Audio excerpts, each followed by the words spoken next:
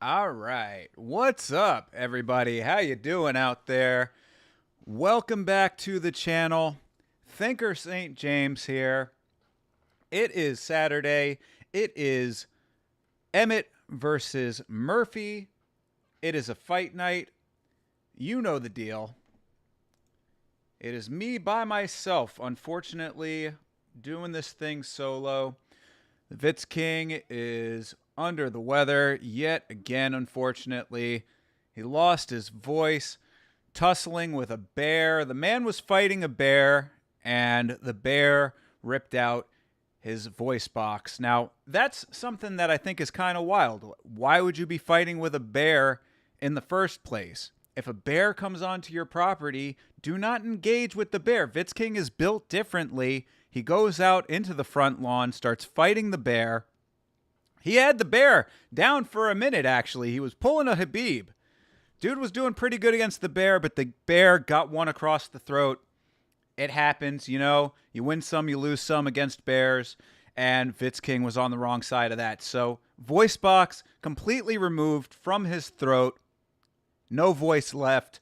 I'm here by myself. But that's okay, because I have had one Red Bull, and I'm thinking about getting crazy today, people. I didn't even need the first Red Bull. I drank the one Red Bull anyway. I was like, I want to be up. I want to be excited about these fights, because on paper, these are not necessarily the greatest fights on the planet. So I said, I'm drinking this Red Bull, and then I had the craziest idea that I might drink a second one at some point today and then really be out of my fucking mind. So we'll see about all that. I'm not committing to that just yet. We're hoping that today, being that this is a solo one for me, last time we did a solo stream, the stream itself was going great and everybody was having a great time, but we were having some resource issues on the computer or whatever, so I've changed a couple of things around. Hopefully that's not going to be a problem for today. And we'll see if Yamacat over there is going to start fucking around with things and making my life miserable. Hey! Get down, stupid! Hey, good lord. Wrecking things left and right as usual, but you love him, right? Of course you do. That's what you got to tell yourself as he wrecks your house. But either which way, we're good. It's Josh Emmett versus Lerone Murphy, folks. Got the ESPN Plus Fight Center up on the screen over here. So this will hopefully be updating as we go. I don't know. Chase was a gloomy Gus today. He was a little bit of a sourpuss about this card. I don't hate it. I am very sad that Kennedy and Chezuka Kennedy Nchezuku. I'm sad that he is off of the card. Chidi Njokuani, Kennedy Nchezuku. But I'm sad that Kennedy is off of the card. I was very excited to see him in the co-main. That fight is off. Oh, I guess, was it always the co-main? No, I think that this was always the co-main, the Pat Sabatini and Joe Anderson Brito. But it's where is it on here? I guess they moved it down. Yeah, Boudet versus Uran Satibaldiev from Kyrgyzstan, home place of Valentina Shevchenko. Stepping in on short notice. He's a natural light heavyweight, apparently, so it's going to be interesting to see how that one works out. E-Money J, what's going on, brother? How are you?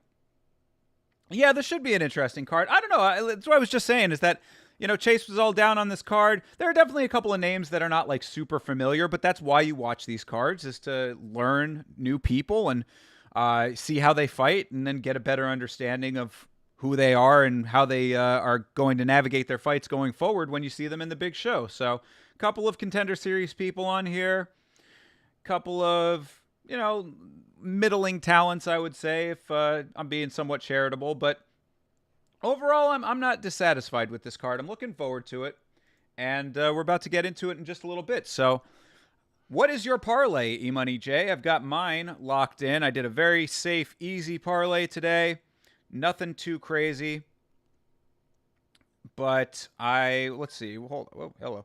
What did I put down here? I've got, as the parlay, I just have the single one. And of course, Kennedy Nchezuku is off of the card, so that's out of the question now. But I have Loma Lookboonmee, Torres Finney, and Demopoulos and Alan Carr to go to decision.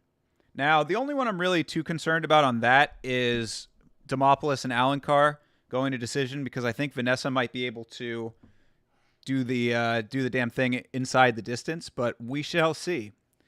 Pube, what's going on, brother? How are you? Thanks for checking in, man.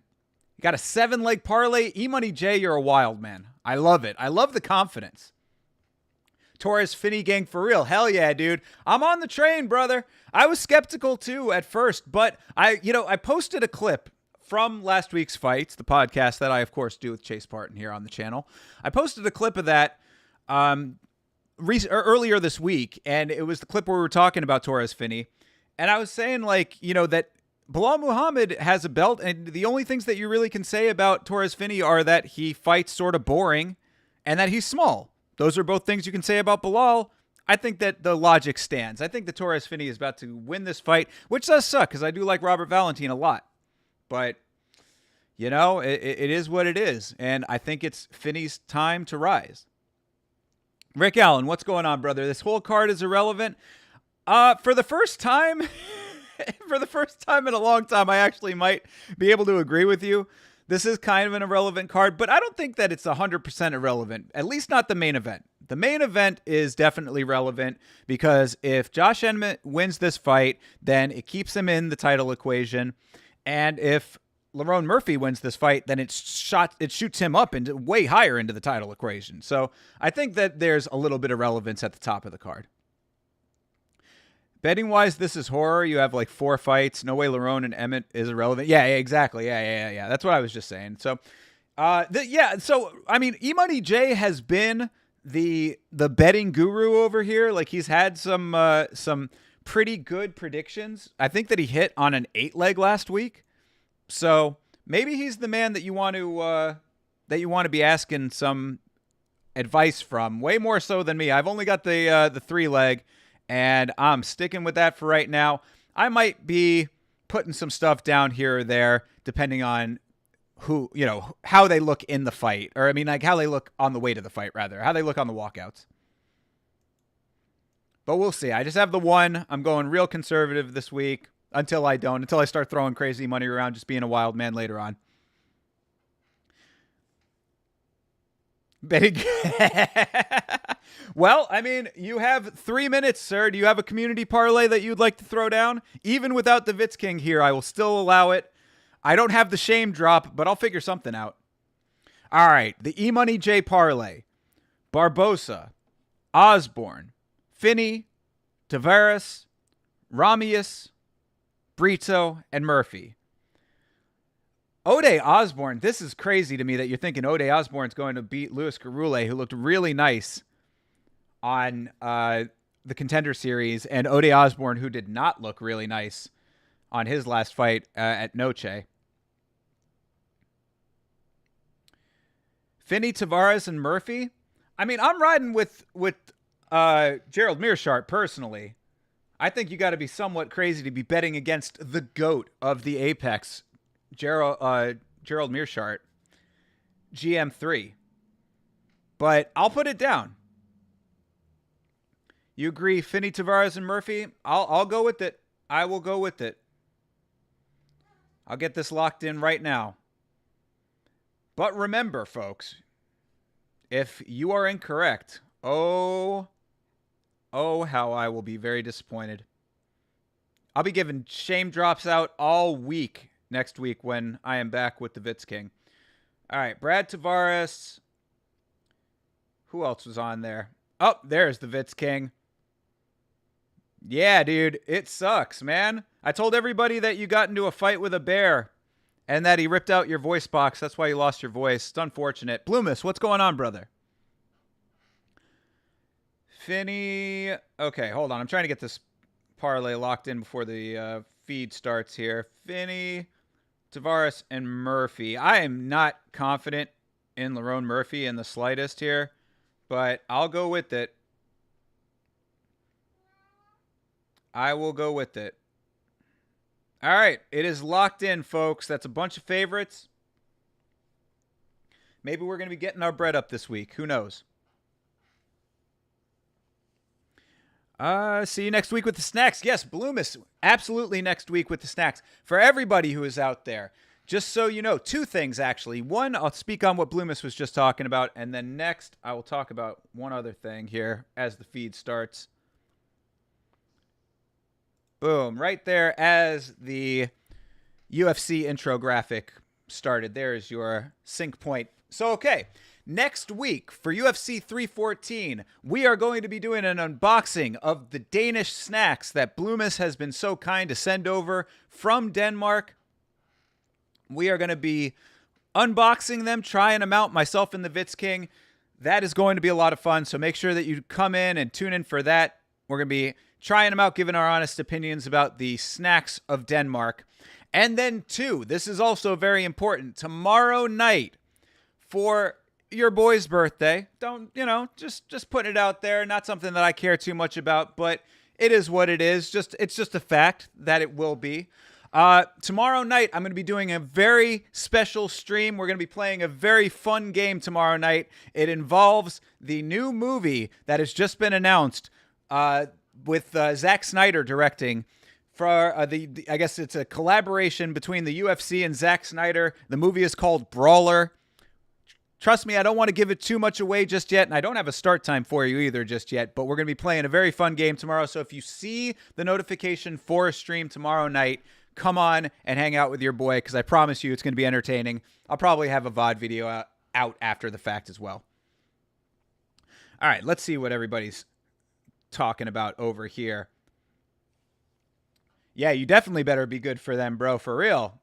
It's fucking Alexander Volkanovski fighting in a main event, and we have snacks to eat. Come on, brother. Get yourself right.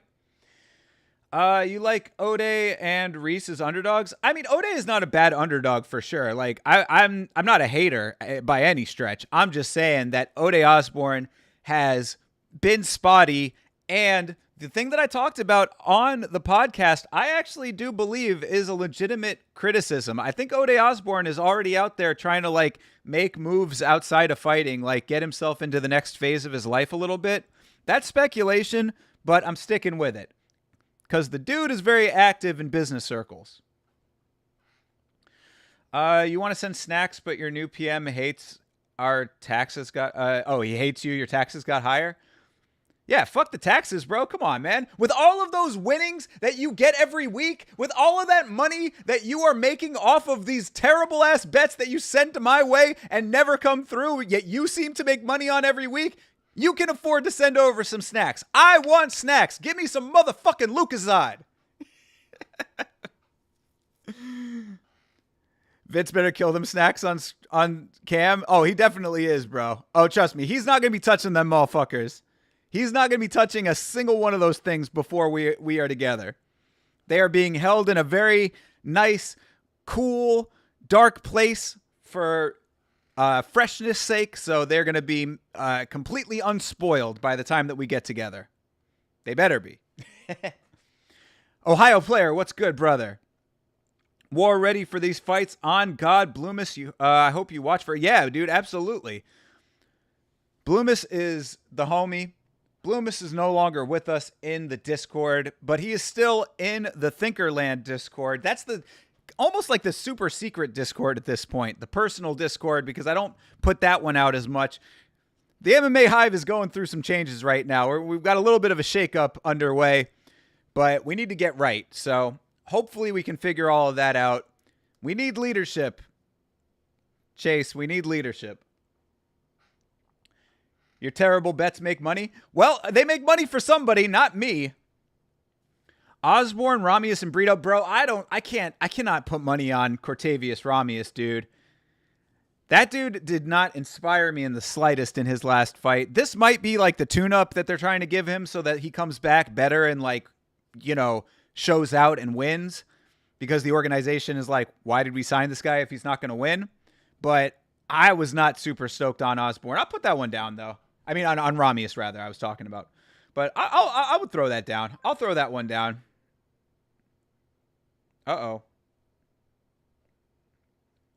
Vitz just sent me a picture of the package. The package is lovely. It is taped up. It is sitting in a safe spot. Bloomis, you are 100%. You're 100% fine, my dude. It is going to be eaten on cam. It's not safe? What the fuck? Get it safe. What are you talking about? You're making me a liar on screen right now. Well, motherfucker, your voice is injured, but your feet aren't. Go up and get that thing somewhere safe. Oh, man. Vince King trolling. You're not allowed to troll if you're not on camera, brother. All right. Ode Osborne. Cortavius Ramius. This is super, super risky. And Joe Anderson Brito. That is a plus 949. This is ridiculous right now. I'll throw it down. I'll throw it down for y'all. This is what I do. It's what I do for y'all. There you go. It's locked in, people. We're locked in now. Can't take it back. But E-Money J, this, you know, you're hot and cold. You're on and off. 1 week you're good, 1 week you're not. This could be the week that you screw everything up, and then now you have to wait 3 more weeks to get your drop. The drop is ready. The drop was supposed to be there today. We were supposed to have that shit hooked up. I have 3 new drops I want to add to the board. I got them all written down in the notebook as like I got timestamps and everything. One is actually for the homie Chase Barton. I got a really nice reaction one for Chase or from Chase rather, that I'm going to be throwing on the board that I thought was hilarious. I was watching back one of his watch longs that made me laugh. But I got a bunch that we need to be adding.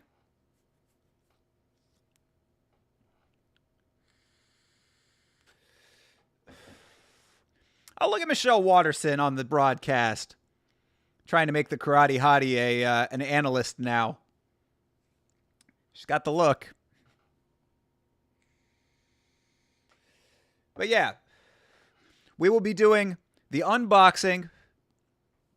We will be doing a very fun stream tomorrow night. I'm really super excited about tomorrow night's stream, actually. I hope a lot of you guys show up because it's going to be fun. You're going perfect back-to-back weeks. Let's go, brother. Let's go. I will give you a retroactive congratulations drop next stream if you get this one right. You got to earn it. You know what I'm saying? These are all earned. Oh, we got Vanessa Demopoulos on here. I guess we should probably keep this up here for now. Whoa. Wait, what? Oh, it's in progress. That's why. That's what they're saying anyway. It's not live yet. We're still watching Michelle Watterson, who definitely is settling into her life post-fighting, because She I don't want to be rude. She's filled out a little bit.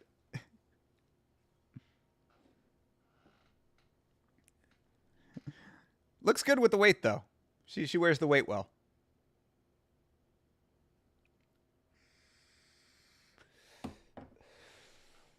I'm excited for these fights. I'm looking forward to this first fight. Vanessa Demopoulos. I like Vanessa. She's doing it for all the strippers out there. Shout out to all of the strippers worldwide out there, shaking it, getting money. I got love for the strippers. I don't pay them, but I respect them. So yeah, there you go. Cheers to the strippers.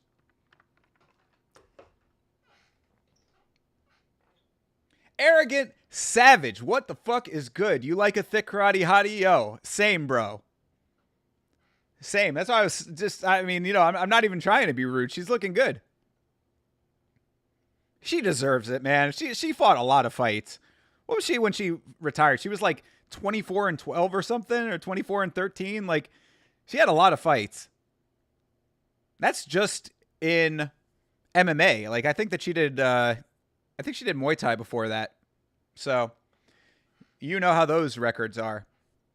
Yeah, shout out to the hottie.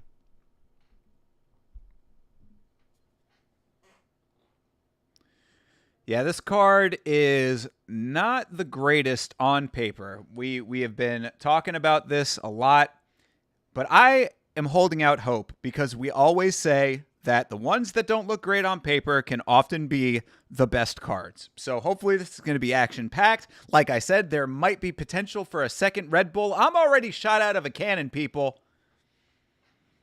I am amped up. I'm excited. I'm locked in. I'm feeling good. Next week is 3/14, and we're lit. Yes, we are, Bloomis. You can sleep in, so what the fuck? Let's go, brother. Hell yeah. Looking forward to it, man. We're going to be having some good snacks. We're going to be having a sugar rush.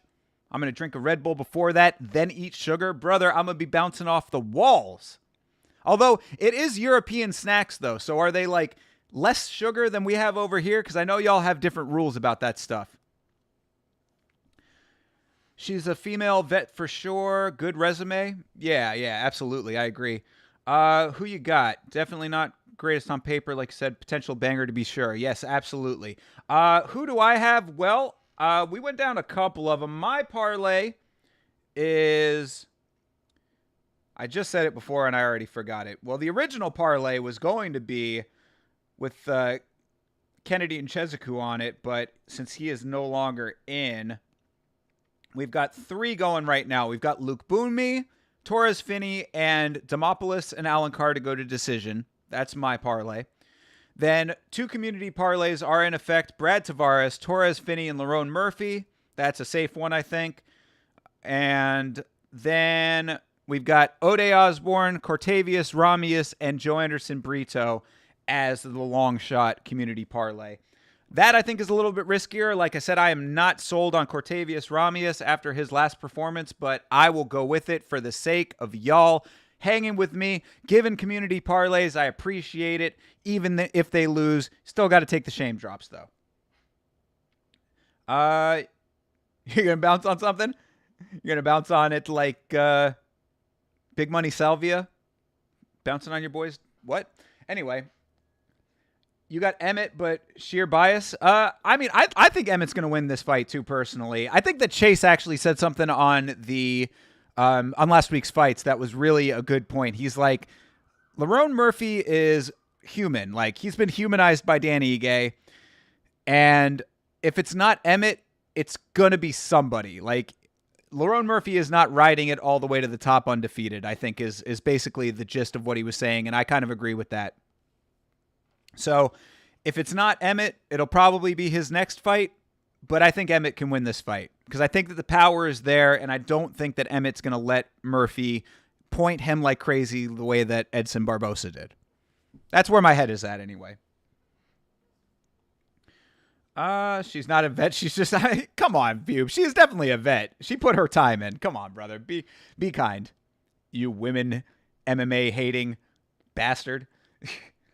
No rules on sugar. That's what's up. Let's go. Let's go. Stop complaining. I'm not complaining. Who's complaining? I'm not complaining about anything. No Reese McKee. What a dictatorship. I would throw down on Reese McKee. Although he did not look great in his last fight. His last fight was very boring, and he lost by split decision in a very, very boring fight. Jillian Robertson, she is not fighting today, but I certainly do appreciate her. I certainly hope that she wants to come up and hang out with Yama. I thought that was really a good idea for you to do that. I wish you had like told her a little bit about like what Yama is. So hopefully she'll Google what it is. But you know, you might want to preface those kinds of things by saying like, "Hey, we have a show. You can come on the show, and then we'll do other stuff." But you know, I appreciate the attempt though, Vitz. Good looks. See if she comes back with anything. Shout out to Jilly Girl, local. Appreciate that.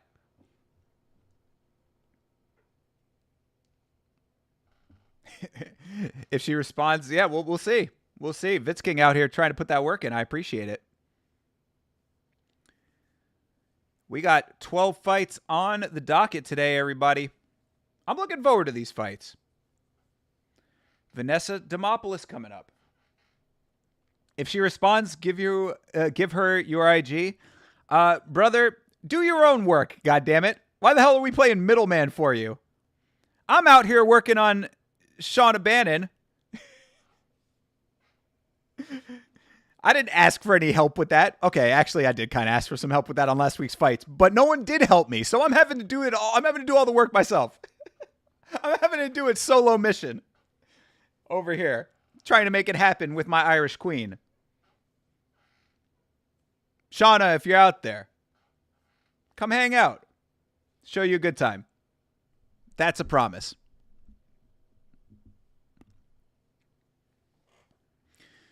But yeah, I think Vanessa Demopoulos should be able to get this fight done today, right?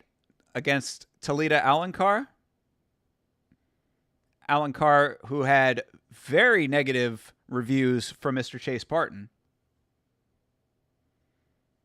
Your wife Diana got getting her ass beat tonight. You need to move on. Yeah, Diana Belbita. Yeah, she's probably not going to win. She's a huge underdog. And man, that pregnancy is starting to show on Olivi. That baby is growing. I wonder when Meg's going to have to step away. What's her last card going to be? If she does, let's go. I'm going to show her this chat log, brother. I'm a DM her. Yo, so, I mean, not to be weird, but just wanted to let you know. God. What a great friend I would be for that one. Sowing the seeds of discontent.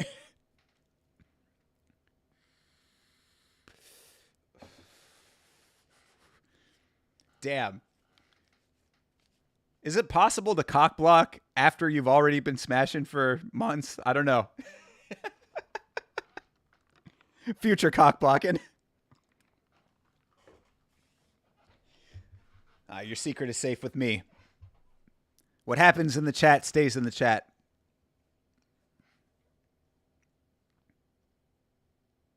Alankar looking pretty confident walking into this fight. I don't know why. Yo, see, Toby, you can't want to bang all the female fighters and then simultaneously be a hater of women's MMA. It don't work like that, bro. You were trying to turn this one in, and bro turned up on ping, and now you're on. You were trying to not watch, and now you're here, brother Bloomis. I'm glad you are here, my dude. I appreciate it. I appreciate it. I appreciate the company. I appreciate all of y'all. Good to have you while I'm hanging out by myself and have to strategically time my bathroom breaks because I can't just get up and go like I do when I'm over at the Vitz King's house. What? Where's the ghost stories drop? All your homies love Bloomis. That is an absolute fact. Why not? I'll tell you why not. Because if there was no women's MMA, then there would be no women fighters in the organization for you to simp over. So you can't have it both ways. You hating ass hater. Look at Vanessa Demopoulos coming out with the Greek flag. Letting the stars and stripes just drag on the ground. Get that thing up. It is a federal offense to let an American flag drag on the ground, I think. At least it used to be. Is that true? I think it is. Isn't it true that there's like a law against letting the flag like fall to the ground? I think that's a rule. You're not a hater. You follow Tracy Cortez and Van Zandt on IG. There you go. Good point. You've proven yourself not a hater with that one. Paige winning over in Power Slap and her man winning his fight in the UFC. So how about that? Paige Van Zandt staying relevant in the fight game even if she is not in the UFC anymore. The fight game. I don't know if you can call Power Slap fighting really, but you know. You know what I'm talking about. You would beat her man? All right, bro. I'm going to tell him that. I'm going to set that one up. Watch him fly over to the UK and fucking strangle your neck off. Couple low kicks and he's done. Nah, not low kicks. Although apparently he can get knocked out though. So see what your knockout power is like. Whoa. Demopoulos rapping, yelling some words you're not allowed to say on TV in the cage. She's looking fired out of a cannon herself. A close line, though, for this card.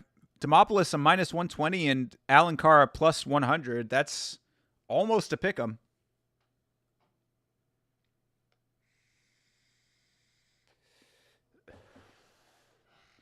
You're most excited for Torres Finney. Hope he wins. Me too. Me too. I hope he wins just out of the sheer determination that the guy has to be in this organization. Like, shit, dude. The amount of times he had to struggle his way through and win fights only to not get a contract because he fights boring. It's like, bro, I don't give a fuck.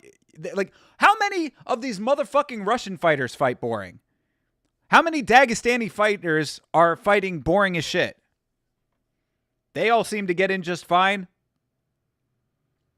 because they come from the right region of the world, I guess.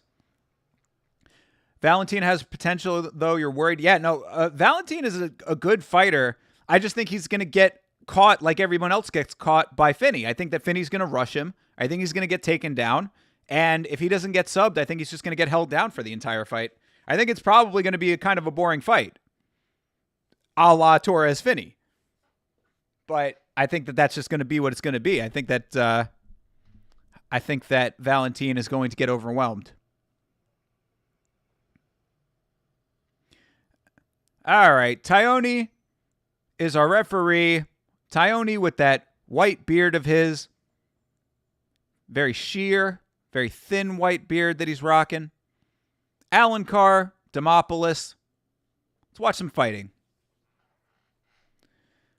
All right, fight is underway. The ladies are going. Ooh, nice 1-2 from Demopoulos to start it off. Second one landed. Demopoulos does have nice striking. Shouting too. Lands, nice counter. Another nice counter. Two of them. Yeah, she just can't go to the ground. Uh-oh. Here we go.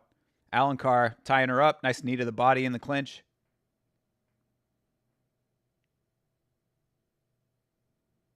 Another nice knee to the body. All right. Vanessa reverses the clinch. And they go out to range here. Oh, uh-oh.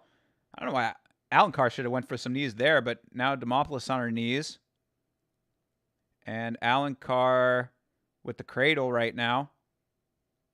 Lets that go.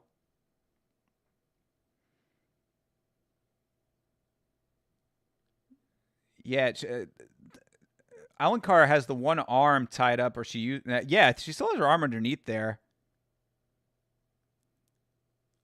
So this is an odd position because she's got one arm sort of trapped, but she's on top, kind of like an egg roll right now.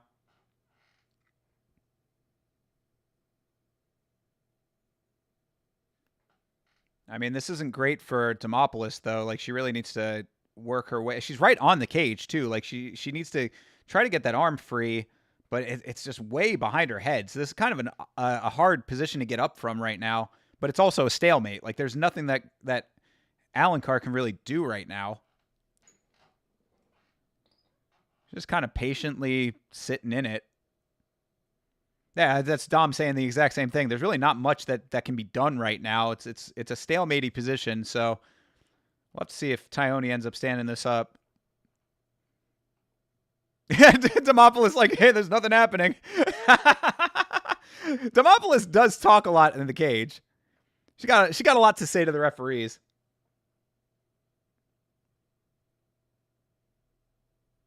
Yeah, this is like kind of just a neutral position.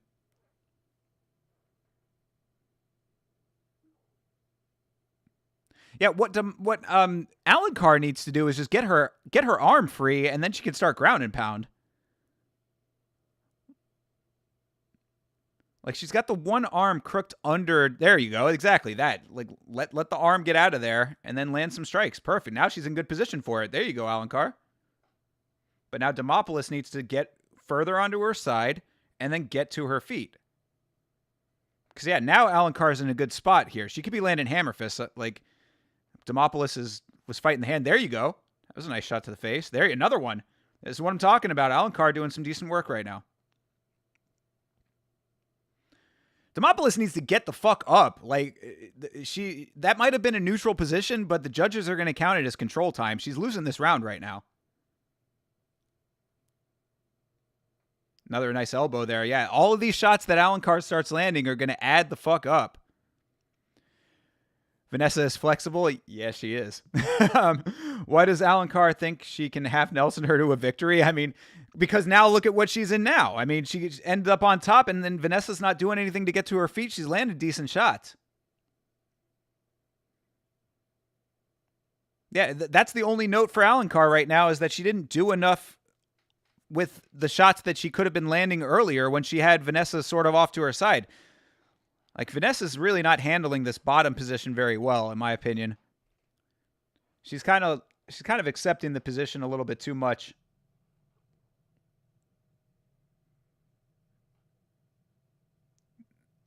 Then Alencar in side control now.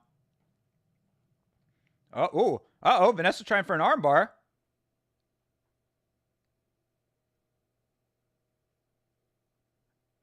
Going for a weird knee bar, inverted knee bar kind of situation. What the fuck is she doing? Yeah, you ain't kidding that she's flexible. She just pretzeled herself back around for no reason. This is that, bro, fight IQ issue right now for Demopoulos. That was just a weird thing to do. She was going for the arm bar and then like wrapped her legs farther back around and then re-pretzeled herself. That was just strange. Kind of goofy, not gonna lie. All right. Well, that's a downed round for Vanessa. She really better hope that she can keep this thing on the feet. And also, she needs to stop being so pissy. This is the same thing that happened in her last fight when she was complaining about the glove grabs and all that shit. Like, yo, go in there and create your own offense, and then you don't have to worry about what your opponent is doing or not doing so much. The ref is not going to save you, Vanessa. Like, you don't have to be so concerned about, oh, she's doing this. Oh, nothing's going to happen over here, blah, blah, blah. Stop talking, start fighting. Vanessa wasn't even trying to get up. Exactly. Come on. Do better.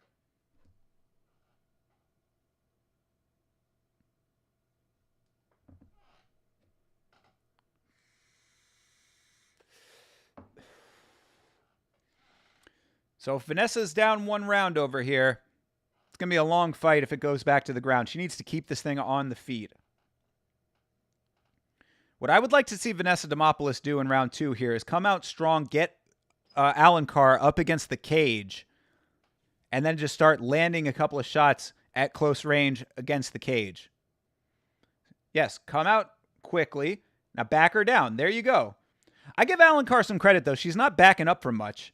Like, Vanessa's coming through with some decent shots, and Alencar is like, staying right there in the pocket, taking the shots, which you'd think that in women's MMA they would do more of, because often the shots are not going to be hard enough to be, like, knockout power. Now, not to say that it can't happen, of course, but just generally speaking.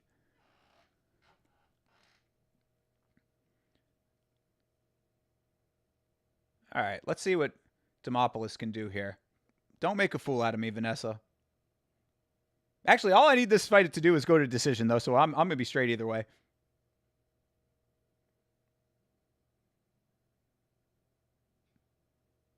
Ooh, geez. Nice couple of strikes from Alencar there. One clubbing overhand landed nicely. She's teeping nicely, too, actually. I give Alencar some credit. I like the way she's fighting right now, to be perfectly honest. That first round was a little bit boring on the ground, but other than that, I mean, she's doing some decent work on the feet and on the ground. Another nice shot lands for Alencar. She's looking good. I don't know. Maybe Chase is the one that's going to be looking like the fool. Ooh, and another easy takedown. Jeez, gets the single leg. Had Demopoulos going backwards, and then Demopoulos just tumbles, and this is exactly where she does not want to be with 3 minutes, 33 seconds left on the clock. Good Lord. Vanessa Demopoulos. Let's see.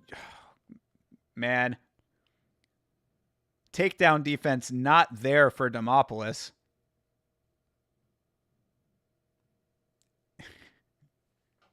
This is bad. This is bad news right now. Yeah, Bisping saying the same thing. She needs to work on the takedown defense. Yeah, no shit. Considering that she was already in retreat, gets one leg lifted by Alencar, and then just tumbles like a sack of bricks.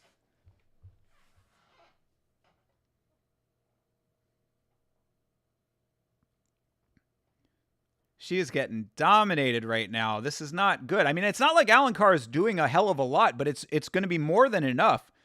This is good now. Demopoulos gets to her side. She needs to continue turning her body so she can get to her knees. She is moving towards the cage, which is good. Keep pushing. Keep swimming. There you go. Get on the bike right now. Come on. Keep those legs moving. Alencar's got a nice head and arm right now, though. All right. Oh, butterfly in a little bit. But Alencar doing a nice job of controlling. That's really nice work. Just keeping her in good position. Not letting her turn towards the cage, too. She's got Vanessa turning the exact wrong way right now. This is bad news, man. For Vanessa to be held down this fucking long, good Lord. And now Vanessa continuously putting her legs behind her head. There's a time and a place for that. It's a great skill to have. I'm not mad at you for being able to do it, but right now is not the time. Come on. Brother, this is bad news. This is now the second time that Vanessa has tried to get her legs back, not going for anything. There's not been anything there for her to get the legs back. So right now she is folded over like a piece of paper with one leg just smack on her forehead. Oh, this is a bad look. Alencar could go for the Jillian Robertson 12-6 to the asshole right now if she wanted to. Elbow to the asshole. Elbow up Satan's alley. And Tyone is having to get a lot of warnings in about the cage grabs with toes and hands and everything. And this was the one shot that Demopoulos had to get to her feet when Alencar disengaged, and she did not even try to do it. This is real bad news over here. Why did I think that Demopoulos was going to win this fight? Oh, I remember. It's because of Chase. We're giving Chase some shit on Monday. Nah, shout out. That's my brother, though. And I head and arm right now, too, for Alencar. Let's go over the one arm. I don't know why she doesn't just start cranking this thing. It's short time on the clock now. Yeah, and wow, Demopoulos she is fighting terribly right now. That is hilarious. Alencar has the head and arm, and Demopoulos is waving the finger like, no, I'm not in submission danger. Vanessa, you have been dominated now on the ground for 2 whole rounds. No one is worried about whether or not you're going to submit. How about getting up? Bad look.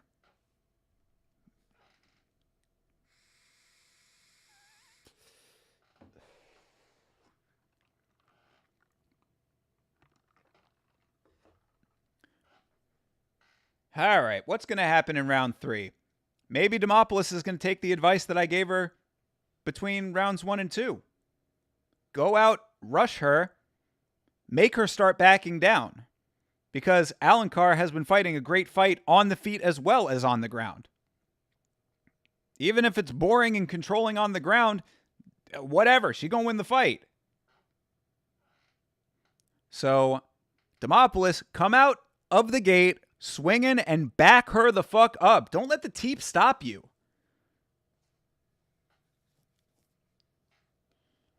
Oh my God. Alencar going right back to trying to clinch up. Luckily, Demopoulos thwarts that one. See more of the same coming in round 3? God, I hope not. Okay, little clash ahead stops the action. We're right back in. Let's go.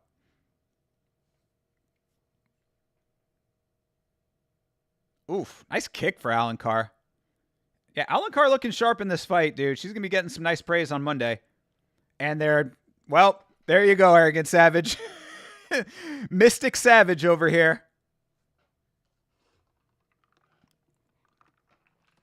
This is not good at all. But all I needed to do is go to decision. So good job, Toledo. And Demopoulos, not looking great. Not looking great at all. The fact that she has been taken down and held down for all 3 rounds, this is a bad look. And now Alencar starting to land some nice ground and pound, some nice hammer fist there. 53 strikes on the ground for Alencar. Let's go.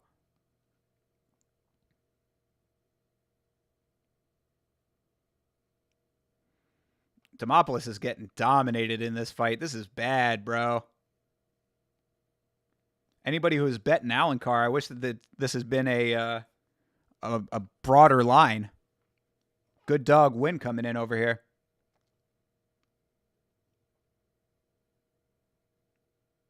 More nice elbows. Vanessa, I need you to do enough to not let this fight get stopped here, please. There you go. See, again, Vanessa continuously getting the legs behind like it's going to do anything. You're not doing anything with that.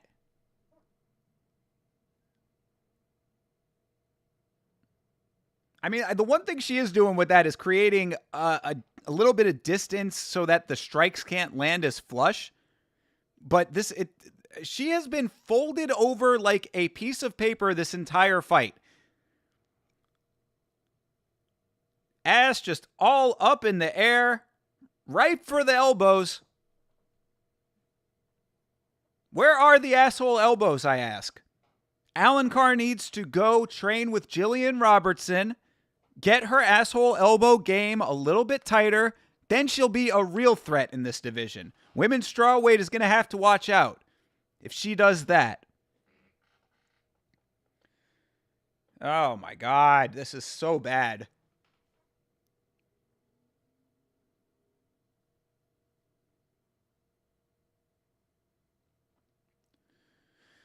Now Alencar just on top, half guard.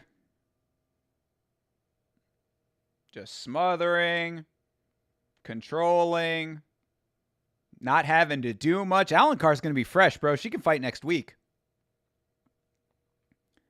At least we get to have good views of Vanessa's assets. Bro, if Vanessa keeps fighting like this, she's going to be back on the pole, brother. You're going to have some real good views then. Oh, man. There ain't going to be any more jumping into Joe Rogan's arms, dude.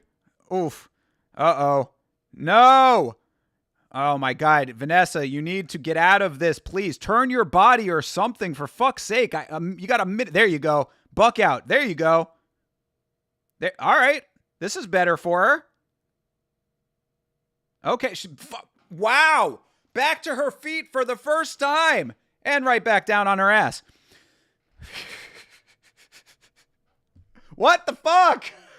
What the fuck? Oh my God, this is piss poor.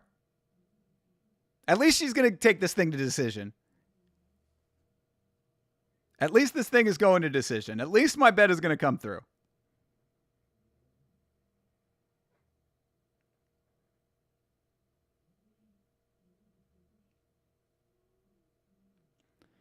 All right, 25 seconds.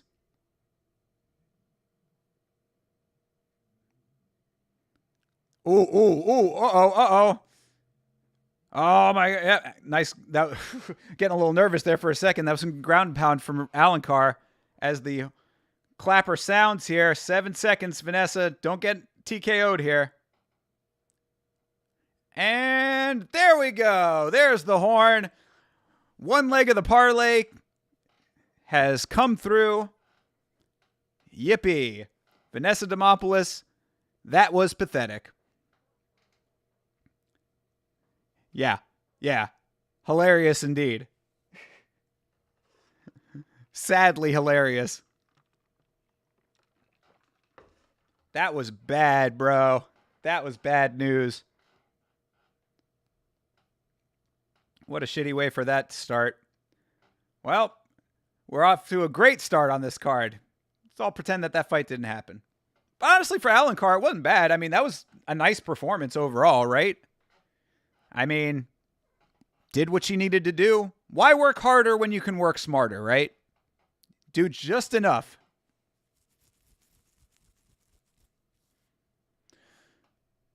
Hopefully that's not a sign of how the rest of the fights go. Yo, Savage, I agree entirely. Yeah, E-Money J, you're exactly right. It was just a straight-up wrestling match, and we know who won.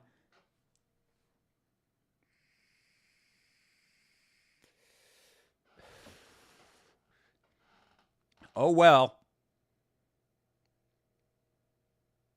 I wonder if they 10-8'd at any of those rounds.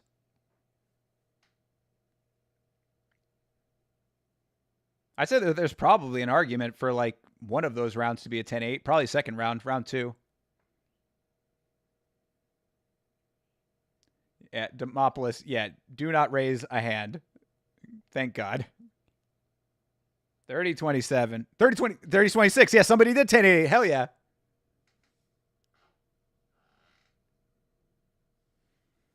Yep. Some nice claps for Alencar. Wow. We did not consider how poor Demopoulos' ground game is.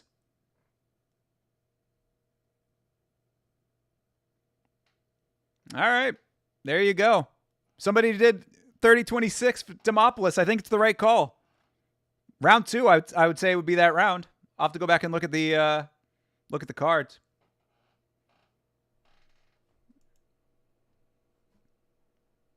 Oh, wait, what? Okay, that's a little weird. They got the fights out of order on ESPN.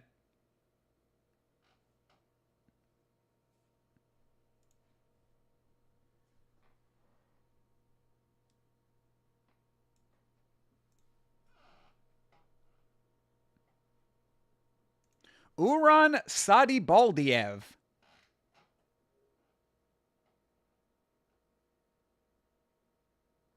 Oh, he's coming straight out of LFA. Short notice call up over here. Let's go. You almost bet this fight. Were you going for Kennedy? Or are you talking about Demopoulos and Alencar? Satibaldiev. He is the Kyrgyzstani gorilla.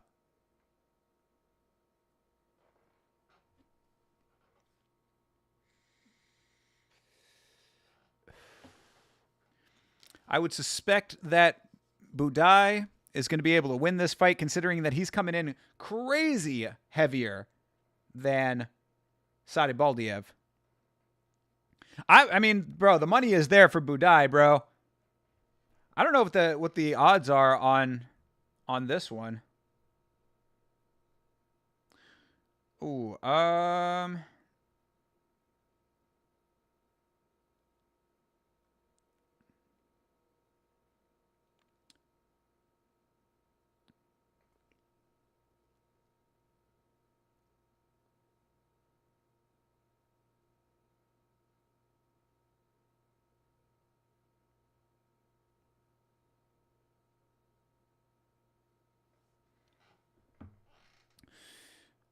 who the fuck is that guy? Yeah, coming in off of LFA. But yeah, honestly, I think I got to throw a straight on Budai, right? Come on, dude. He's coming in fucking 30 pounds heavier. More than that. 44 pounds heavier. I mean, unless this is going to be like a dude who can move super quick, because he's a light heavyweight, this guy. Coming in up a weight on short notice. Yeah, Budai minus 170. I think that's a pretty safe bet. All right, we're going straight on Budai. Watch Sadib Baldiev come in and fucking rock, kill this guy. Budai is not great, so I'm hoping on the knockout power. But Budai is kind of a slouch, so it might not be the safest bet. As you can see, it's a 170 and a 140 plus. So, I mean, even Vegas is like, yeah, he might be a light heavyweight stepping in on short notice, but it is Budai we're talking about here. We'll see. Sadib Baldiev probably gets him down and submits him. Watch that happen right now.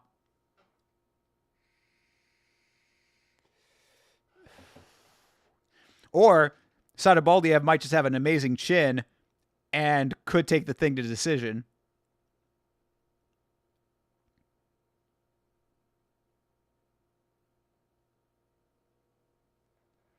We'll see. But the bet is locked in, so we're going for Budai. Slovakia, stand up. Chase was talking about the Romanian parlay. Do you think the Romanian parlay could come through today? Belbita and who was the other one? The other one was... Who's the other Slovakian guy on here? Oh, Romanian, my mistake. Yeah, Frunza. Frunza is the other Romanian.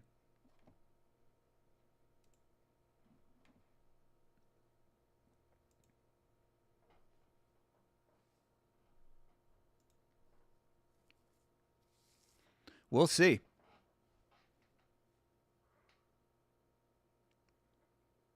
All right, here we go.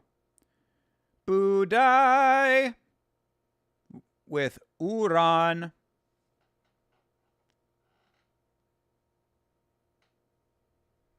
You're betting Budai right now? E-Money J. All right, brother. You and me, man. We're in it together. We're in it together on all of these. Your community parlays are the ones that were put down. Win me some money today, bro. I love that tie. That is a great tie on Joe Martinez. He's from Osh, Kyrgyzstan.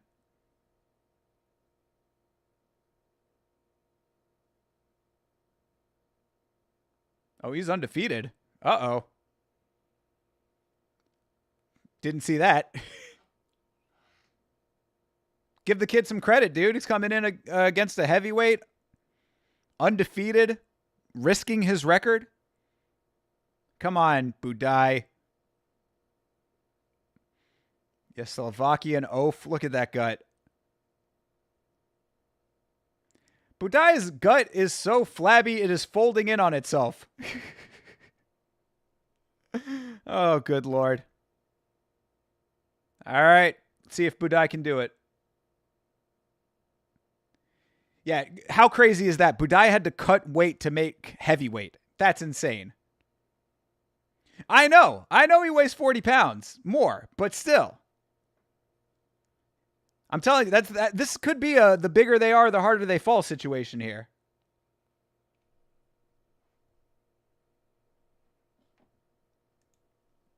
All right.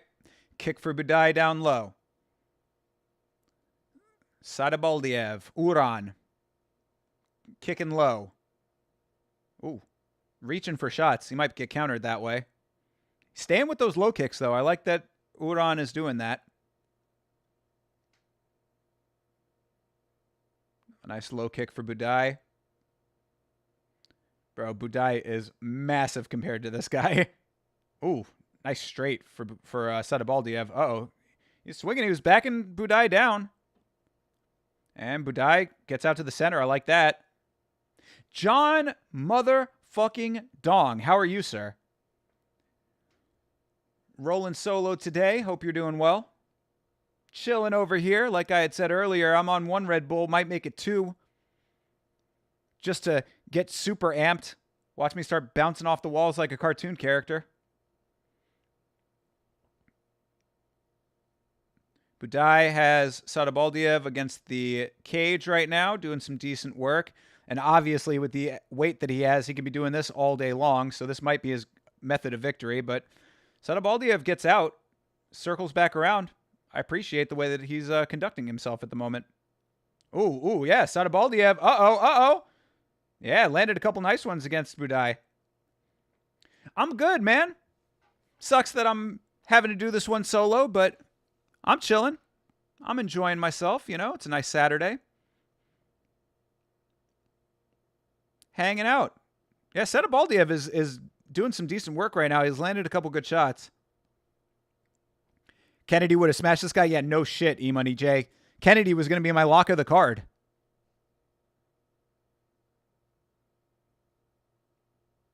Kennedy has been looking amazing at heavyweight. We've been singing his praises on last week's fights.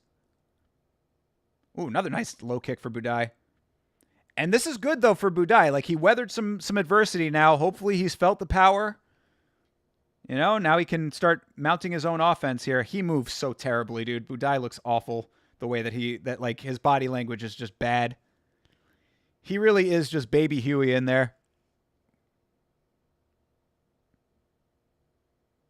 But Budai needs to start landing some heavy strikes here, though, because Sadabaldiev has gotten the better of the strikes.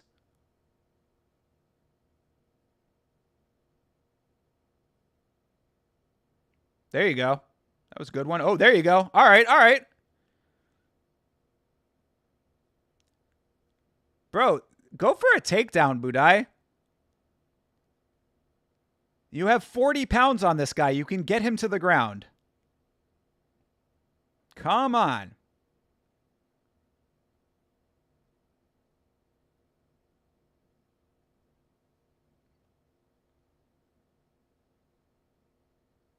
Look at that gut bouncing over the waistline. He's got that little small part at the bottom that's just like bloop, bloop, bloop. Bloop, bloop, bloop. His torso looks like an alien. When it moves, it looks like the alien's talking.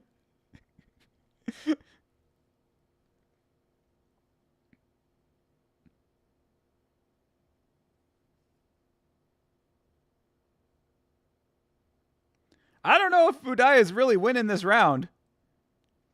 He has landed some good low kicks, actually. Maybe that'll swing the round for him. But yeah, thanks for checking in, John. I appreciate it, man. Hope you're doing well. Good to see ya. Hope you're having a good weekend.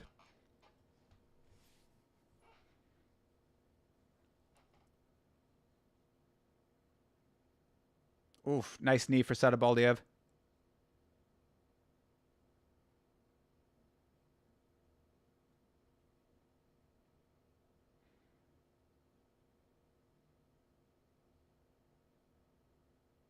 And as this fight goes on farther down the line, I think that the weight is going to be an issue for Budai. You know, he's going to start getting tired.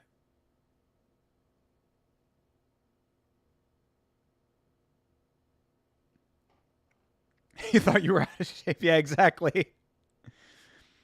I mean, he's not gassed yet, but it could happen.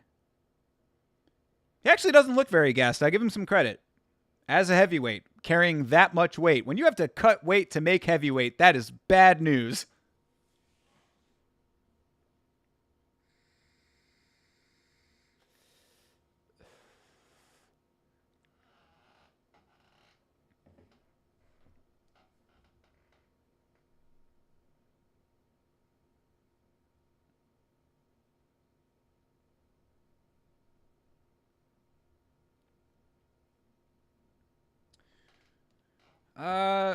This fight is so unfair. It's free money. I mean, dude, I don't know, man. I'd be worried. I would be worried if I were you. I'm worried right now. Because I think that if this thing goes to round 3, Sadabaldiev might be able to take this fight. I think so. Because he's going to be fresher. He's going to be able to move faster. Undefeated fighter. He's navigating this fight pretty well so far. He actually landed a couple of decent strikes in the first round. I think it was a close round. Hopefully the leg kicks will be the decider in that one for Budai, but significant strikes were pretty close. All right, here we go. Round 2. Brito or Sabatini? I'm going with Pat Sabatini. I think that it's a little bit of a dark horse pick, but that is where my head is at. Oh, yo, Sadabaldiev coming out with some nice shots. But yeah, that was my initial thought. I mean, people are saying, oh, Pat Sabatini sucks, this and that. But Brito kind of fought sort of dumb in his last fight. And I think that if Sabatini can get it down, then it might be a lot like Alencar and Demopoulos, where Pat Sabatini just has him on the ground for a lot of the fight and it kind of gets boring. Could be a nice boring decision win for Pat Sabatini coming up. But there you go. E-Money J is saying Brito. I put Brito on the community parlay based on E-Money J's prediction. So take your pick. You've got multiple opinions. Oh, nice shot for Budai. Budai walking him down nicely. A couple good shots at close range for Sadabaldiev. Budai almost gets the leg, but lets go immediately. Comfortable in this clinch situation, using all of that huge body. Making that flab work for him. That's a good strategy. You know, if you've got all that extra weight, why not use it? Budai is doing just that.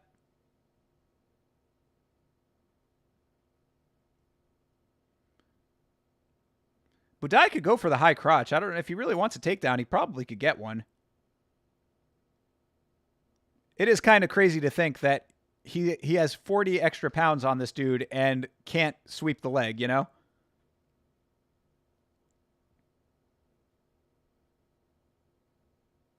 Oof.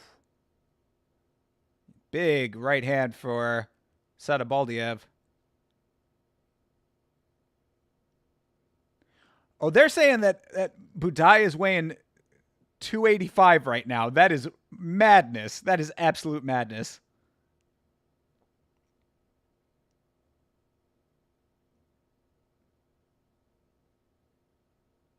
Oof.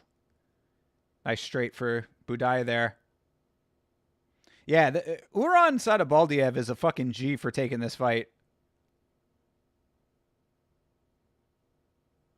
He's holding his own, too. I mean, this is not a one-sided fight at all. Ooh, another nice one for Budai. Ooh, another 1-2 for Sadabaldiev.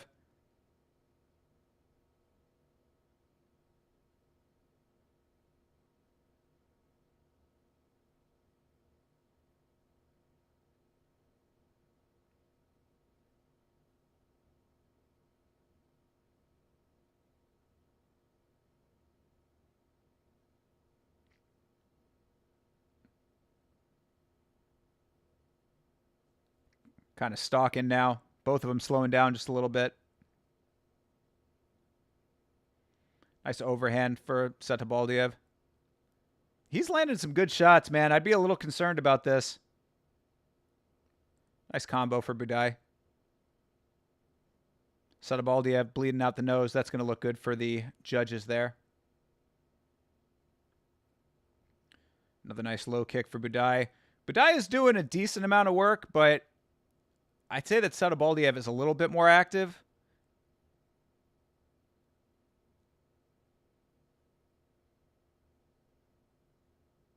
But Budai, oh, there you go. Nice one for Budai. Hook lands.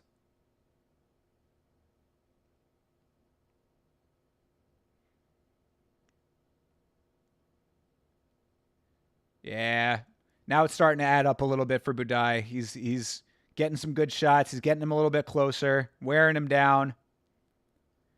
Sadabaldiev looking a little bit worn at this point, which is crazy to think that he would be the one gassing out when Budai is 60 extra pounds on.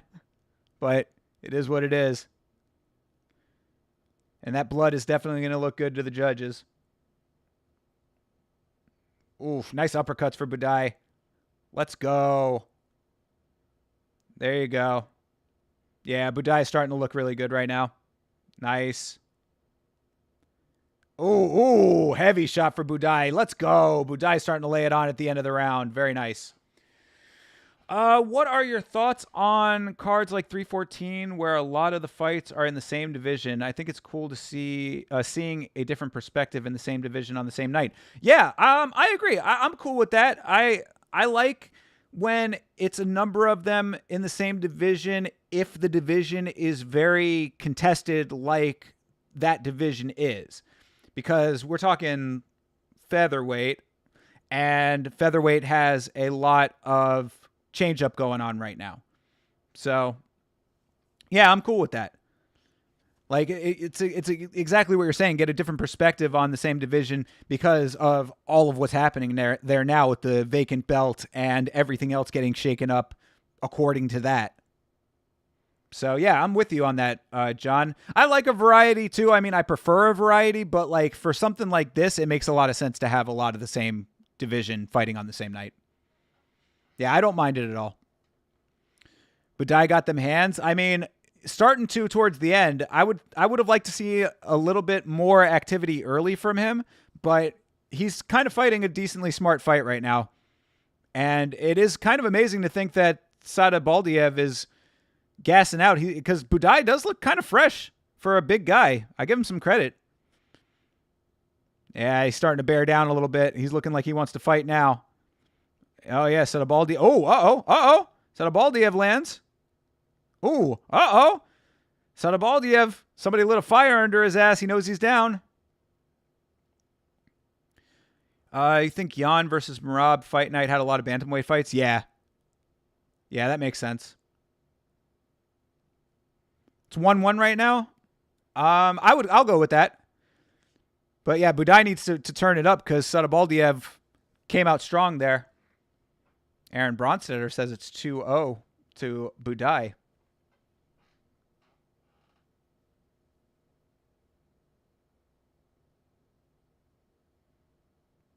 A couple 1-1s.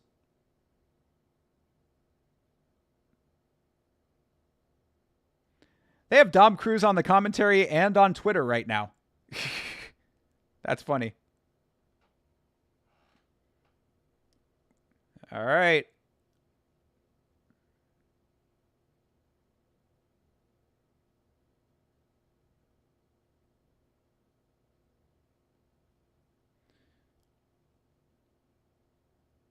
Yes, both of these guys looking a little bit more tired. Budai starting to breathe a little heavier. Sadabaldiev with some nice strikes, though.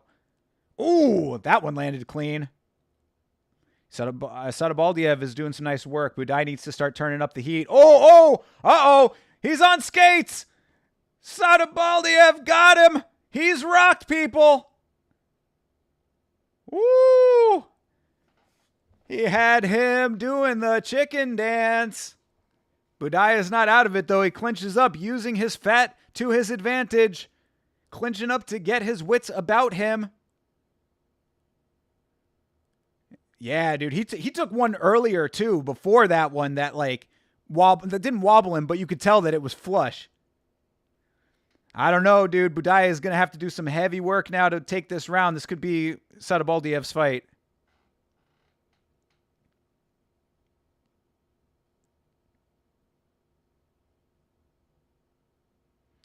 Sadabaldiev.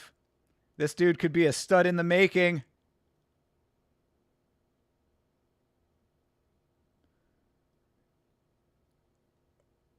Bro, Sadabaldiev trying to go for this takedown.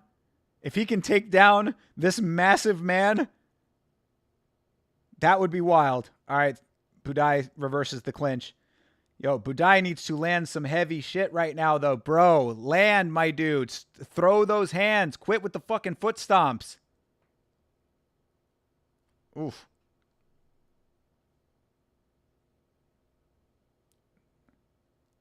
Oof. You should never bet on this shit. E-Money J. Your tune has changed.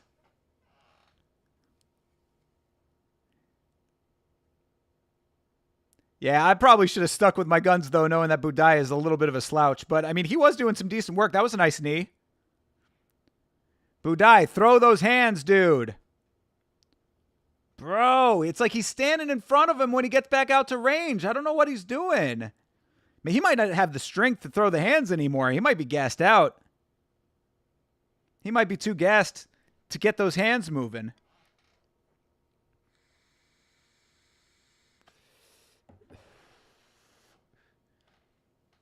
Come on. Keeps stomping the feet like that's going to do anything. Budai, come on, bro.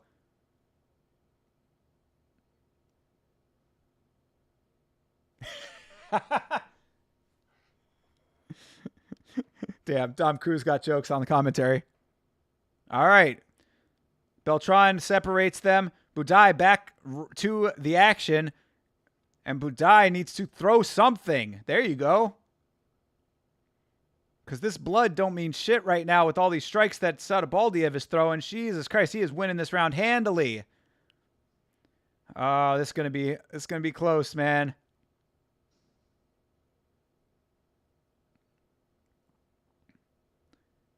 Budai has nothing left now, dude. I was saying that he looked kind of fresh earlier, but he is gassed the fuck now. There you go. Go! Throw! Throw! Oh, man, yo. Sadabaldiev took that fight, dude. Sadabaldiev wins, bro. That is some terrible work, but nice for him. Good job coming into the organization, getting a win off the jump. Well, we'll see. We'll see what the judges say, but I think he won that fight. How do you think MVP versus Strickland would go at middleweight? Interesting. I think MVP would be able to outpoint him. I think MVP would take that fight. Based on the way that Strickland fights, if you recall, Strickland versus Costa, when Costa was on the run for that entire fight, Strickland couldn't do next to anything, right? MVP is going to be a lot faster and bouncier, but he's not going to run the same way that Costa did. He's going to evade strikes. He's going to stop the offense and be able to defend well, but he's not going to run away. He's got a style that I think matches up really nicely with Strickland's style. So, John, I would go MVP on that one for real, for real. I think that Strickland is starting to show the cracks in his armor, you know? Based on what we've been seeing. So I would go with MVP on that one. Plus, MVP at middleweight is just looking nice to begin with. See a lot of people saying that MVP is overrated in his striking. You don't know what makes them think that? I agree with you. I have no idea what would make people think that. MVP, because I think that what they're saying with that is that my conjecture would be that people are thinking that because he's so unorthodox that in and of itself might be a little overrated, but it's not if he's effective. 29-28. Oh, wow, they gave it to Budai off those first two rounds. That's wild. That's a little bit of a robbery. I'll take the money, but yeah, even he's not happy about that win. Sadabaldiev won that fight. Fuck that. That's wild. That's wild work. Like I said, I'll take the money, but that's wild work. Yeah, Sadabaldiev definitely needs to stay around in this organization. That is not a great decision. You rewatched MVP versus Ian Gary, and to be honest, you feel like MVP won that? I could see that being the case. It was definitely a closer fight than people would have given it credit for at the time. And I think that, like, I don't know if I thought that MVP won it in the moment, but I think that there might be a case for it.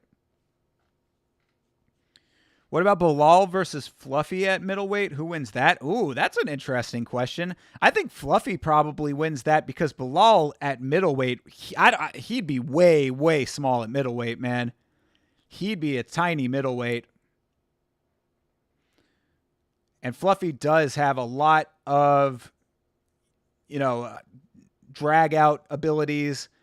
Like, he's very smother heavy too, so he could probably do some decent work with what Bilal would be bringing to the table. I'd probably go with Fluffy on that one, but strictly off of the size, not necessarily off of the skill, because that's the thing with Fluffy is that, like, he's not the most skilled, like, practitioner of the wrestling that he does. He's just a dog.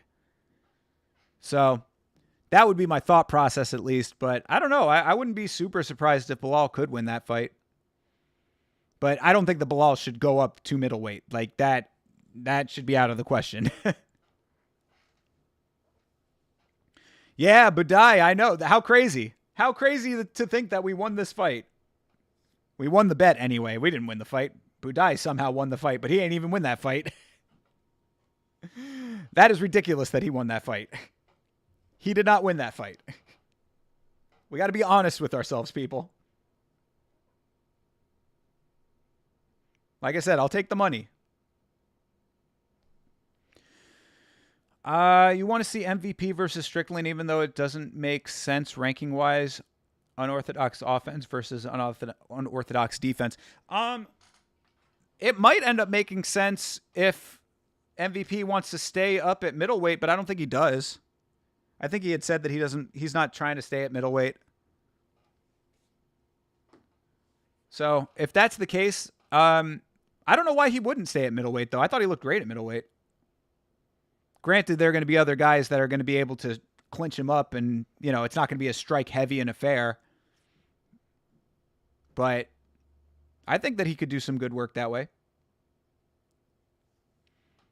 But I like that fight, though. I would like if they made that fight.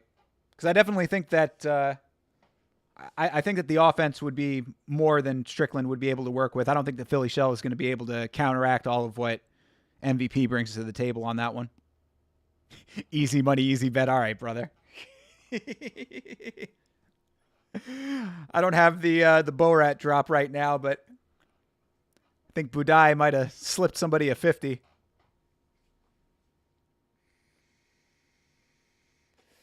Because, yeah, that was not the right call. Hey, thank you, Restream.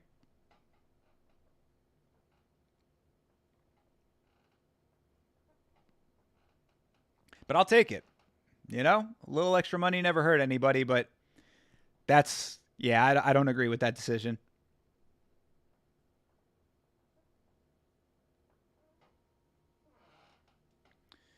Victor Henry versus Pedro Falcao coming up. Victor Henry, of course, famous for being on the wrong end of the worst nut shot that I have ever seen in this sport.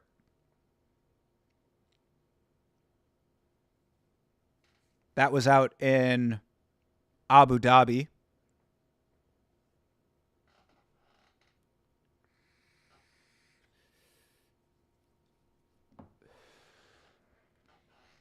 Yeah. That fight ended up getting called off, I believe, due to that nut shot. And Victor Henry had to go to the hospital and apparently was vomiting in the back because of how much pain he was in after that nut shot. So that's why I remember Victor Henry. Maybe this will be a chance for me to get a new memory of Victor Henry. I did pick him to win this fight. I'm going Henry too. Although I do think that Falcao might be able to get him to the ground and make it more interesting than the odds are making it seem.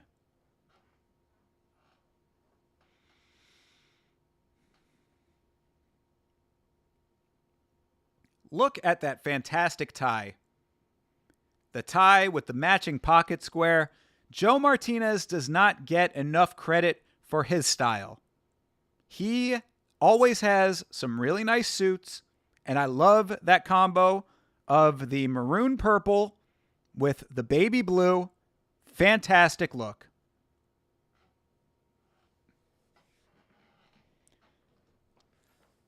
Falcao with the stomach and neck tattoo. And Victor Henry has the Boston Crab tattoo on his arm. I always remember that as well. It is kind of crazy that he has that big of a record. Henry has been fighting for a while. 37 years old.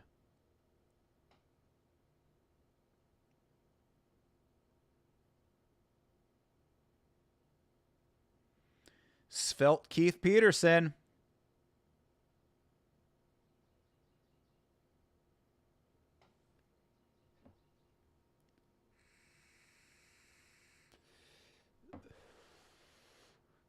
All right, fight is underway.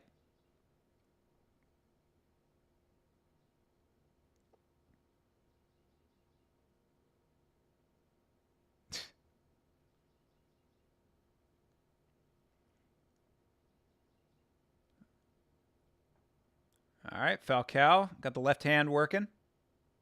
Nice low kick for Falcao. Nice body shot for Henry.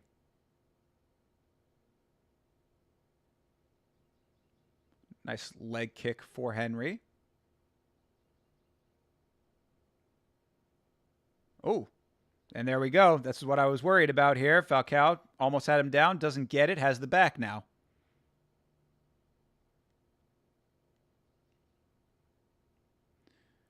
Falcao could go for the suplex, but Henry looking to turn his body, and he does. Good work for Henry. And now Henry in the driver's seat on the clinch, and he gets the trip. Nice work for Henry. Falcao trying to keep the arms tied up, but does not. Now Henry is on his feet, and Falcao is not. He is on his back. Falcao trying to get him to come to the ground. Victor sort of hovering over him. Either stand him up or go down, brother. Landing some nice kicks to the ass. There's one to the actual leg. There's another to the leg. Just smacking his legs around a little bit. Falcao finally gets to his feet.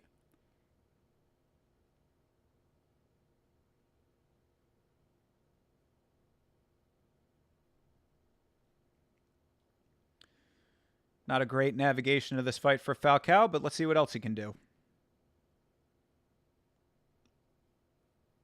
Ooh, that was a good shot there for Falcao. Good check of the leg kick by Henry there. Ooh, uh-oh. Henry with the knockdown. Let's go. Henry looking to finish. Henry trying to get his hands free so he can do some ground and pound, and he's got it. Now he's got Falcao folded over like Vanessa Demopoulos. Boom, boom. Hand shots going down. Hammer fists. Rick Allen was here earlier. He'll probably be back around at some point. You know, Vitz King's not here. Sometimes people don't like to stick around just for the thinker. I understand that.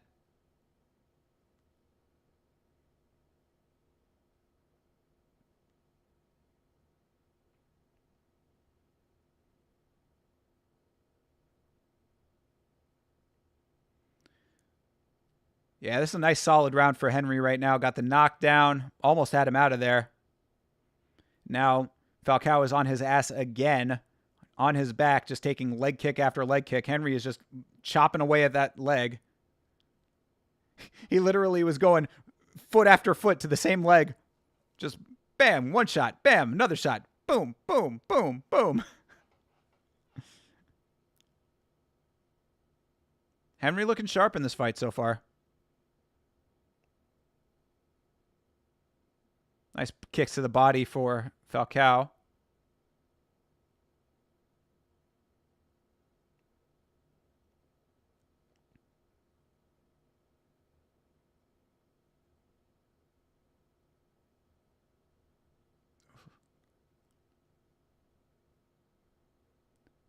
Falcao on the hunt right now a little bit more, even though he did get knocked down. He's going to have to do a lot of work here to try to swing this round. I don't think he's going to do it. Falcao trying to go for a takedown. Has the single leg. Good balance from Henry here.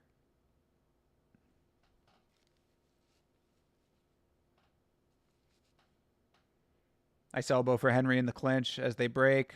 Good front kick to create a little distance for Henry. Now he goes in for the long jab and gets it. Ooh, nice trade from both there. Ooh, they are trading, though. I give Falcao some credit. He is staying in the pocket. Both these guys are comfortable trading, which is kind of crazy considering that Falcao has already been knocked down.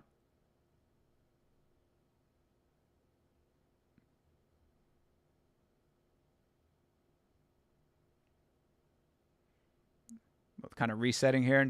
Nice land for Falcao. Ooh, another nice land for Falcao.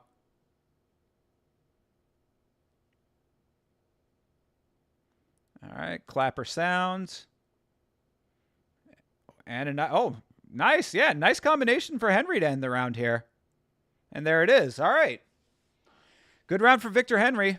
Falcao not out of this thing, though. I think he could definitely come back in the second round, but he's got some territory to regain. Bro, who the fuck likes Pete Davidson?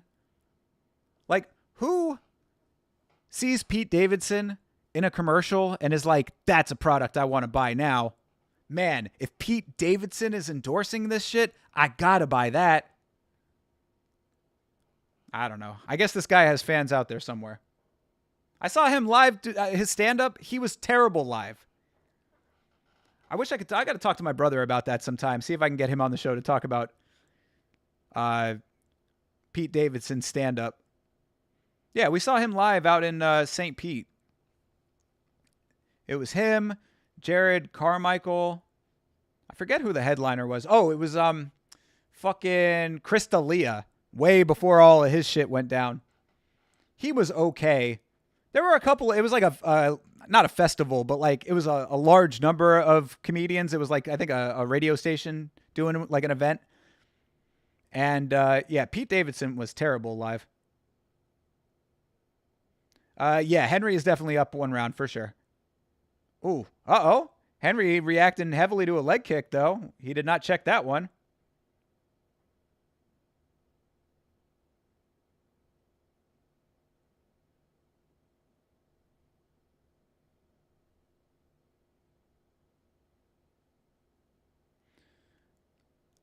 All right. Henry needs to continue to advance, but be careful because he's been taking some shots, staying in the pocket like this. They're staying close range. They are obviously both game to trade. Nice leg kick for Henry there. Oof. Yeah, Falcao doing some good work targeting the lead leg, as Bisping just said. I guess a little eye poke or something there. Ooh, good trade. Falcao is really throwing some hands for a dude who got knocked down. He's on the retreat there. Henry should have kept going. I don't know why he let up the gas there. He had Falcao back down all the way to the cage, and then he just stopped. And, Falcao trying for the takedown and gets it. That was a really nice takedown. Got the lift and drop. Pick up and drop off.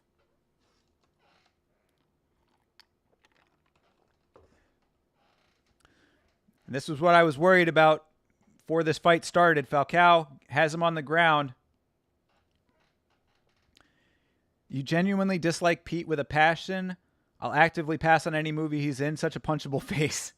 I saw him in The King of Staten Island, and I did enjoy the movie, even though I thought the movie was a little bit long. But I thought that it was a great role for Pete Davidson because he kind of played an unlikable man-child, which is pretty much exactly what I think he is.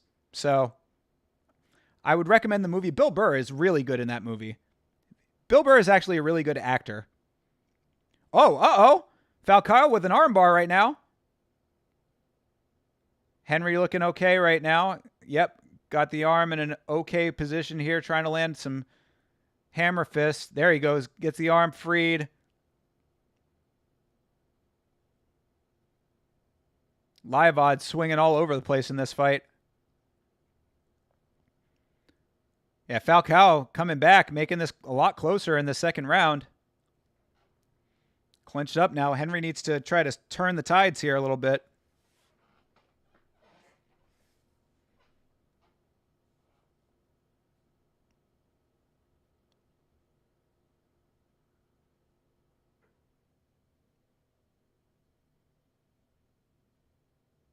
Ooh, nice shot for Henry off the break. Falcao went for one. Henry ducked it and landed a good shot flush on the face.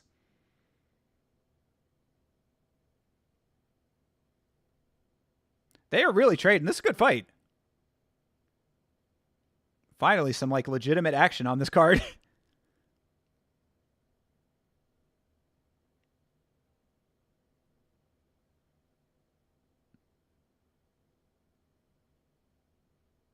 Ooh.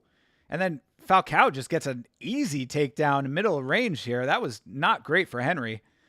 Henry just kind of like went down on his own, almost like he was trying to like get him into the guard, but I don't know why you would do that. Falcao is doing fine work on the ground. Oh, Falcao with the head and arm set up here. No, didn't have it. Henry get back to his, trying to go to his knees, and now Falcao has his back in a weird sideways here, but Henry ends up on top. Weird scramble there, but good for Henry. Trying to go for possible Kimura there for a second, but doesn't have the other hand to make it effective. But does have a sort of a headlock here. Nice work for Falcao to get out of that. Back to the feet. It's an action-packed fight. They're both going for it. Appreciate that. Damn, 46 significant strikes for Victor Henry in that first round. Kind of wild. Much more even in round two.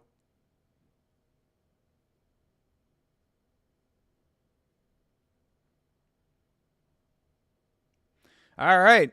Exciting fight over here. I'd say it's 1-1 going into the third. Kind of wild to think about considering Falcao got knocked down.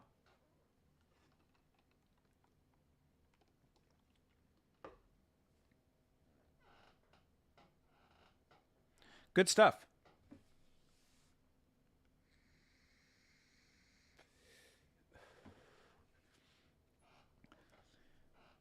But yeah, King of Staten Island was a fine movie. I think it could have been a little bit shorter, but I enjoyed it.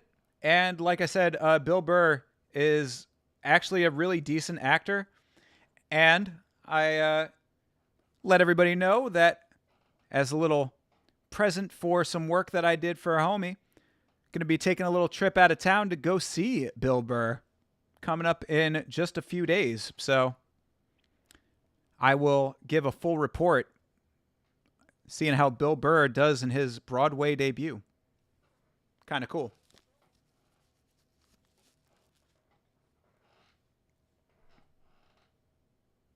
All right. Little hug to start off round three. It's 1-1. Let's see what happens here. Falcao shooting early. Nice trip by Henry, but Falcao stays on it and then ends up getting the single leg. That's crazy. Henry scared you a little bit? I'd be scared right now. Falcao doing some nice work, has his back. Henry tries to roll through. Falcao, this is exactly what I was worried about. Falcao on the ground.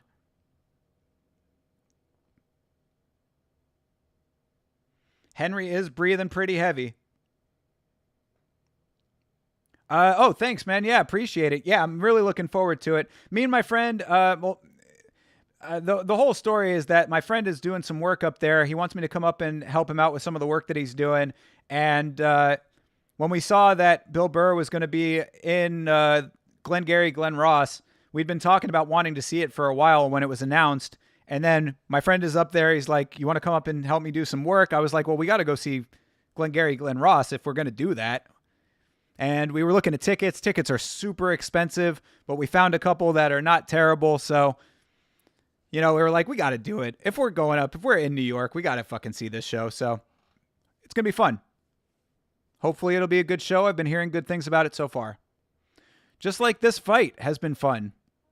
Henry able to evade some dangerous positions here, but Henry needs to really put a stamp on this round. Nice knee.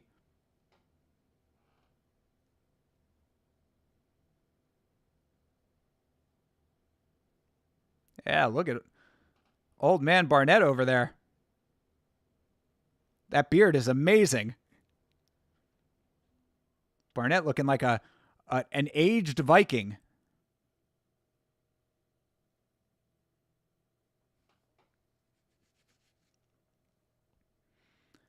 I give Henry some credit. He's only got one corner man, and it's Josh Barnett.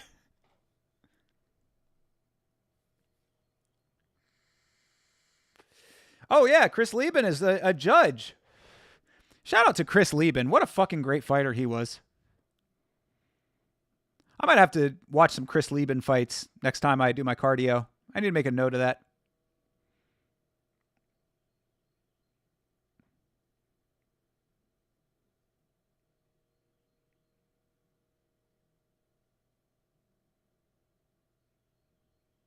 Oof. Falcao lands a good counter. Both looking a little tired at this point. But Henry he's just not doing enough right now.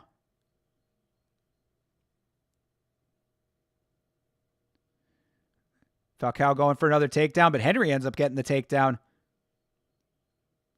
And Henry on top in an odd position here.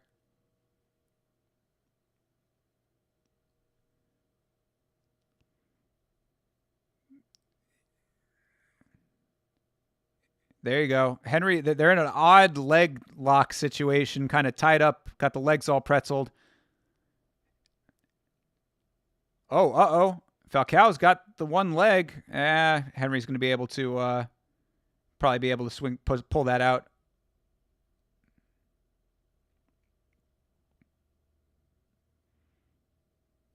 Whole lot of scrambling going on in this fight.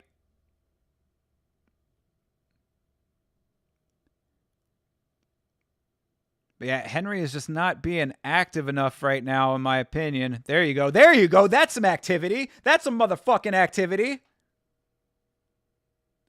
Ooh, another one lands for Henry. Keep throwing, Henry. Dig deep, my guy. Yeah, Falcao's desperation shooting. See, those shots that Henry just landed are probably what's going to swing this fight for him. And that is what you need to do in these fights when you are this late into the fight. You need to dig deep and pull out a couple of shots that even you didn't expect that you were going to be able to throw.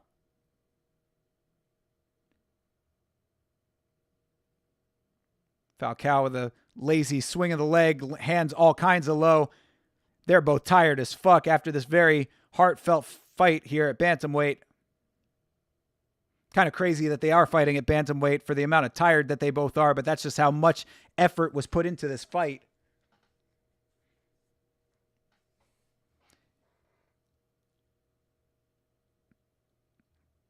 Yeah, throw something heavy, Henry. All right, I think that Victor did enough to win that fight, but he could have done a little bit more. Either way.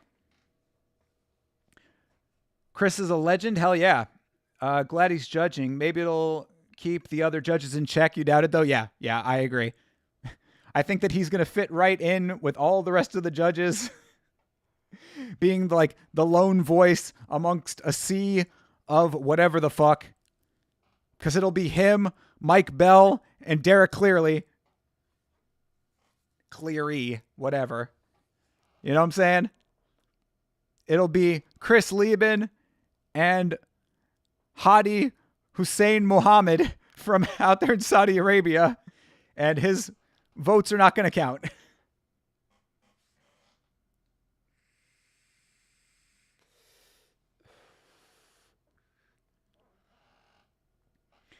Yeah, no, it is good to see Chris Lieben getting into judging. I would like more fighters to do that. More fighters as referees, more fighters as judges.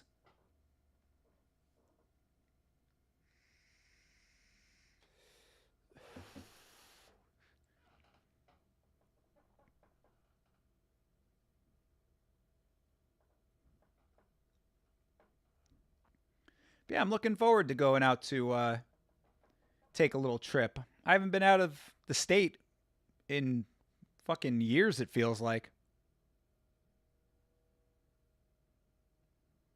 All three judges. 29-28. Victor Henry, very nice. All right, Victor gets the win. Good shit.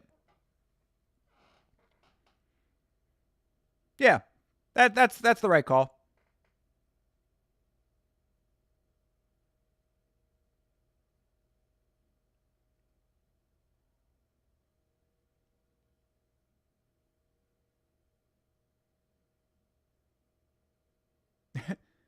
He's got a great mustache. Good job for Victor Henry to acknowledge the great mustache on Falcao. Yeah, he did get that nice knockdown in the first. Third round, I think he did a good job as well. He landed some really nice shots there. Had him a little bit wobbled. There you go. That's the shot that wobbled him a little bit. At least staggered him, I guess is a better way to say it. But Henry was digging deep. I think that if he had landed a couple more shots, it would have been a little bit more definitive, but it's the right call in the end. I like it. Good job, Victor Henry. That was a good fight. I enjoyed that fight. All right. Let's go indeed. So far, so good. How's the parlay doing, E-Money J? I don't remember everybody who was on it.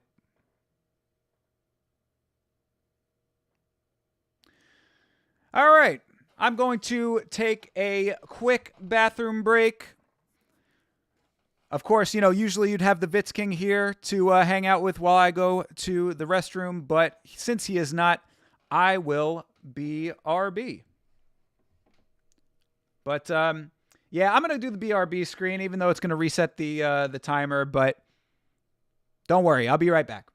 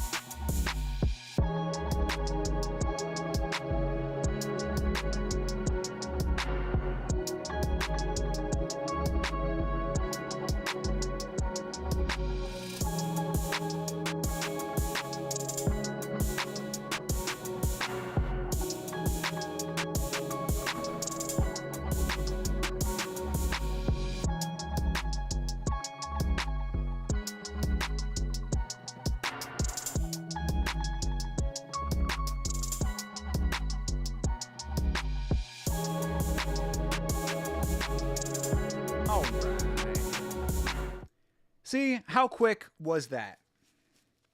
Right back, hands washed and everything. And this is how woefully unprepared I was to do this stream solo. I have no snacks. So all I've got today as far as snacks go are some California raisins. So we're going to have to enjoy some raisins today. Usually I eat these with my granola, but we're going straight raisins. I'm out of granola.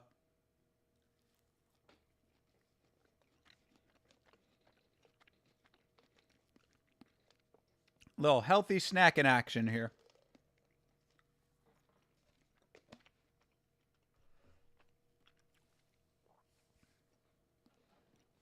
All right, leg 2 of the Thinker Parlay coming up here in a minute.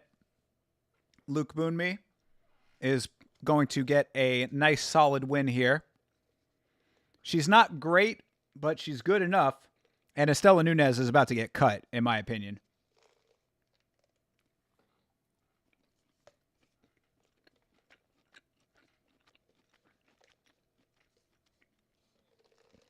I like raisins. I don't know. I was one of those weird kids at Halloween that if you got raisins, I wasn't too upset by it.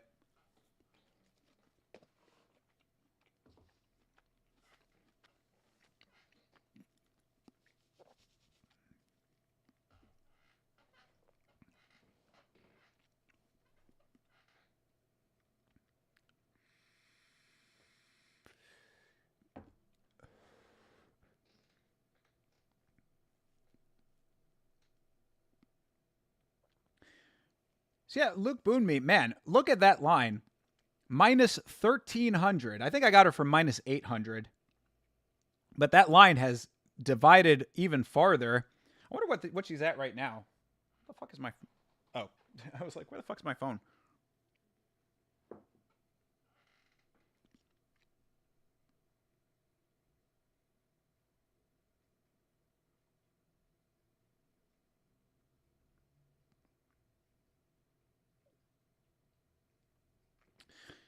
Yeah, let me see what she's at right now. I'm just curious. Yeah, she's a minus 1,000 on my book now. I think I got it from minus 800. Nunes a plus 700 there, a plus 625 on my book. Michael, how's it going? You like chocolate milk with salt and vinegar chips, but you blame the weed? Hey, brother, no need to blame it. If that's the combo that does it for you, then you snack on, my man. I mean, I see no problem with it. It wouldn't be my combo, but I'm with it. I like them both separately. In fact, what I need to do, I've been meaning to do it. I haven't done it yet, but I buy the muscle milk. It's not the actual muscle milk. It's the Fairlife version of muscle milk, like the protein milk in the chocolate milk form. And that one is really, really tasty. It's expensive, but it's worth it. So I usually buy that in bulk. And, I go through those after I work out and stuff. So I'm down with chocolate milk in that regard. Salt and vinegar chips, I do enjoy occasionally. You're going to put $1,000 on it. It's guaranteed money on Luke Boonme. I mean, bet at your own risk, but I think it's a pretty sure thing.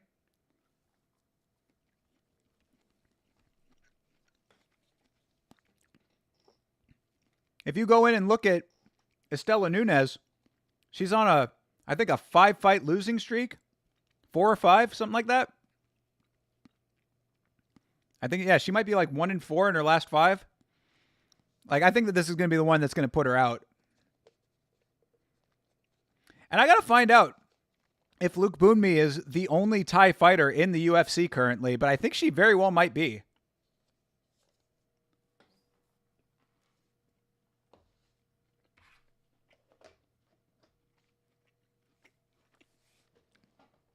Luke Boonme is tiny, though. That is going to be one of the factors here.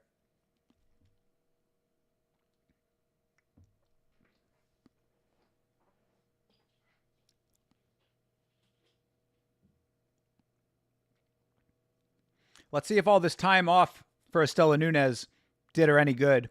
She's been inactive for a while, they were just saying. She hasn't been in since 2023.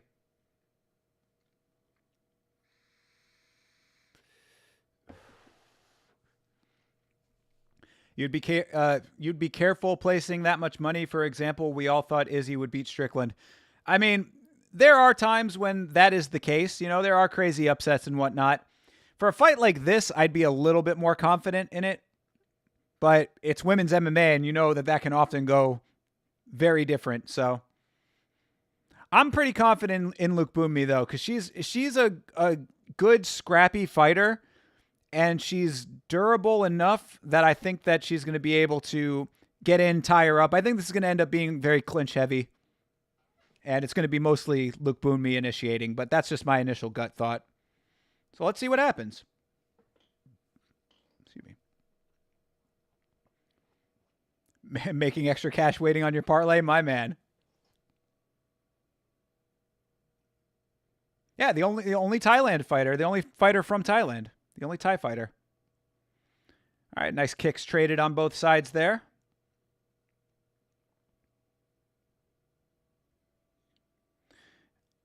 Of course, fighting from Thailand, you know that Thailand is a fighter's country.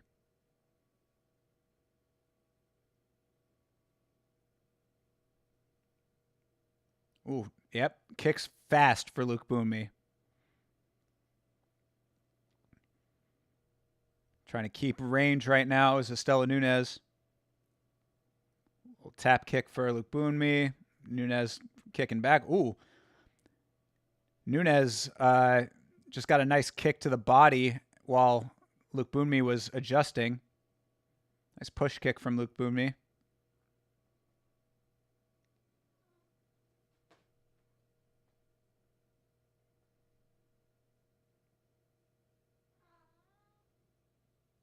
Ooh. All right.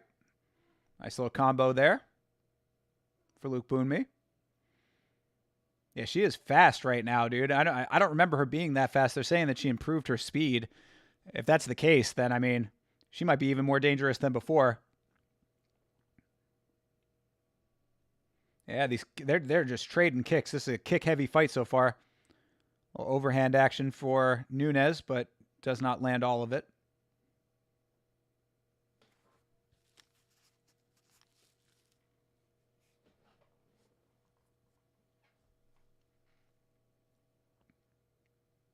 Oh, Nunes catches a kick. Ooh, that was nice work for her. She caught a kick, backed her up a couple times, and landed a nice strike because of it. Poke in the eye? What? Poke in the eye? When the fuck did that happen? Let's see a replay here. Let's see a replay. Oh, all right. Oh, okay, yeah. All right. I thought she was talking about the thumb, but it was a little bit of a swipe. Whatever. Action's back on.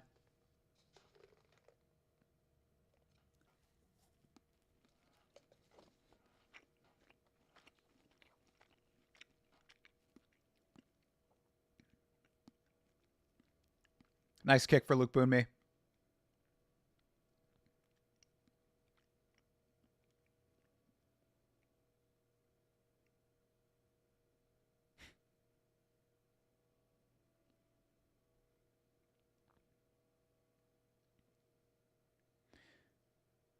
Yeah, Luke Bunmi needs to get in there a little tighter. She's doing a lot of nice work with the kicks, and I'm sure that she's very happy with this kick trading affair that we have going on here, but I'd like to see her get a little bit dirtier, get inside and kind of work some of the muscle, because Nunes keeps landing these like clubbing overhands that, you know, they're big looping shots, but some of them are landing, and that could be pretty dangerous for her.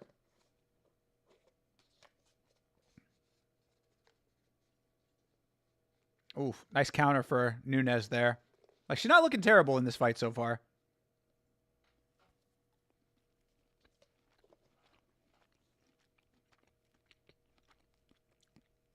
Nice combo for Luke Bunmi.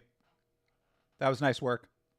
Second time she's had a good one like that. There you go. That's another nice combo. And now Nunes starting to get a little jumpy. Nunes starting to get a little anxious, it looks like. Luma looking nice and composed. Ooh. I really like the way that she is using the kicks as an entry weapon here. And then look, Bunmi kind of, yeah, that was a dumb move. Good Lord, what the fuck was that? Damn. Luke Bunmi just pulled Nunes into top control, basically.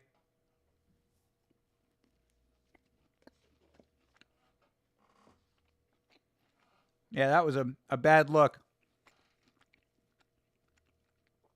I don't know why Loma was reaching for that takedown so much. She was doing fine work on the feet. Why were you even going for a takedown? Now you have to end the round like this. Unless she can get herself up, but doesn't look like it's happening just yet. 30 seconds left. A couple nice elbows there off the ground. Nice elbow again. Appreciate her using what little room she has off her back to land some nice elbows. Active on the ground, but this was still a fight IQ move, getting herself into this position.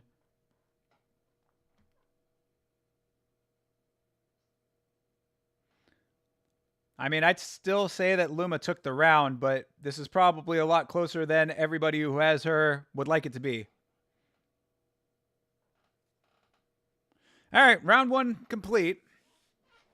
Dumb way to end it for Luma Luke Bunmi, but still anybody's game. I'd say that she took that round, even if she ended on her back. It was a dumb move, but she was doing fine work up top. I think that that little mistake should not win Nunes the round.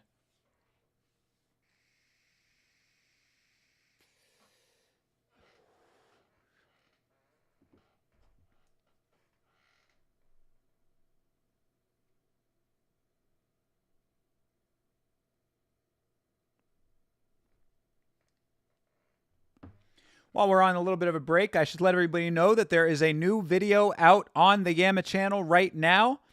It is my plea to the Irish people, my impassioned and sincere voicing of my support for Conor McGregor as president of that country.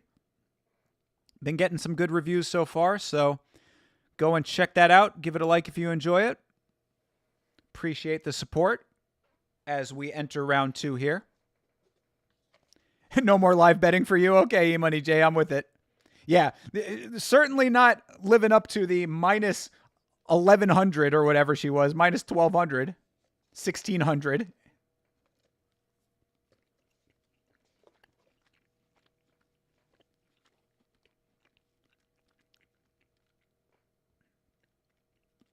I mean, Estela Nunes is a person who lost to Victoria Dudakova.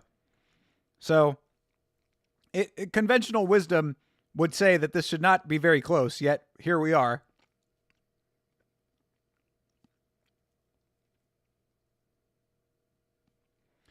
Yeah, she's staying on the outside and using the range well.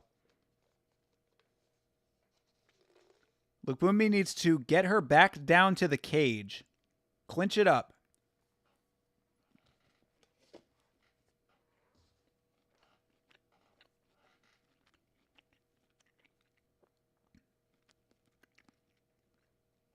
Nunes reverses the clinch. Luma initiated the clinch, which is exactly what I wanted her to do, but now Nunes is on her side. Just kind of holding on, trying to get her repositioned here.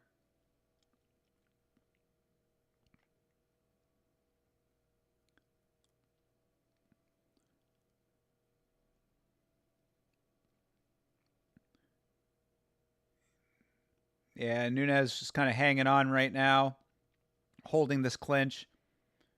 Looking to try to get a trip, but not really working. Luma needs to dig and get off of the cage here. Circle it if you can. Reverse this clinch. There you go. Get a nice knee in there.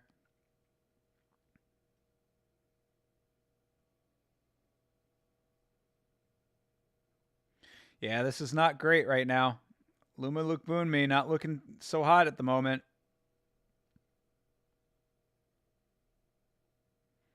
I mean, she's accepting this clinch here.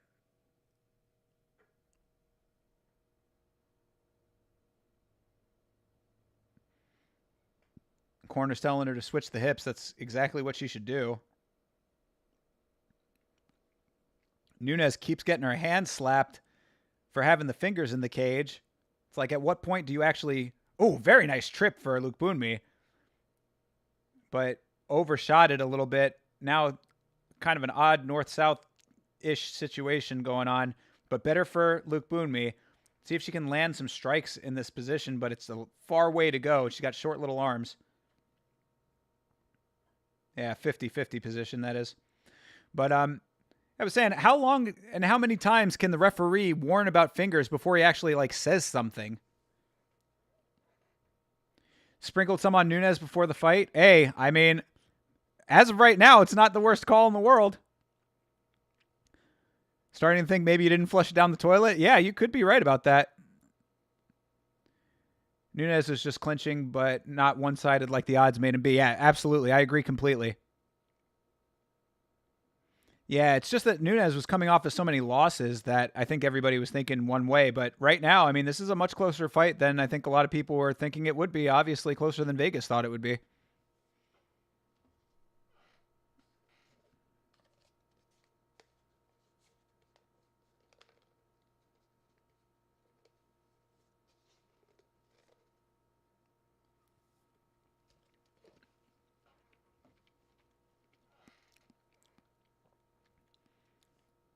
Nunes just locking up the foot right now.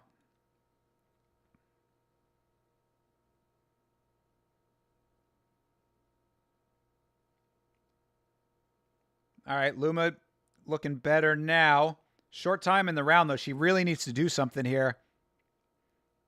Because, I mean, it's going to be interesting to see how the judges score this. Thankfully, Chris Lieben is one of the judges. So maybe he'll actually score this thing in a way that makes sense. But I think even with that, like thinking that, you know, it's been sort of inactive, I think you got to give it to Nunes here. If the first round was close, then Nunes is making this a lot closer. All right. Yep, Luke Boonmi steps over. All right, better now. Okay. Yeah, there it lands some shots. Do something. You still got it. The heel is still hooked right now. All right, that was a terrible round. That was just a terrible round of fighting. Oh my god. Entertainment left and right on this card so far.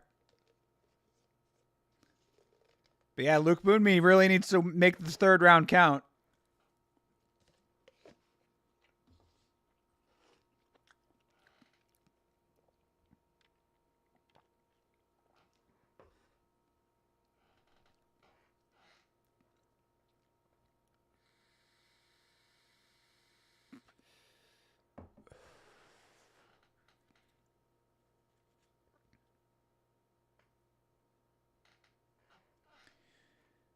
Minus 1150 on ESPN right now.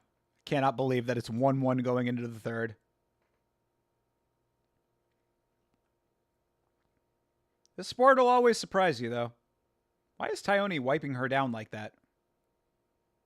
They grease her? That was weird. Why was Tyone wiping her down? All right, round 3. See if Luke Boonmi can turn this thing around a little bit here, because it is very close right now.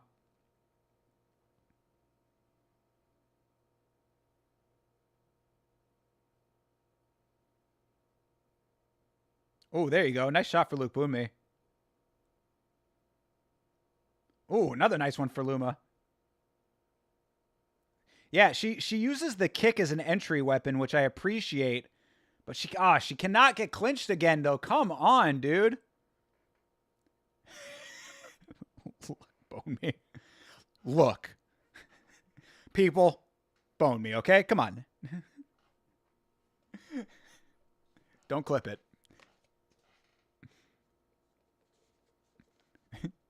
Trying to level with you over here.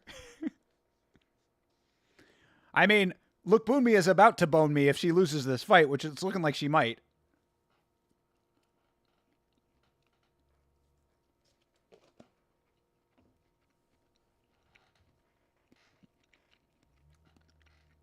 All right, Luma gets a takedown finally. She's on top. Now you have to do something with this.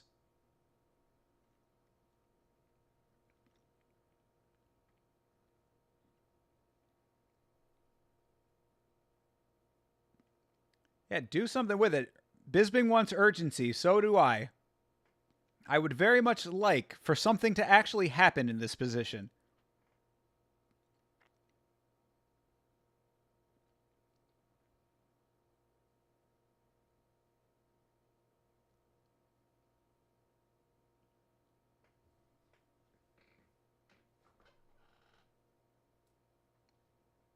Oh, she's 0-4 in the UFC.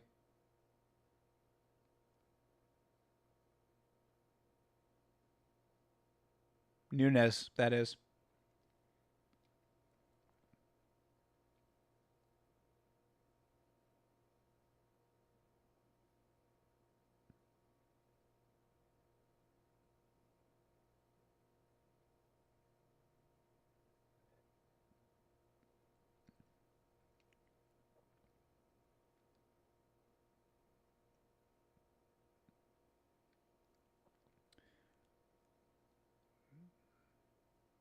I mean, I don't know if Nunes thinks that she's going to be able to get this thing stood up, but I mean, I guess that's what she's trying to do here is just to hold on long enough to get it stood up. But that's such a bad strategy because, yeah, fine, but like how much time was just, how much time was wasted down there? Oof. Look, Boonmi just took a shot to the face. And, oh, nice toss by Lukbunmi. Right back down to the ground again. Yeah, she's going to win this fight this way. Surprising, honestly. Not exactly how I thought it was going to go, but close enough. And, oh, nice. Lukbunmi has the one hand. Ah, she let it go. Damn it. She had the hand trapped under the leg there for a second under her knee. That would have been good. She could have landed some nice shots that way, but now it's just all a big pretzel again. Lots of pretzeling on this card.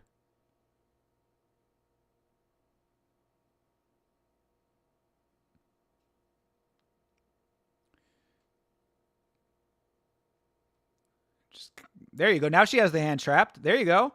Ah, lets it go again. Yeah, Nunes letting this thing slip away from her.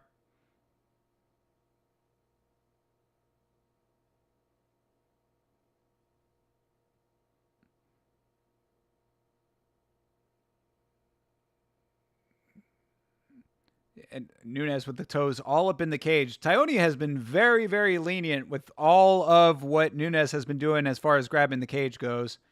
Because she was the one that was getting the warnings in the, I think it was the second round. No, was it the first round?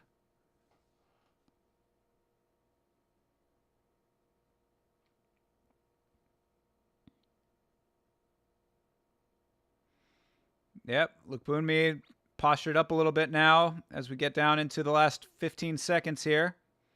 She stands up. Oof. Loma trying to put a stamp on it here with some shots. Odd angle for it. And now, all right. Yeah, Lukbunmi is probably going to win that fight, but not a great fight. Definitely not living up to the price tag. But, you know, I will take it.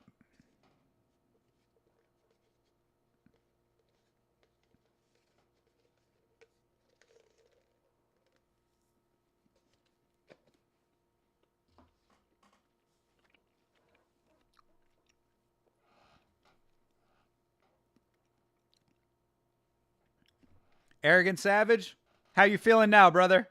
How you feeling about that one?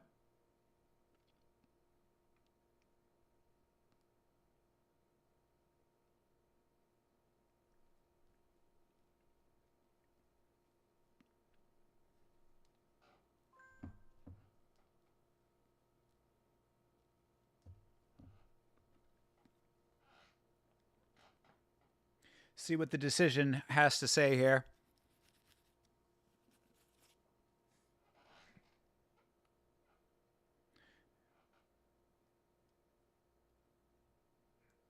On the other side of a commercial that I've now seen 5 times.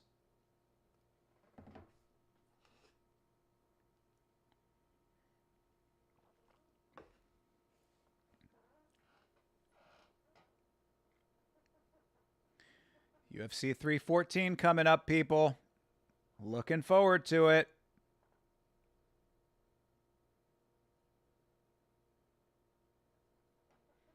It's down the toilet unless Chris wants to give you the win. There you go. Call up Chris Lieben.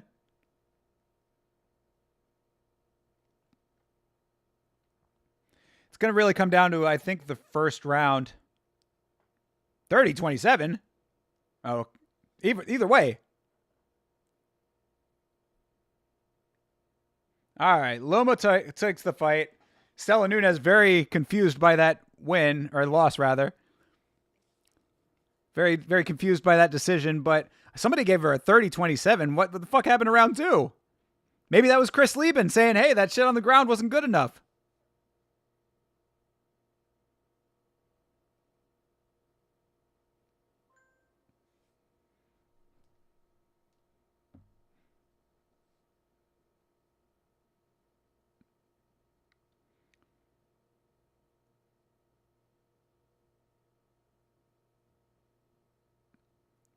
Look at this lady who speaks Thai.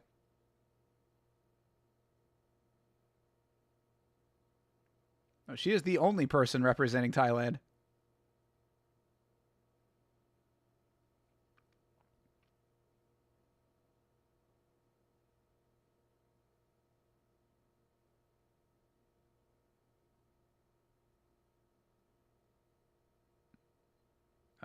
getting a little emotional.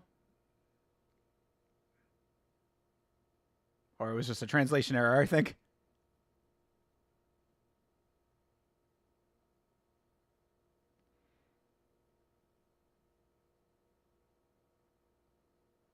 All right. Loma Lookboonmee gets the win. And this card keeps trudging on, baby. Oh, my God.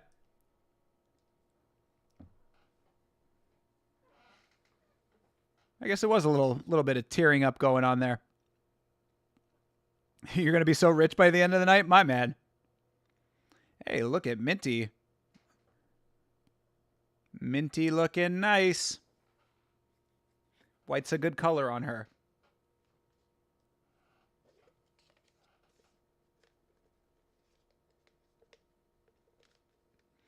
Minty saying go with Reese McKee. I think that's a pretty good endorsement to go with the other guy.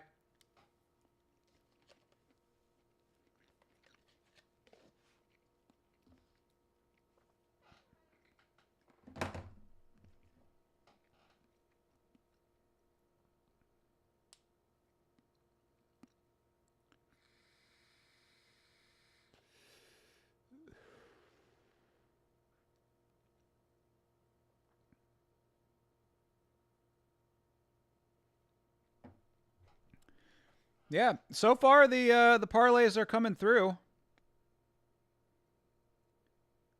I just need Torres Finney to get the win, and I'm good. Budai cashes.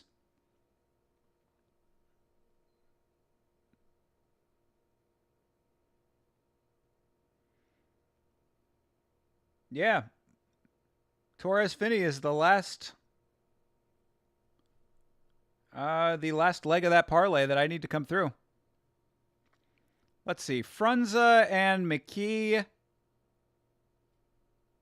Frunza, I believe, is coming off of the Contender Series, I want to say. Or maybe his first. Or maybe this is his second fight out. Oh, okay. Yeah, he is coming off the Contender Series.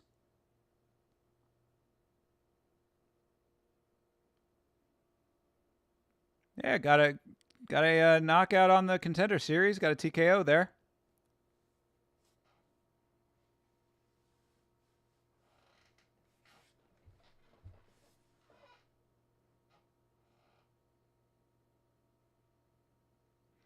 Yeah, let's see if this is the first time that McKee can get a win here with his questionable tattoos. Skeletor. Daniel, no nickname, Frunza.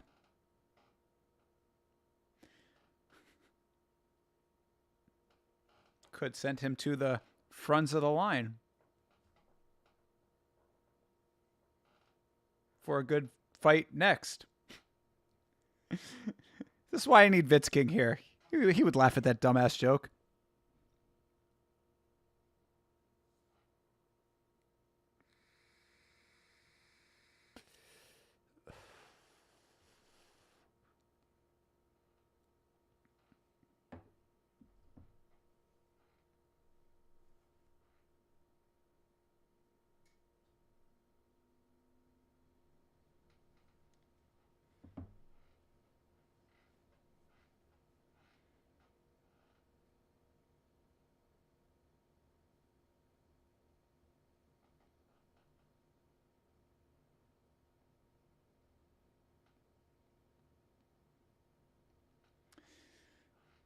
All right.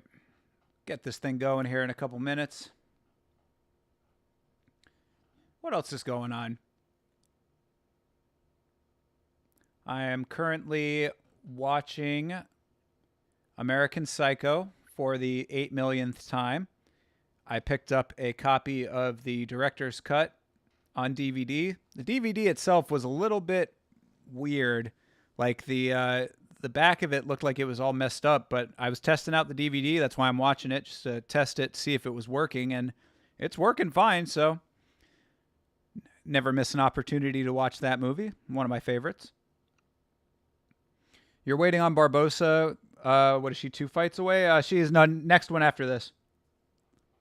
Next one up after McKee and Frunze.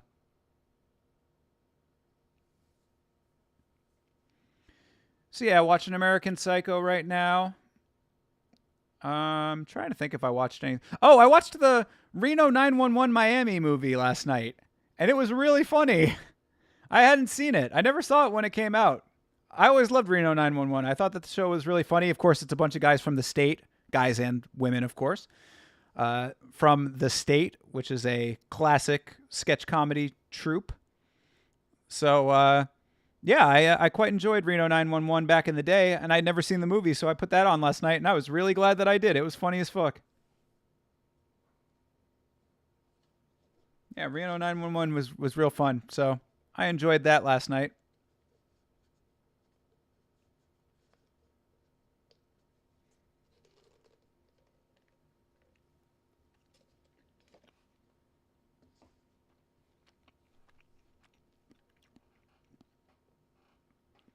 I am enjoying my raisins, considering that there are next to no edible things in this house at the moment. I don't know if this is like a normal single person thing to do or if it's just something that I do, but I basically buy a month's worth of food whenever I go food shopping, and then I make it last for as long as humanly possible.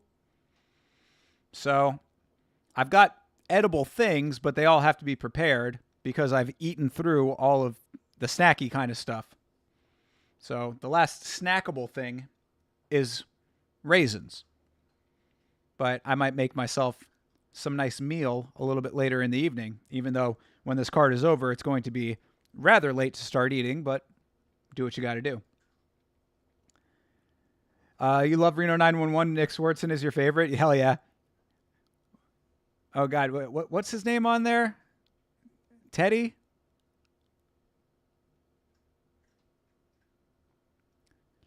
I like that Paul Rubens played his dad in the movie. That was really funny. R.I.P. to Paul Rubens.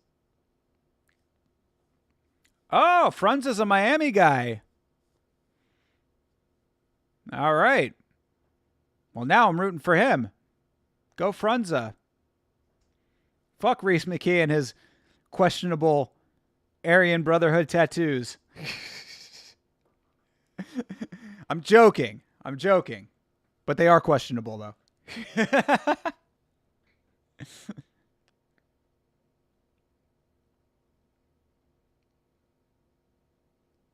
lot of Indian ink on Reese McKee. Fighting out of Ireland. Ireland, the country, of course, where my future wife is from, so I got to show some love to the old country. A country that I just made an entire video for on my channel. About and for.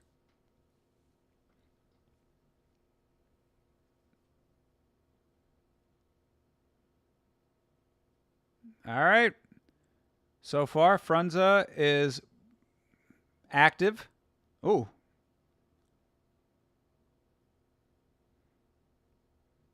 Frunze throwing some kicks up high. Reese with a couple low kicks. Yeah, Frunze coming out pretty urgent. Oh, there you go. Nice combo for Frunze. Oh, nice combo for McKee. That was like a 6-shot combo. Ooh. And they're trading. Let's go. Finally got a legitimate scrap on our hands here. Victor Henry and... Frunze goes down. I was going to say Victor Henry and Falcao was a scrap, but this one's even more of a scrap. Reese McKee just dropped him. Yeah, Frunze looking a little bit wobbly right now. He's got a cut on his eye, or actually I think it's a mouse forming there. But Frunze still throwing back. Oh, another one. McKee got stumbled again. And he is looking shaky. Yeah, Reese McKee needing a win. This could be it.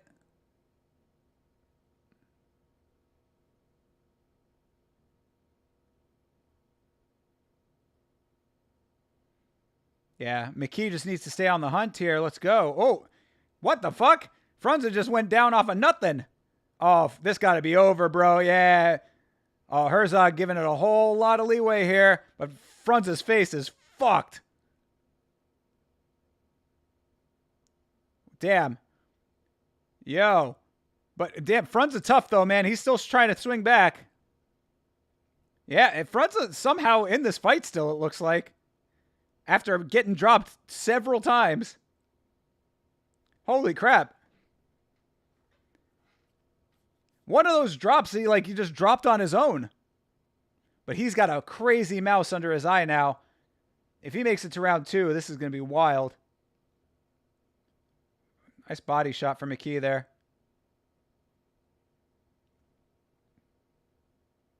Oof, another one for McKee. Frunze's just keeping his guard wide open. That's why straight shots are just sailing through his guard. Oof.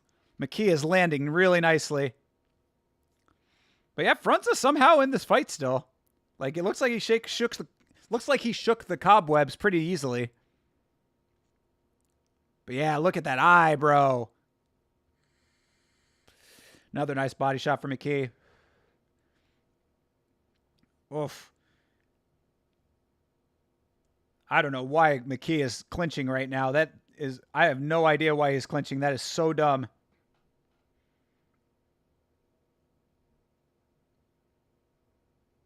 There you go. Breaks the clinch. Good job from McKee. It was kind of dumb to go into it in the first place, but yeah, he is just throwing.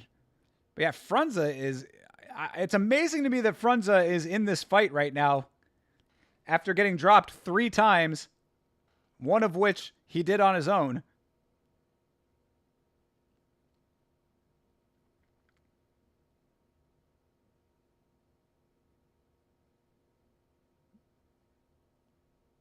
Oof.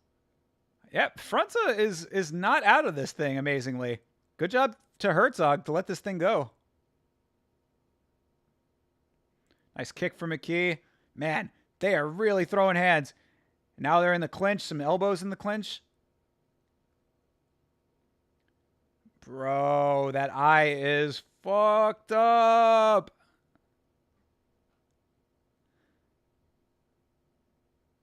Yeah, Frunze looking all kinds of busted right now. On that one side of his face, at least. Blood on the other side. A lot of blood right now. Just all from Frunze. All over McKee.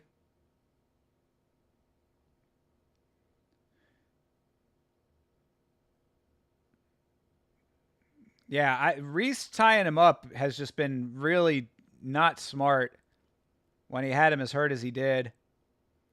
But he's still staying on the hunt and landed another nice one. Good movement from Reese as well. Yeah, this is excellent first round here. I am just floored that Frunze is still in this thing.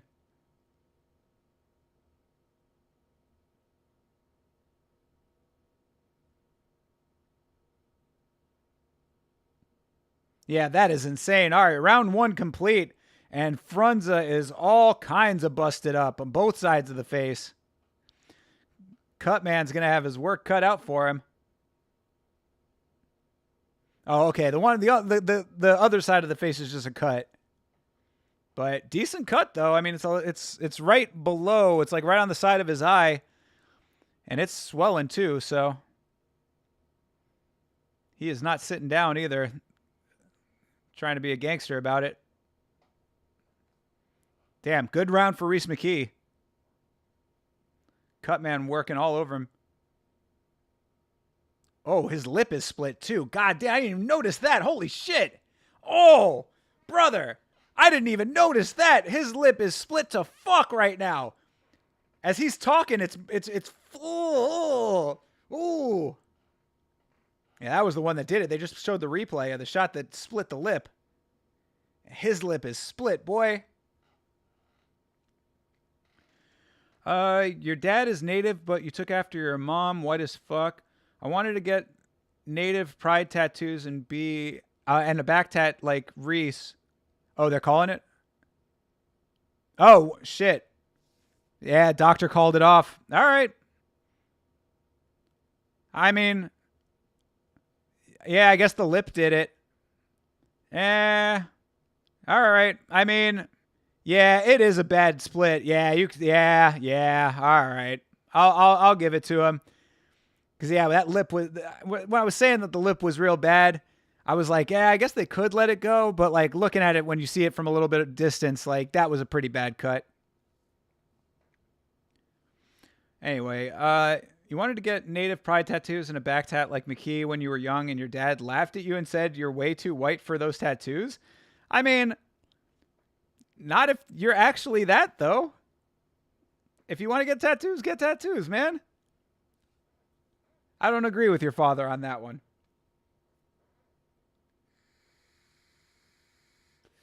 Yeah. Yeah, it was a pretty bad split. I think it's an okay call, honestly. I mean, he was getting fucked up. I give the guy a lot of credit. He is definitely tough for being able to withstand all of that, but it was the lip, the side of the eye, and then the other eye was all kinds of fucked on that side. Yeah, he took all kinds of damage in that round, so it is what it is. But yeah, you could see it when Frunzo was talking, like when he would move his mouth, the lip would just kind of like the split would kind of go like that. It was nasty work.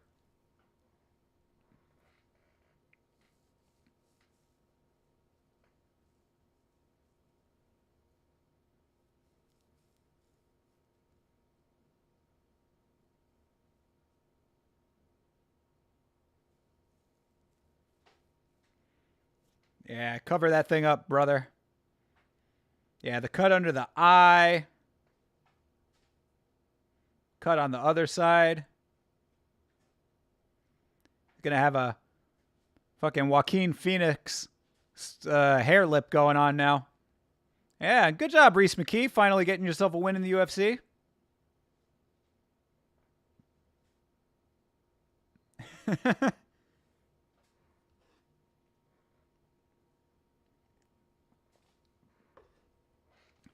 You're past that? Okay.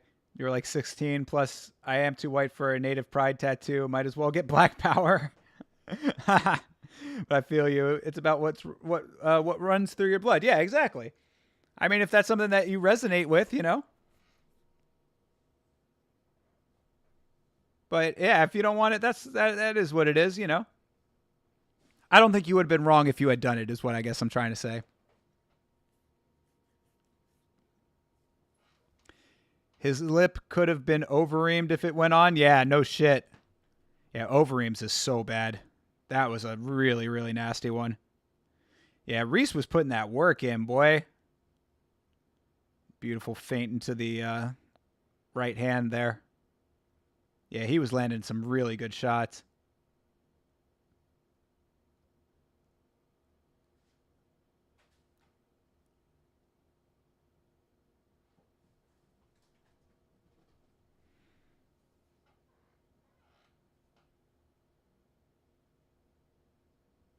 Yeah, they're counting 4 knockdowns there. Damn, it was hard to keep track. Here we go, fight of the night. Okay. If you're that confident in Diani Barbosa, I wonder where she's at. Did that line tighten up at all? Because I would out throw a little bit on that. Why not?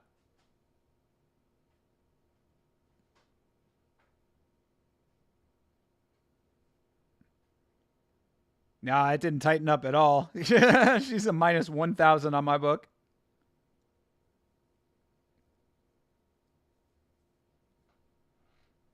Let's see. A dollar brings back 10 cents.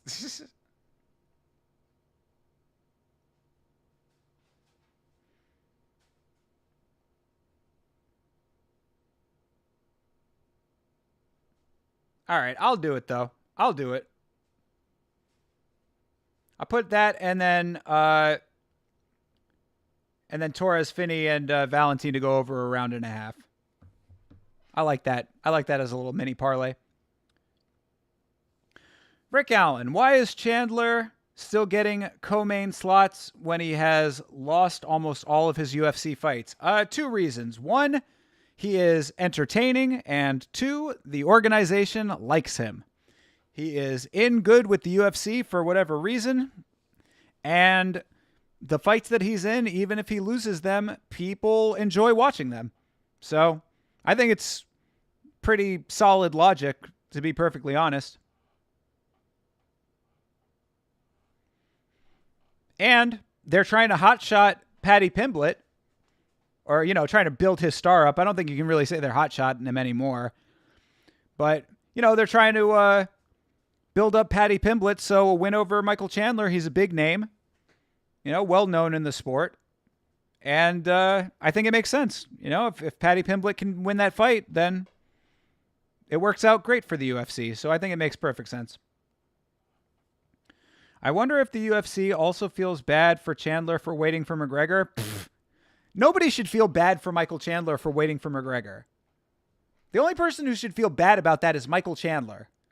No one was forcing him to wait for Conor. Conor, who's never coming back. Conor, who's running for president of Ireland and doing anything but fighting. It was his own dumb mistake. I make a joke about that in the most recent video that I put out there. Conor McGregor doing whatever the fuck he wants, and Michael Chandler sitting there like a dog waiting for a treat. Please, please, please, Conor, please. It's like, shut up, Mike. Go out and fucking go fight.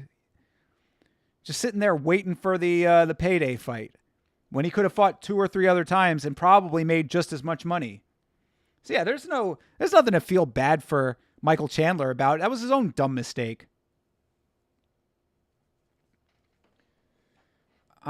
Entertaining, so what? What do you mean, so what? That's the name of the game. The UFC wants entertaining fights. Then why isn't Darren Elkins in the co-main instead? All his fights are entertaining too. Yeah, but I mean, it's name recognition as well. That's the other side of it.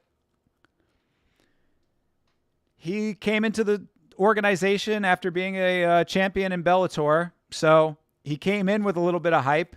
A lot of people asking what it was going to be like for him and all that kind of stuff. And he's proven that his fights are fun to watch. And again, the organization just likes him. He's, being liked by Dana goes a long way in this sport, as we all know. So I think that part makes sense too. You're having trouble picking Paddy versus Chandler? I'm not. Paddy. I think Paddy's going to be able to do I think it's going to be a lot like the second Oliveira fight. So it isn't great? That's perfect logic. What are you talking about? You think Chandler is dangerous for Paddy? Yeah, Chandler's definitely dangerous for anybody, but I think the Paddy is going to be doing exactly what Oliveira did. I think it's going to be a lot of takedowns. I think it's going to be a lot of pressure. I think it's going to be a lot of submission attempts that aren't going to actually finish the fight, but continue to keep Paddy in the driver's seat. I don't think that Paddy's going to take a ton of clean shots, but if he does, he'll be able to weather those. Like, Paddy's taken some good shots before. I thought that it was really smart of Paddy to start tying his hair back, to start braiding his hair so that it doesn't look like the damage is as much as it is, because he does take shots, but he takes them well. He was saying that he thought that the way that his hair moves around was swaying the judges when he would take shots. So he started to braid his hair. I thought that was a good look because he's able to take some shots, and you don't want to give the judges any more of an impression than they're already going to get from taking shots. From when you take shots, that is. Yeah, no, it was a dumb idea on Chandler's part. No way Conor is becoming president of Ireland? Correct. No, he is not. There's no way in hell. That guy looks really unwell, both mentally and physically, and he's in for a downfall soon. He's already in a downfall. I mean, he was recently found liable for sexual assault in Ireland. He lost a bunch of sponsorships that brought him a lot of money. Yeah, I mean, Conor's been in free fall for quite a while. There's no... People are trying to compare it to Donald Trump. They're apples and oranges. Donald Trump was able to lie his way into office with a fake business record backing him and the cult of personality. All Conor has is a little bit of name recognition, but he doesn't have the same kind of support that Donald Trump was able to build for himself. So, yeah, and also in Ireland, you have to have support of like a certain number of politicians in order to actually be able to be nominated. And every single politician that they polled in Ireland has said that they would never support him. So, yeah, there's no way Conor's going to become president. But that didn't stop me from making the ultimate Conor presidential run support video, which you can watch right now on the Yama channel, youtube.com/@YamaShow. Make sure you check it out. Make sure you give it a like if you enjoy it. You're betting the entire house on Barbosa? Well, I'm betting on her too now, so she better win this fight.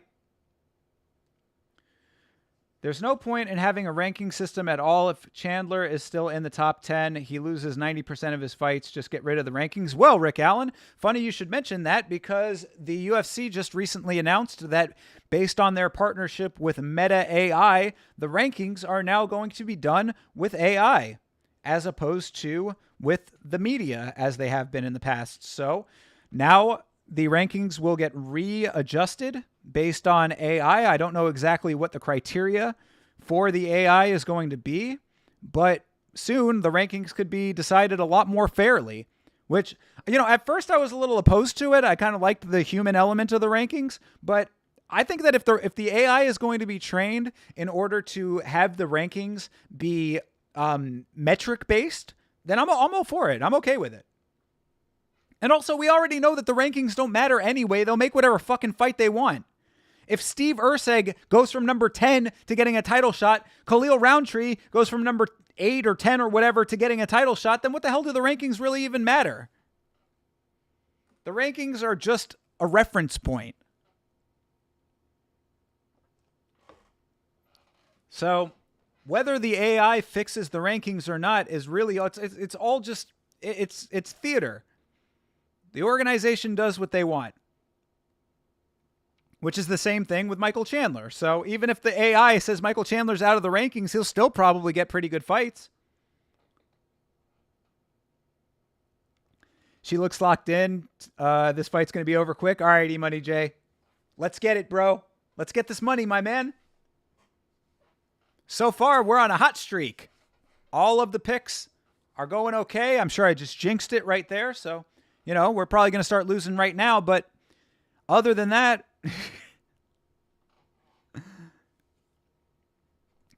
I don't know. I think that the odds are pretty accurate in this fight, I would say.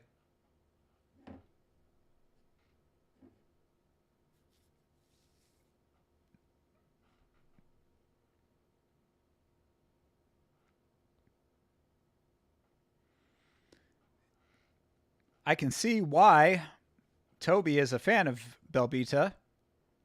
She is a nice-looking young lady.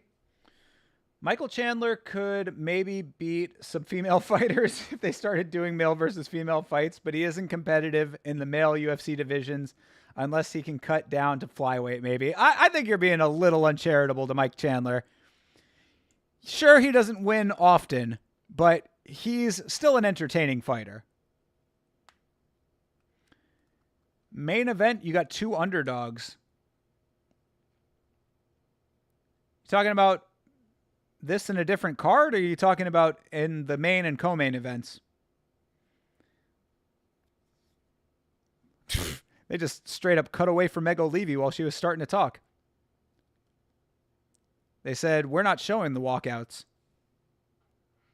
Oh, well. Yeah, I think that Emmett is a good underdog in this fight.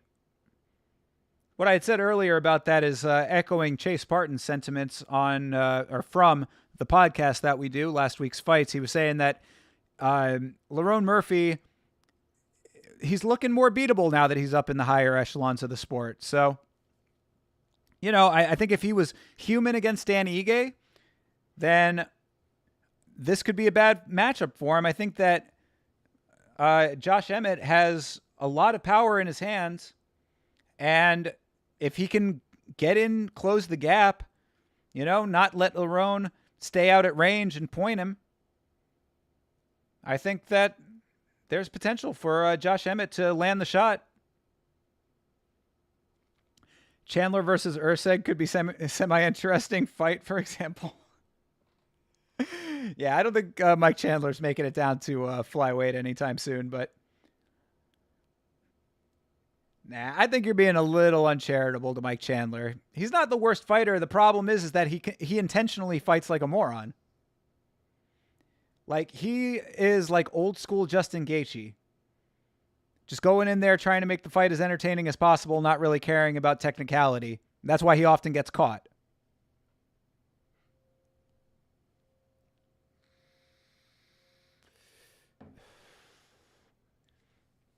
Maybe Steve Erceg does need to move up, though. How about that? Maybe Steve Erceg could make it all the way up. What do you think? Erceg going up 3 weights? It could happen.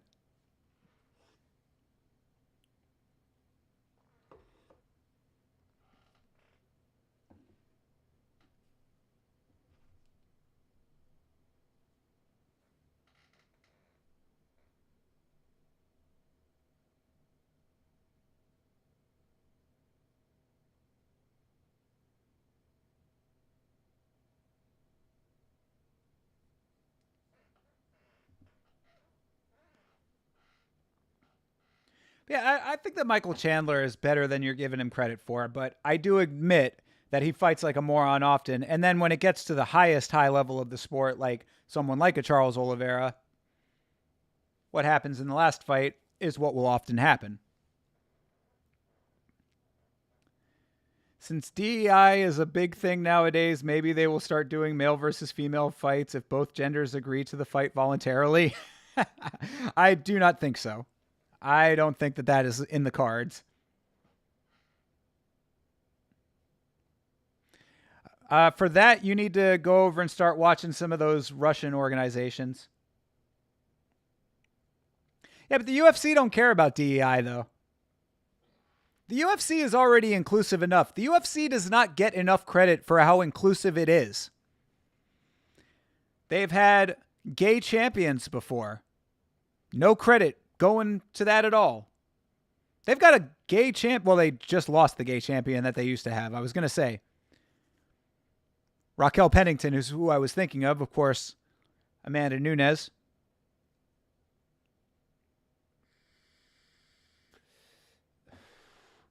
Yeah, UFC is already inclusive enough. And I think that there's a lot of liability issues with men and women fighting each other. But I don't know. Crazier things have happened. Perhaps there's something in the future. But it would have to be really, really small men. Maybe they would let the women just have like 20 pounds on them or something. Even it out a little bit. I don't know how that would work. They'd have to have a special rule set for intergender fighting.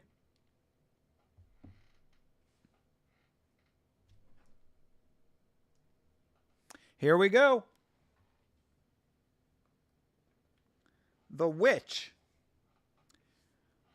Not only Diani Barbosa's nickname, but also a good movie by Robert Eggers, who just recently directed Nosferatu. That was in theaters, that I saw in theaters. Robert Eggers, who directed one of my favorite movies of the last decade or so, The Lighthouse. Fantastic movie. Quite enjoyed that one.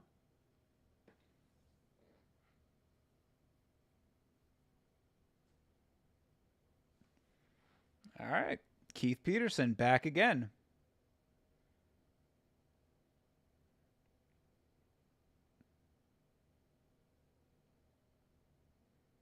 All right. Fight is underway. Let's see what Diani Barbosa can do. Let's go Barbosa.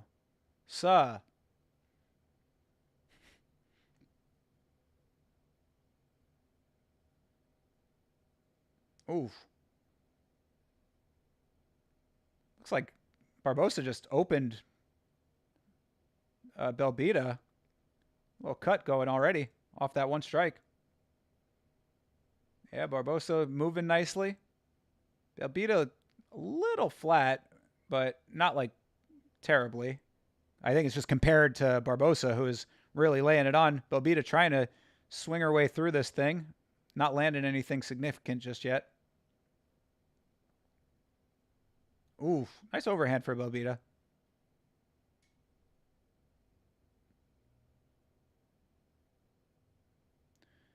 Yeah, Belbita doing some decent work. That was a good combo that she just threw.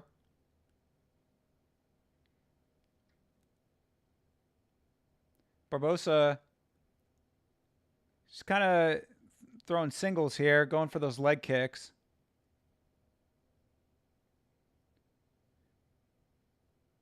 Yeah, Belbita not looking terrible so far.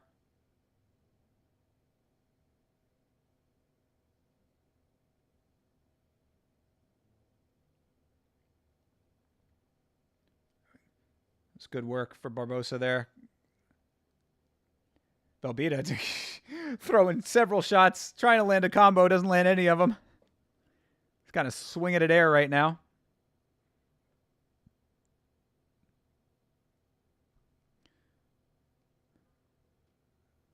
Yeah, Barbosa keeping it on the feet. Everybody's kind of waiting to see if she's going to take this thing to the ground. Took another nice overhand from Belbita. Interesting that she's not trying to take this to the ground.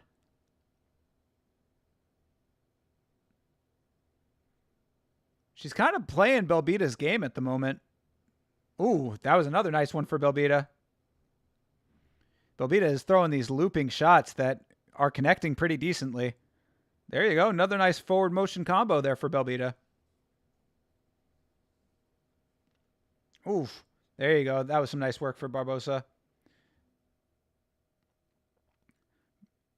Oh, nice one, too, for Barbosa. Oh, another one. Yep. Now, nice. Well-timed. That was really sharp work for Barbosa there. Throws 2 1-2s, then feints, and then throws after that. Got the timing thrown off for Belbita. Landed both of the shots. Very, very smart. High fight IQ.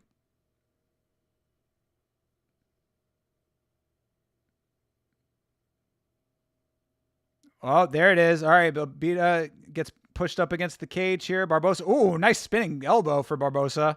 And there's the takedown. Really nice. Just tackled her. Close range. Put all her body weight in. Swings her around, and the takedown is right there for her. And Barbosa can do whatever she wants on the ground now. Belbita is right by the cage. She needs to start trying to move herself to the cage. Oh, she's moving the wrong direction. And now she is flat.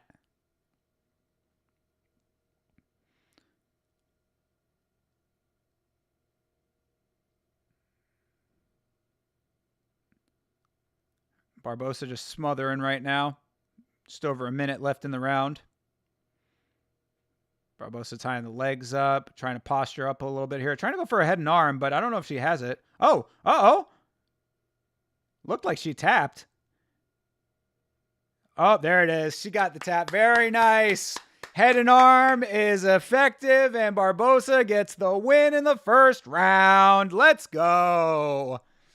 All right. That's how you live up to the price tag. Get it done in one. Very nice work. E-Money J, this one's for you. Congratulations. Her striking wasn't bad, though. She took a couple of shots. You know, she probably could still work on a little bit there, maybe move her head a little bit more. But, yeah, that was, I mean, she got it to the ground, and it was over. The Romanian parlay is in effect. Give me a break.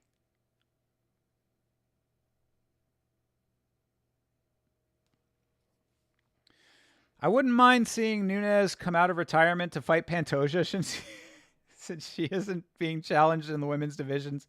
Kayla Harrison versus Pantoja would be good too. And Pantoja will be able to change his nickname to the Lady Killer then, which would be a really cool nickname. I don't know, brother. Maybe Rick Allen. Perhaps there's perhaps in the future. Maybe there is some bold new future that I'm not thinking of. I mean, at one time, Dana did say that women wouldn't ever be fighting in the UFC at all, so maybe intergender fighting could be on the horizon somewhere. Barbosa is a monster. Yeah, I mean, she certainly got the job done pretty emphatically there. She took a couple of shots, though. That's going to be the note on Monday, is that, like, she does need to work on her striking defense just a little bit, but obviously on the ground, she had the whole thing locked in. She got the takedown super easy. Really nicely timed, and then the head and arm was just smothering, man. You could see she's got a big upper body build. You know, she's muscular in her arms, so. Nunes beats Pantoja? I mean, it's a big what if right now. I got into a big argument one time with some dude who was saying that he thought that LeBron James could beat Amanda Nunes in a fight. And I was like, Amanda Nunes would climb on LeBron James's back and choke him into oblivion. I stand by it too.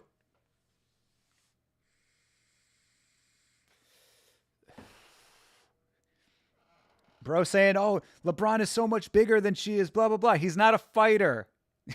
He doesn't know how to defend a takedown.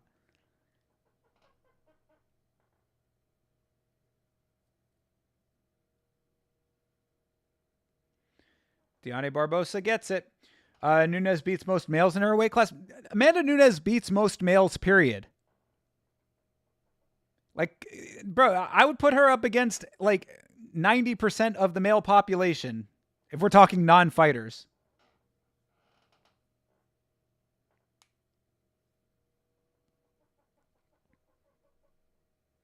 You're kidding. Remember how Joe Rogan said that about Ronda? Shit was cringe. Yeah, no, but I mean, with Nunes, it actually might be true though. Nah, I'm kidding too. But when we're talking about non-fighters though, yeah, I mean, I think that Nunes could beat like the majority of the male population, and that I'm not kidding about. Yeah, exactly. I mean, she'd whoop most people's asses. Come on, dude.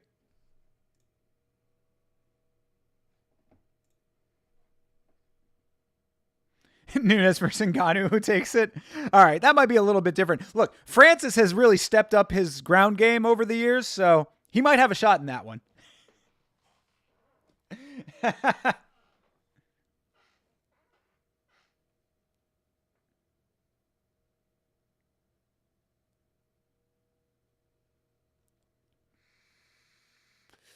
All right.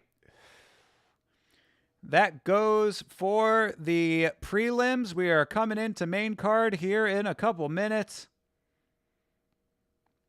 An okay prelims, I would say. We got one doctor stoppage finish based on an ass whipping by Reese McKee. We got a submission win from Deanne Barbosa. I think the majority of the parlays are still intact. We're doing pretty good today, y'all. Not bad at all. Feeling good.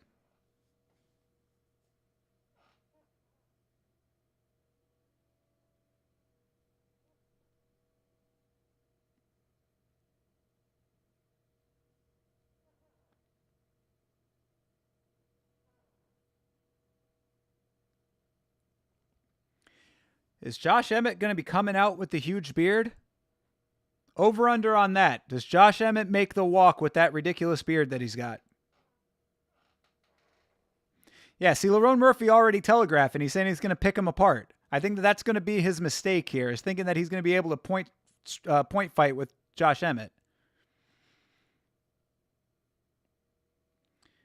Any luck on the dating apps these days? I was talking to one girl for a little minute, but I wasn't really feeling her, so it's kind of let that one sort of fizzle out. Nah, that's been about it. But again, dude, I don't really like, I'm not out there actively like seeking it as much. So like, if it happens, I'm cool with it. And if not, like, I just kind of do it passively. You know, I'm on the toilet, swipe a couple times, that kind of thing. I'm not like compulsively going through it or anything like that.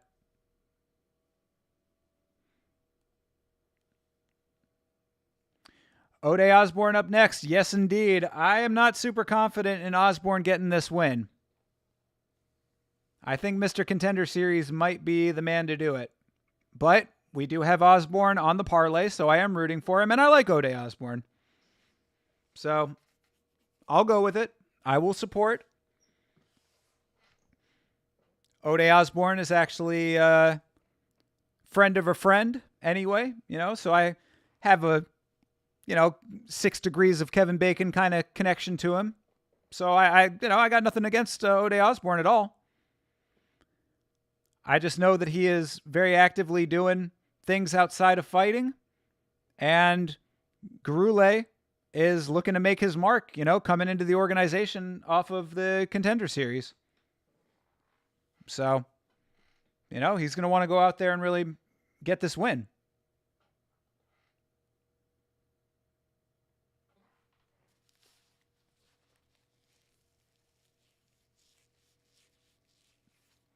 but I'm looking forward to it. Looking forward to Ode Osborne going out there, doing his thing.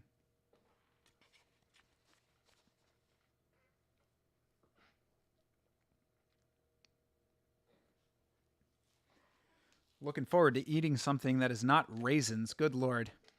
That was really dumb of me to go into this event without any snacks. Not having eaten today either. Well, I did eat today. I had a breakfast sandwich, so thought that was going to be enough.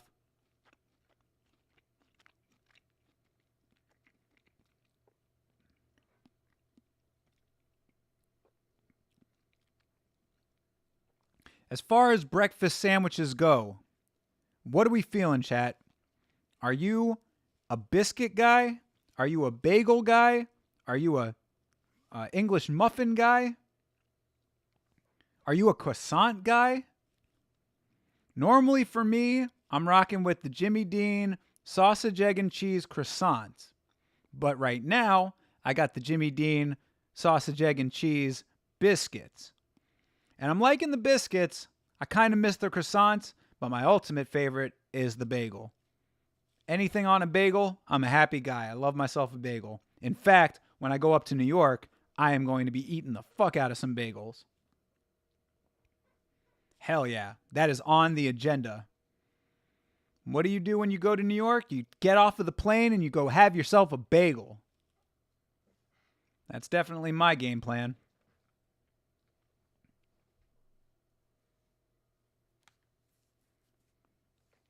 I like an English muffin as well. You know, an Egg McMuffin is classic. I do enjoy that.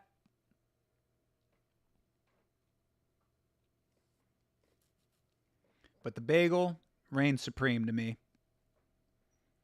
Yeah, oh, now that I said that, I cannot wait to get up there to New York, get myself a bagel. Last time I was in New York, that's exactly what I did. I literally got off of the plane, hopped an Uber into the city, had the driver take me to a bagel shop, had myself a bagel, then I went and played pinball for 8 hours. And it was fucking awesome. R.I.P. to the Pinball Museum. That place was really cool, man. I really enjoyed it there. The Pinball Museum in New York was great.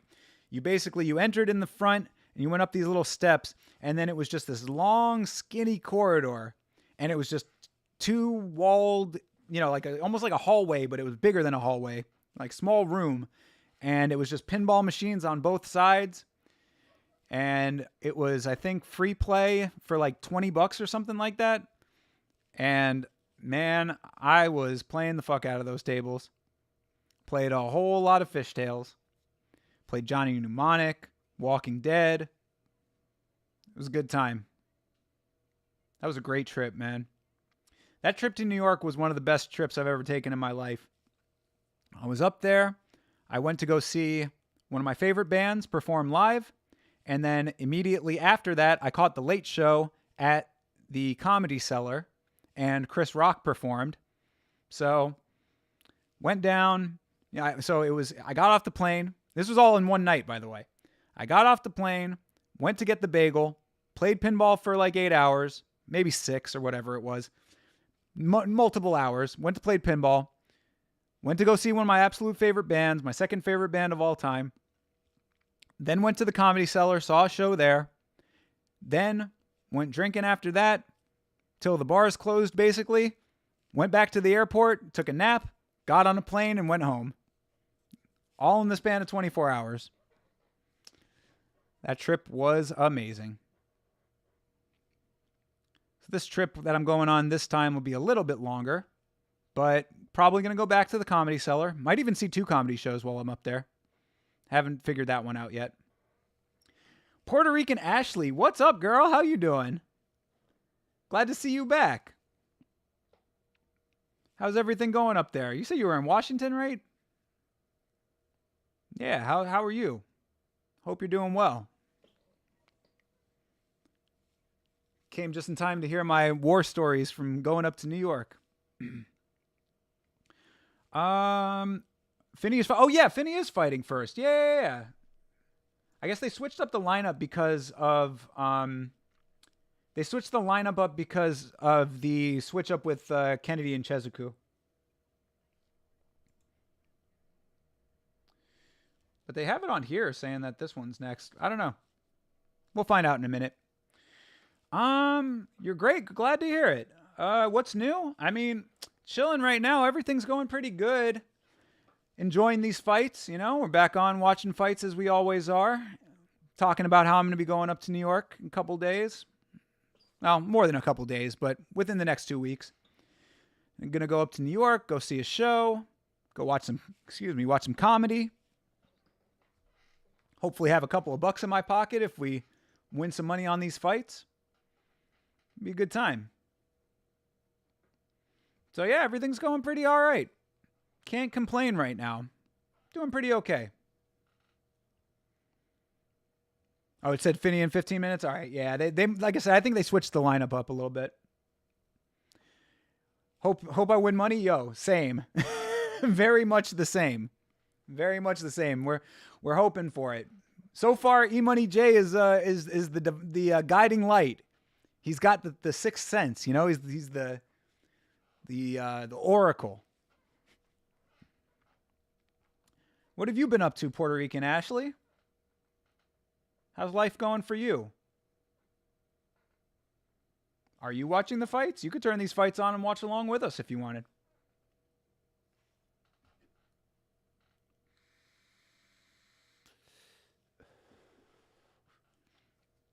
And see, Rick Allen, I don't need the apps when I got Puerto Rican Ashley coming in telling me how sexy I am. All this, baby, that's all I need. You stay on Hinge. You've been working, life is boring? Aw. We got to spice your life up a little bit. What kind of stuff do you do for fun? We got to get you doing more of that. You work so that you can go out and do fun things. That's what work is. Work should not be your end-all, be-all. Work should be a means to an end, and that end should be fun. Need more spice. I feel you on that.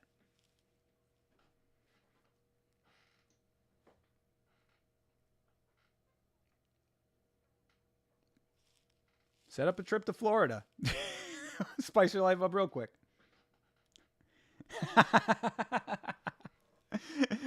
Don't listen to him. Don't listen to him, Ashley. Although, you know, Savage will always have a place in my heart, though. So it's going to be hard for any lady to be able to pry me away from him in a real way. I mean, that's just how it goes. But Savage already has a lady, so he's pulled in a lot of directions himself.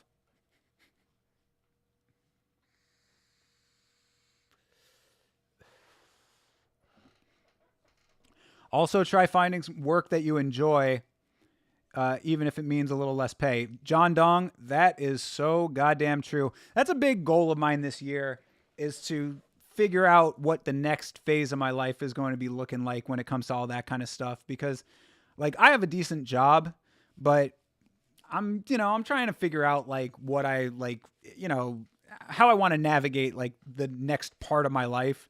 And I don't know if what I'm doing currently, like, is going to be part of it going forward. There's a lot going on right now, but, like, I'm not making any immediate changes or anything like that, but I'm always kind of thinking about what the next thing is. So, the way I see it, you're spending 8 hours a day at your job. Yeah, exactly. Have it be something that you actually want to do. Have it be something that you enjoy. Working for yourself is a great thing to do that I think a lot of people don't do, you know, like, have some entrepreneurial spirit, find something that you're good at. Start your own business. Then at least you know that if you're putting in hard work, you're reaping all the benefits of it. You're getting all of it back. How are the muscles looking? I don't know. You tell me. Yeah, not bad. Not terrible. You know, a little bit of a bicep going on there. Got to work on the tries a little bit. Yeah, not terrible.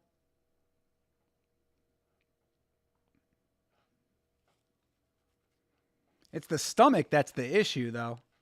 Fucking, I try to flatten my stomach out so much, and it's like it's fighting me. My fucking stomach is fighting me like mad. Like I do crunches like crazy and shit. I'm in the gym. I'm doing the fucking crunch machine and everything, and I'm doing cardio too. I'm like, I walk almost every day. I'm doing jogging in the gym, and it's just this fucking stomach just does not want to relent. I'm gonna have to up my game a little bit more. So hopefully soon I'll be able to show off the fucking washboard abs as well. And trust that if I have washboard abs, all y'all gonna have to see them. I'm sorry. If I have fucking abs for real, everybody's gonna know about it. uh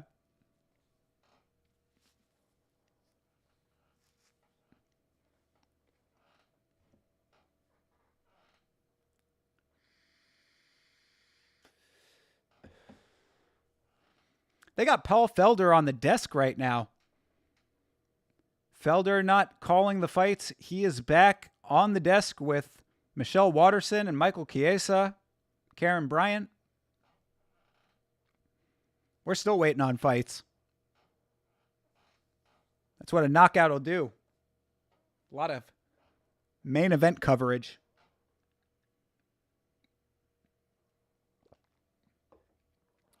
All right. We're looking for some quality face punching on a Saturday night. Karen Bryant just said so.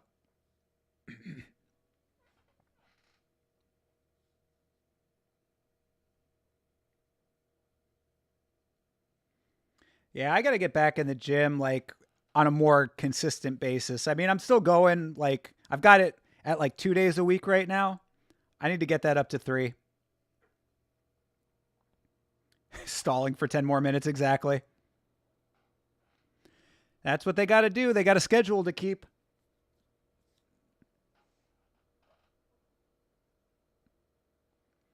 Yeah. I need to start getting myself on a better gym schedule. It's just tough because I like going when there's not a lot of people there.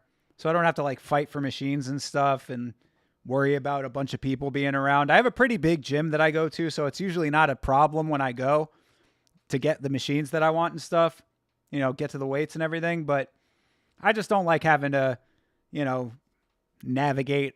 I just like it being open. But I'll be going tomorrow and hopefully sometime during the week as well. Maybe if I can get twice during the week, I'd be pretty happy with that.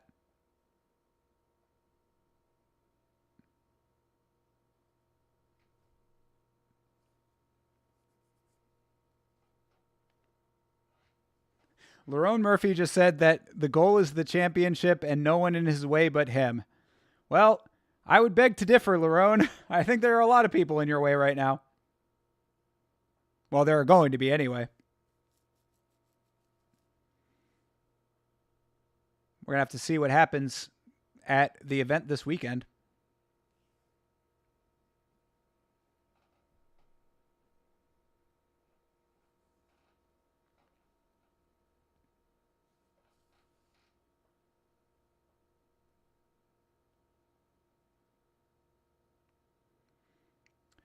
Josh Emmett with some nice striking. I think he's going to be able to land the shot. I don't know.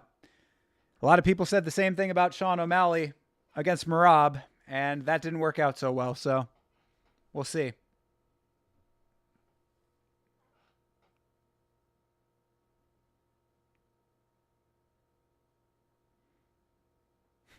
Always wondered why Josh Emmett has a clownfish tattooed on his arm. What do you think the significance of Josh Emmett's clownfish tattoo is?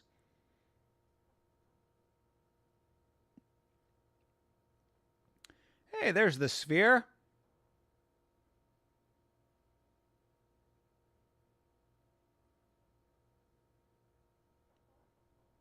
Do do do do do do do do do do.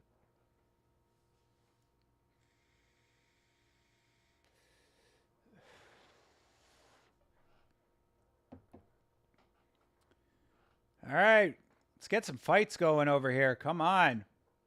Getting restless.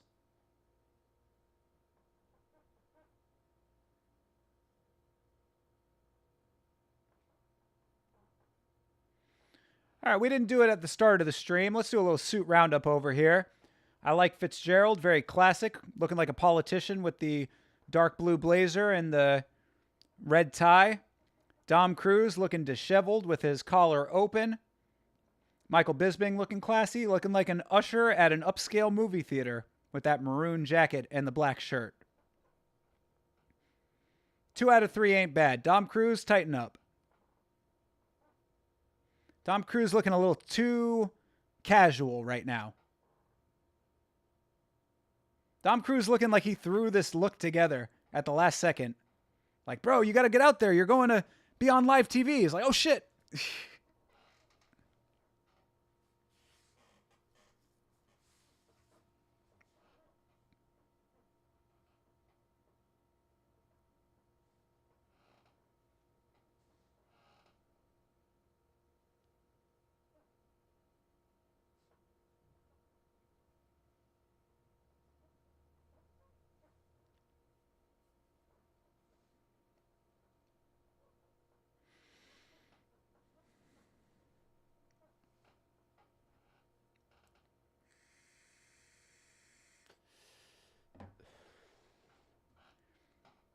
Josh Emmett has the beard in the picture as well. It doesn't have to have the beard there. That's an old graphic.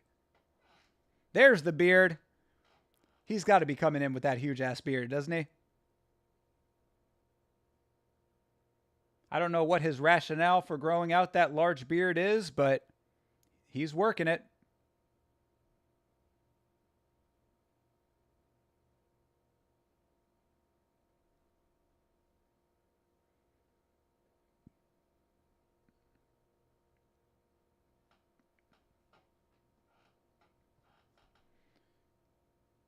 Yeah, they're talking about Lerone Murphy's fight IQ, and I would definitely agree. He navigates fights very well, and if he can start getting into his rhythm and keep it at distance, then maybe there's a shot. But I think that Murphy's just going to...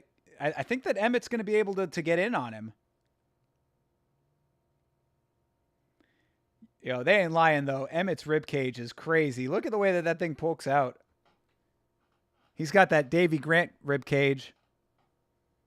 Shout out to Davy Grant coming in, making weight, and then not getting to fight. Kind of sucks, but is what it is in this sport, you know? And there's Minty. Minty looking like she stepped right off of the tennis court with that little skirt on.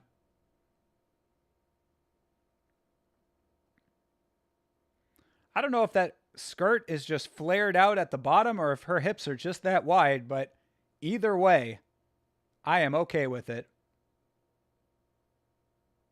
Oh, no. Minty Betts is going with Josh Emmett to win the main event. I think Lerone Murphy might take it. The experts when it comes to betting on these broadcasts are often not great. All right. Finally, it's Torres Finney time, brothers and sisters. The stone tattoo on Josh Emmett's chest, same shit that would drop on you in Super Mario Brothers. He's got a thwomp on his chest. You ain't kidding. Bro's got a thwomp going. Hey, Boretto. Thank you very much for following. Much appreciated. I know that you cannot hear the chi-wee-wees because I have to mute the desktop audio because of the way that the audio is routed, but just know that there was a chi-wee-wee that has just played for you. And if you come back when we are over at the Vitz King's house doing the watch-along, then I don't have to worry about the audio routing, and I've got a chi-wee-wee coming up just for you. So thank you very much for following, Barreto. Appreciate you. But yeah, Michael, you ain't kidding. I appreciate the thwomp tattoo. It's either a thwomp or it's the type of shit that you would see at the tiki bar, but it's a tiki bar that's in the like Midwest, like a very, very white person tiki bar. You know what I mean? He's up there at the Oklahoma tiki bar. He was hanging out, drinking a Mai Tai, and he looked up at the wall and was like, you know, that looks pretty good. I might get that tattooed.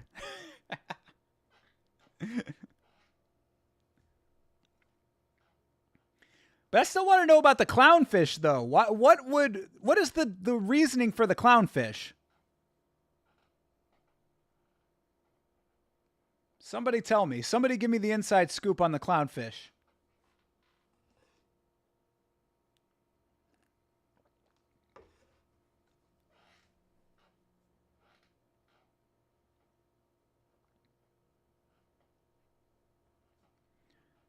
Well, let's see it. I am waiting for Torres Finney time. Still coming up, but we're getting closer. Who's going for Robert Valentin? I want to know. I want to know what your rationale is, because I liked Robert Valentin a lot. I have a great deal of affection for, his story and all of that. I think he's a good dude. I think he's one of these guys that really devotes his life to the game. I watched his entire season of The Ultimate Fighter. I thought that he carried himself very well. He's out there fighting on the show. He's cornering people as well for whatever reason. He's helping the coaching staff. Good dude. But is he going to beat Torres Finney? I don't know. I think that Torres Finney is a bit of a beast. He's just a really boring beast. So I think that he can do it. And I definitely think it's going over 1.5 rounds. So let's get it. Because I got a nice little parlay going with Torres Finney and Robert Valentin going over 1.5 rounds. And Deani Barbosa just got the win. So that's a little double up money right there. What the fuck? Hold on. What are you doing? Hey, Yamacat. What are you doing down there? What are you doing? Here's some shit falling down the stairs. I'm like, gotta be Yamacat. I don't know what he's doing down there. Throwing more money on Finney as you speak? Oh, let's go, bro. I mean, look, I think that it makes sense. Could it be wrong? Of course it could be wrong. Do I think it's going to be wrong? No, I do not. I think that Robert Valentin is unfortunately going down. And like I said, it's going to hurt my heart. But I got to go with what my brain thinks. Yeah, that's what I wanted to check. I wanted to check how much we were going to be making on that.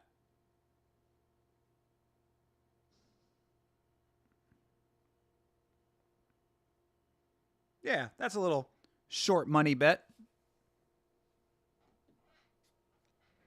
But money is money. Always remember, take the short money. Better to have some money than no money. And yeah, Finney is a minus 390 now. That line has widened.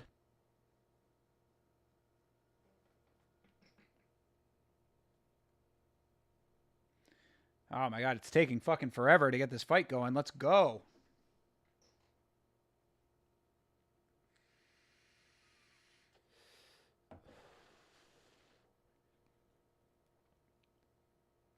You know what would be doper though, Michael, is if Josh Emmett actually did just get like a full-on, full chest Super Mario tattoo. Like all the characters. That would be dope. Torres Finney built like an absolute wagon, Brandon Fitzgerald just said. I love taking the little money. It all adds up. Yes, E-Money J, that is exactly how you should bet. Everybody's out here seeing what the potential winning is, and that's why they always put money on the dogs, thinking that they're going to come through. They're a favorite for a reason often. Not always, but often. Take the smarter bets. Valentin looking locked in, though, as he often does. He does come out with that killer instinct look on his face. From Switzerland. I mean, it would be dope, though, right? He could get, like, Peach and Mario and Toad and Donkey Kong. Just, like, the whole Mario Kart lineup just straight across the chest. I can almost guarantee you that there's someone out there walking this planet who actually has that. Super Mario chest piece.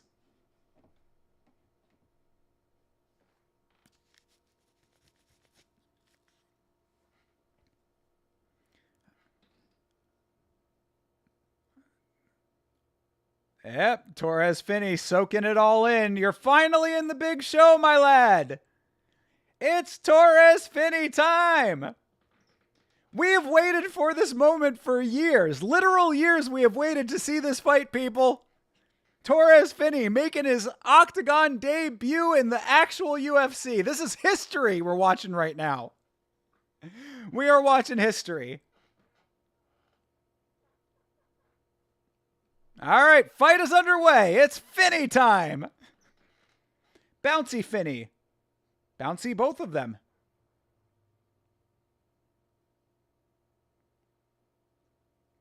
Finney already backing Valentin down. You smell a KO? All right. He has done that before. Torres Finney just looks like you took a normal proportioned fighter and just smushed him down.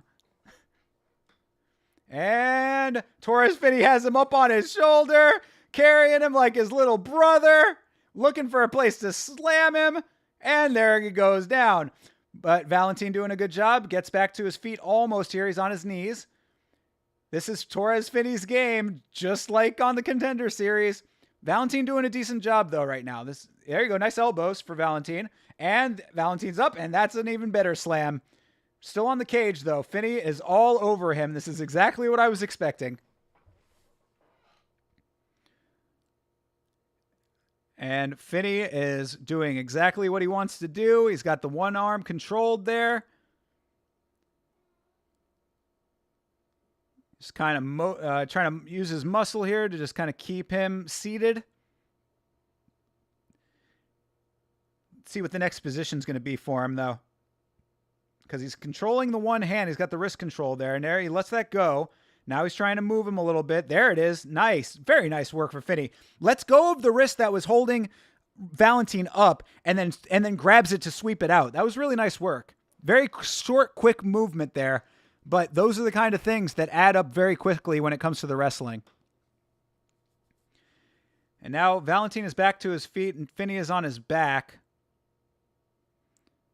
Finney going for the high crotch, abandons that. Couple nice elbows for Valentin. And Valentin back down, seated. Finney kind of has the leg raised. Lets that go.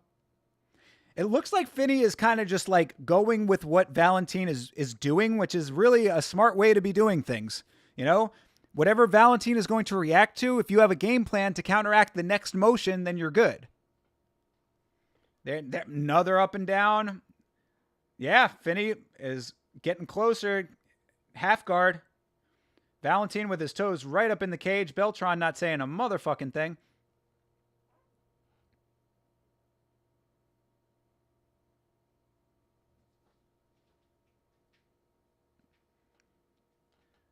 Valentin saying that he was going to let Finney do all of this stuff so that he could tire himself out, but I don't think that that's going to happen.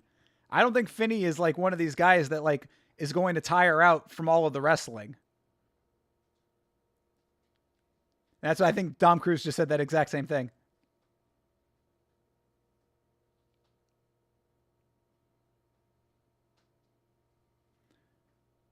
Finney is just all the fuck over Valentin right now. Just pressure, pressure, pressure. He does not let up. And now Finney has him up again. That's a little high, though. It's gonna be hard for him to get a slam that way. That was good work for Valentin. In fact, Valentin should probably try to pick him up at some point. Oh, and Valentin's up again. Gets slammed on his ass again. I mean, he hasn't gotten full-on flush slammed yet, but this is still not great for Valentin.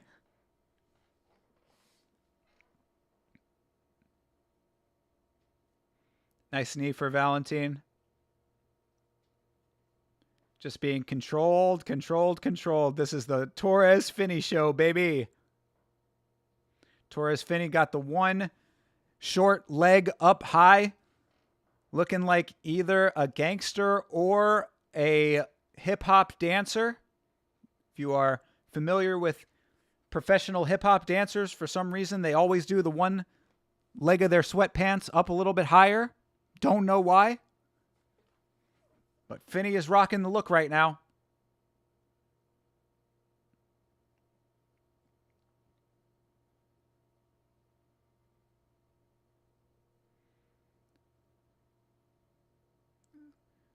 And, yep, up and down again. Finney dumps him again. I mean, this is quintessential exactly what Torres Finney does. Strike, strike.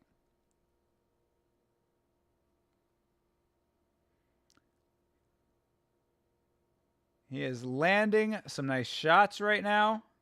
All right, that's the end of the round. Round one for Torres Finney. Just like we drew it up, people. Oh, my God. The Torres Finney show.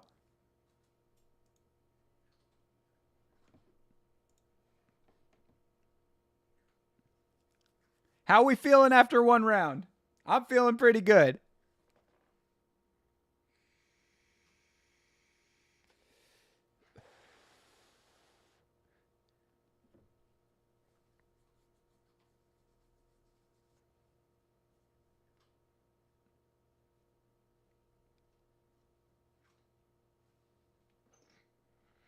Will Torres Finney be able to do it in rounds 2 and 3, though? Because really, all I need is 2.5 more minutes of this. Then one parlay comes through. Finney gets the win. Another parlay comes through.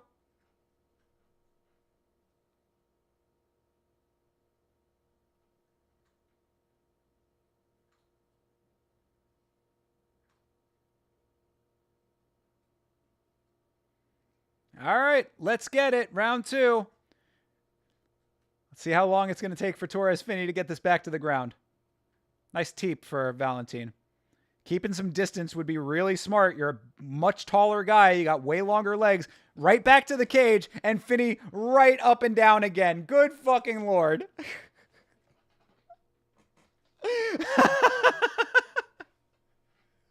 Oh my God. It's like round 1 ends, round 2 picks up right where it left off. This is a much better position for Finney, too. He's got more of his body across now. He doesn't have a lot of room to work because they are right up against the cage, but Finney has finished fights right here before. And where he's at right now with that one arm almost free, like he could start landing some shots right where he's at. Like Valentin trying to control the wrist, which he's doing, but if he can break that arm free, Valentin trying to go for possibly a Kimura.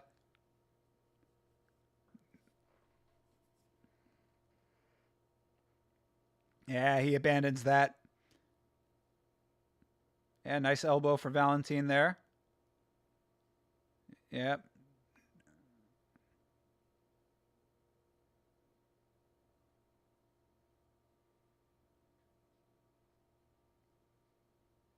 Uh-oh. Valentin trying to go for the triangle. And, yeah, Finney wise to that. Nice move for Finney. Just got himself right out of that triangle attempt.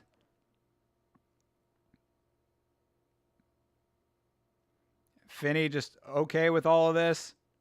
Just working. This is now like the third fight that we've had people like pretzel themselves. And that is exactly what Valentin was just doing. Now Finney is in the mount, or in the guard rather.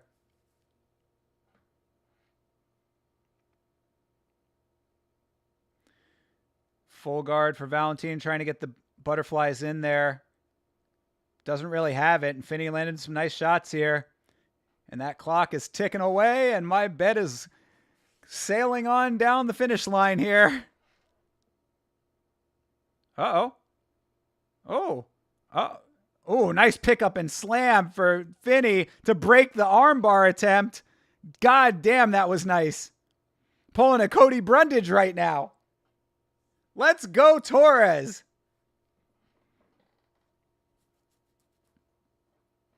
Oh, yeah, and I just got that bet. There we go. I was worried there for a second if that armbar had worked, but it did not. And now Finney has his back almost here. And this is good. I mean, all of this is good work for Torres, really. He's having to fight off submission attempts, even if they're not great, but he's actively doing it. He hasn't gotten himself in any stupid positions. He didn't get into any positions like Pooja Tomar got into. You know? Pooja Tomar putting herself into all kinds of terrible, dangerous territory in her fight. Torres Finney, expert wrestler over here, grappling his ass off. And now on the back, way high though. Yeah, he's way high. He's probably going to get shook off here, but he's got the body triangle, it looks like. Maybe not. Maybe not. Yep, Valentin is out. Had his face in Torres' ass for just a minute, but that's done with. And this is a decent scramble for Valentin here, and Valentin needs to start doing some work. There you go. Bro, Valentin, start landing some strikes, brother. Oh, and he was straight up grabbing the cage.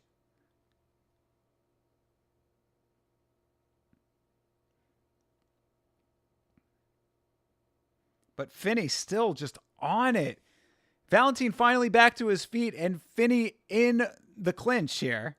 It's a low position. It's not great for him, but he's still just, the pressure does not stop.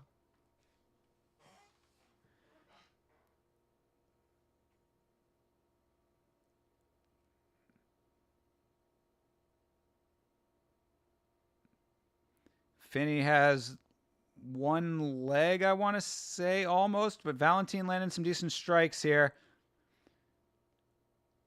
Finney is just a pickup and drop off machine.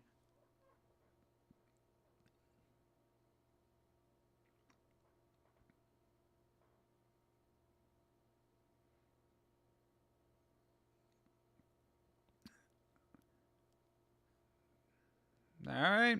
This will be the end of the round after a long clinch situation towards the end, but 2 rounds for Torres. I don't think that there's any two ways about it. It's insane. Torres Finney doing exactly what he did on the Contender Series in the big show.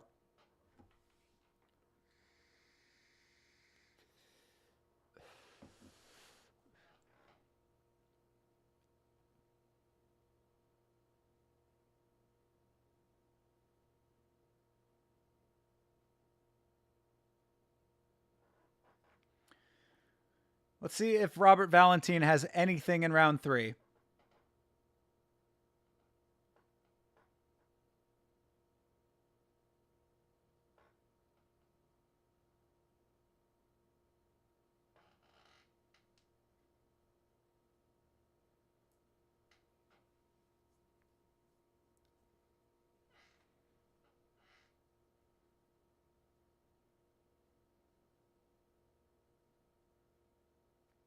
All right, round 3. What you got, Valentin?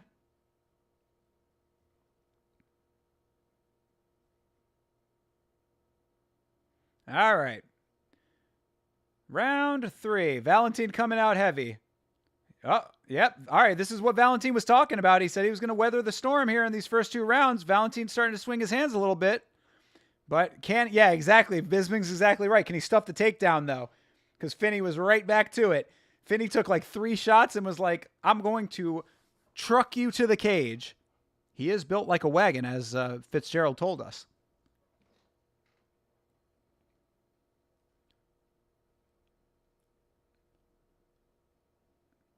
And Finney has the clinch here. Valentin trying to spread the legs out, which is not a bad strategy to try to get his base of gravity a little bit more distributed, but nothing doing. Valentin back down on his ass.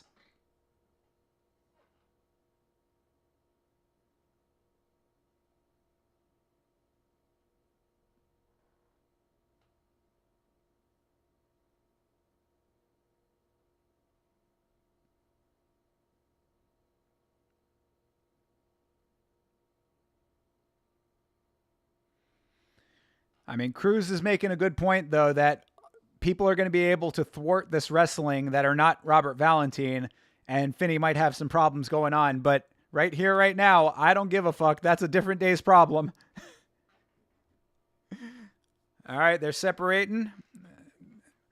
Mike Beltran had seen enough. Oh, that was a good shot from Valentin. Want to see some striking over here. Valentin looking to get the gas going. Finney trying to get the takedown yet again. Right back to the cage. Neutralized yet again. Valentin might get this round. The crowd at the Apex not happy about all of this clinching, but Torres Finney has a game plan and he sticks the fuck to it.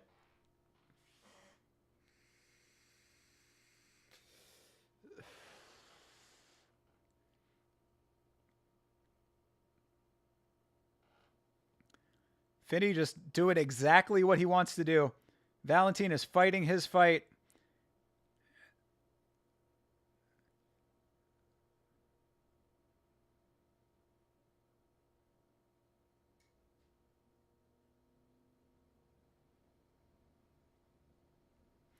Valentin's corner really getting frustrated right now.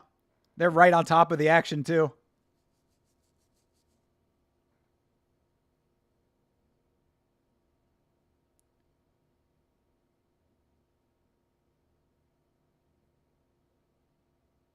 All right, they're separating again. All right. Oh, Valentin with a dumb mistake there, going for a jumping elbow that just Torres Finney just ducked right underneath. Torres has him up again, seats him back down yet again. That was a really dumb move by Valentin. That was the exact time that he needed to land some straight shots, and he goes for some jumpy shit. Nice elbows for Valentin here.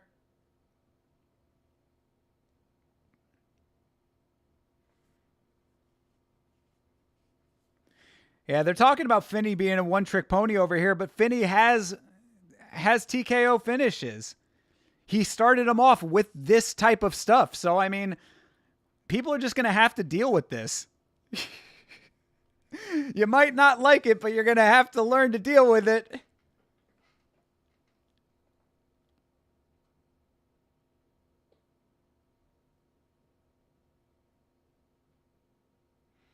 Yeah, the Apex audience is not enjoying this performance.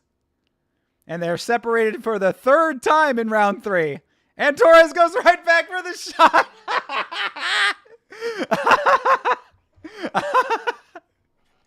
Torres went right back for the shot.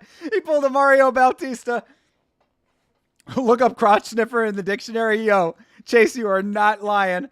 This dude is getting a fresh whiff every time that he is broken up. This is some shit. Torres Finney doing exactly what he did on the Contender Series, bro. What you see is what you get from Torres Finney.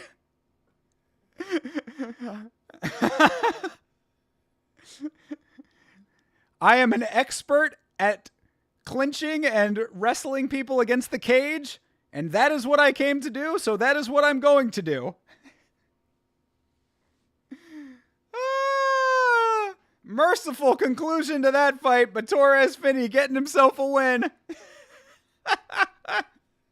We have just witnessed history, people. Torres Finney, the run starts now.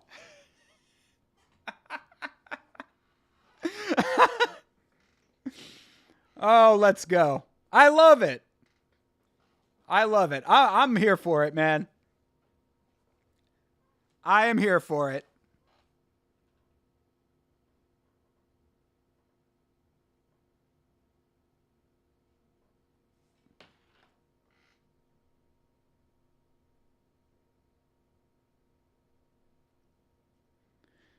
Checking out the bet slips over here.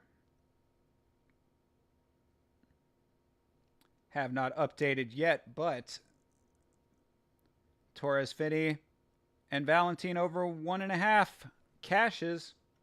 Wait for that update.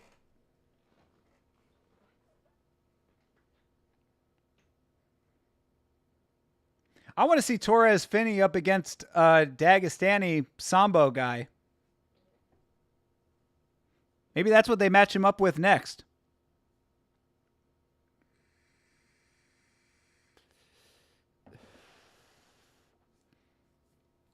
Who are some Dagestani middleweights? Maybe him versus Ikram. If Ikram gets a win. Or actually, I guess it would make more sense if Ikram loses his next fight. He'd be on a 2-fight losing streak. Him versus Torres Finney. That's the fight to make.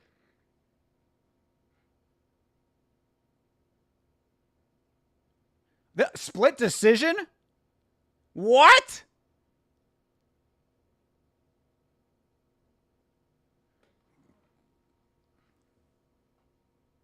I mean, 30-27 for Robert Valentin? That's craziness. That's some wild shit. Tony Weeks. What the fuck?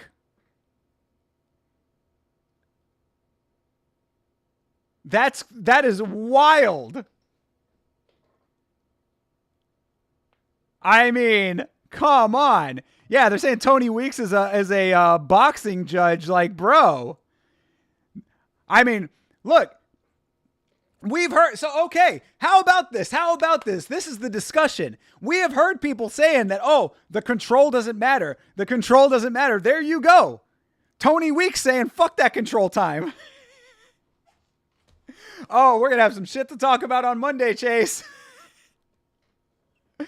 That should be your boy. Tony Weeks should be on the good judges list. That's crazy. 30-27. What the fuck? Wow. Unexpected. Unexpected indeed. But Torres Finney gets the win with a 30-27 on the other side. That is so nuts. Why have they not cashed my fucking ticket yet?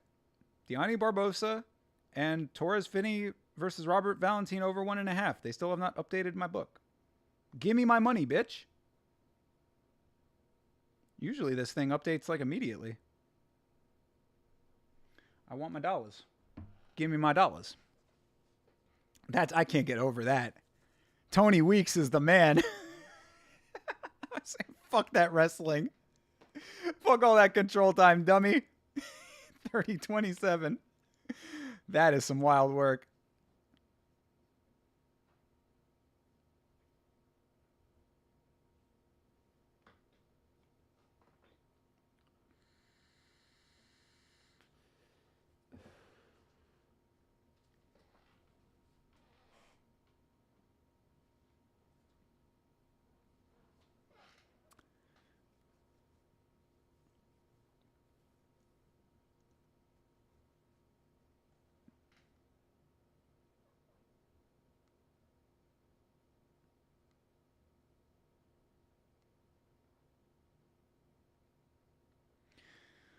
Yeah, we have now witnessed history. Torres Finney getting his first win in the UFC.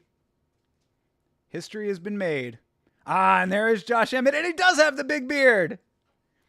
Emmett rocking the big beard. Big beard Emmett, maybe a new mythical fighter. What are we thinking, boys?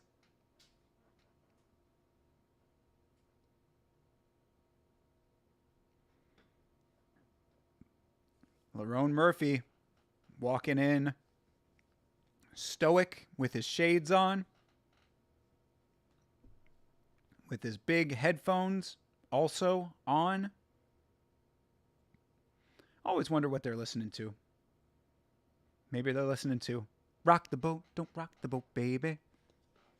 That's what I'd be listening to if I was walking into a title fight. Well, not a title fight, but you know. If I was walking into a main event fight, that's my go-to song. That might be my walkout music.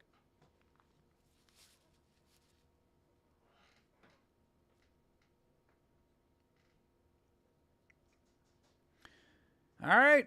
Ode Osborne. Does he get the win?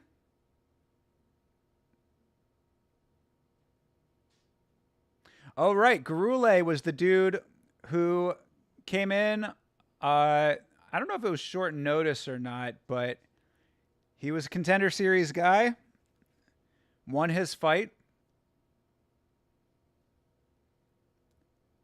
That's what I'm saying. I think that the motivation is the thing that's swaying me towards Gurule on this one. But we got Ode Osborne on the parlay, so I'm sticking with it. Did they finally update this shit? Give me my money. There we go. Finally, that shit cashed. So the Thinker parlay came through today. But for some reason, they still have not cashed on the Barbosa and Torres Finney over 1.5. And I have no idea why, considering the fight is over. Let's go, Ode. Hey, bro, I put the bet down. I gotta root for the guy.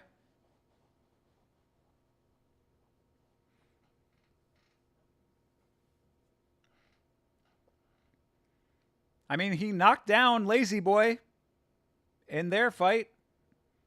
Nothing to say that he can't do it, but I just think that the motivation is the thing that's swaying me on this one. I've talked about it a couple of times now. Ode is doing other things. He's got greater ambitions outside of the fight game. You know, he's already setting himself up for success post-fight career.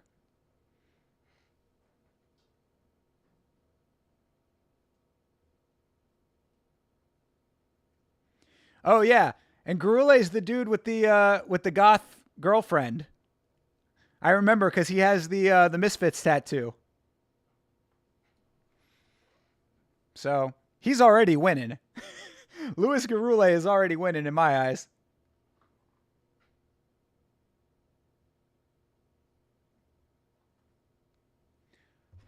I'm pissed off about this book right now, though. I don't know why they're holding out on me. There we go. Finally, it cashed. All right, we're good. We are up on the day, people. We are in the money today.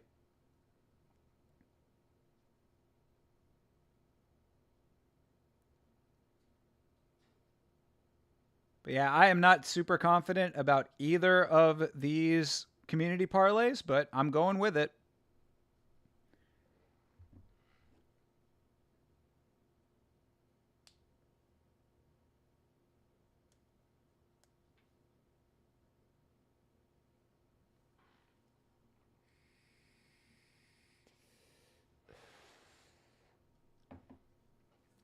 This is a good time to mention that on Monday nights, myself and Chase Parton, who was just in the chat, we have a podcast. It's called Last Week's Fights.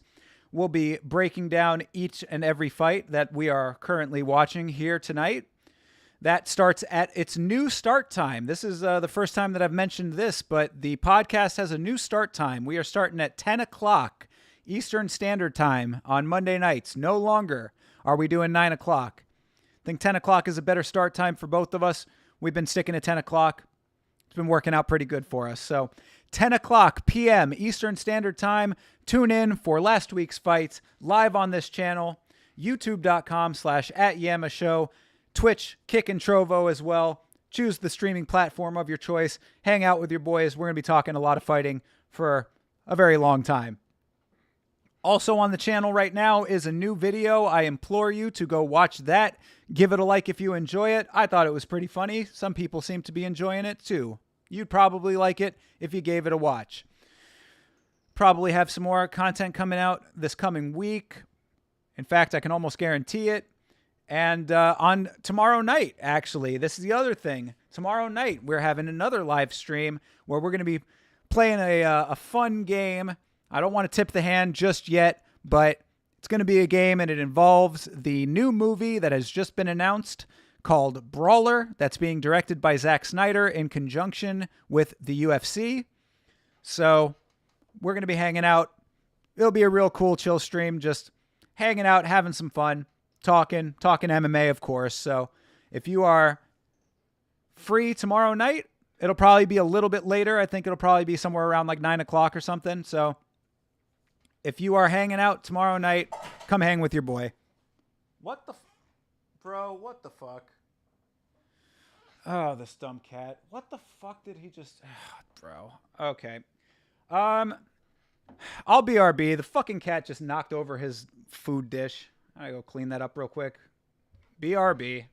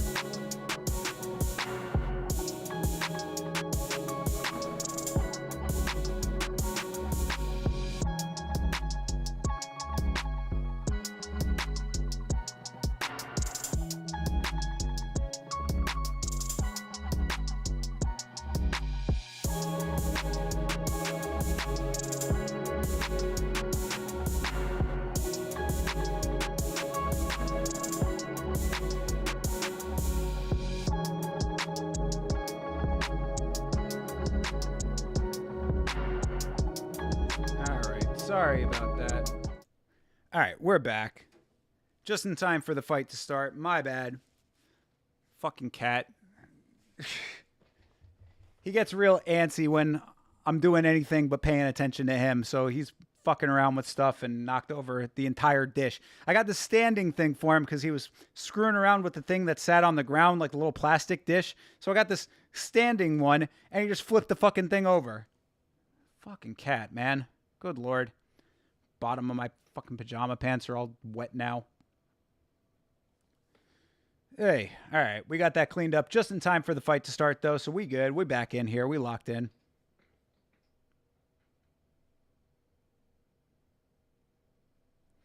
All right. Garule. O'Day. All day. What's the movie stream? The movie's not streaming yet. The movie hasn't been made yet. It's Zack Snyder is directing a film that is in partnership with the UFC. I guess it's going to be about a UFC fighter or a person, you know, trying to work their way up through the UFC. So the movie has not been made yet. It has just been announced. So we're going to do some speculating on some of the things that are going to be in the movie, and I've got a very fun way to do that. So, like I said, I don't want to give too much away just yet, but trust it'll be fun. And it'll just be a hang. It'll just be us chatting too. So you can talk about anything that we want, MMA or otherwise. So yeah, I'm thinking about starting at 9 o'clock is my prospective start time, but it might be a little bit later. We'll see. It is O-Day time. Like I said, I had to go clean up the cat's mess, but couldn't miss this fight.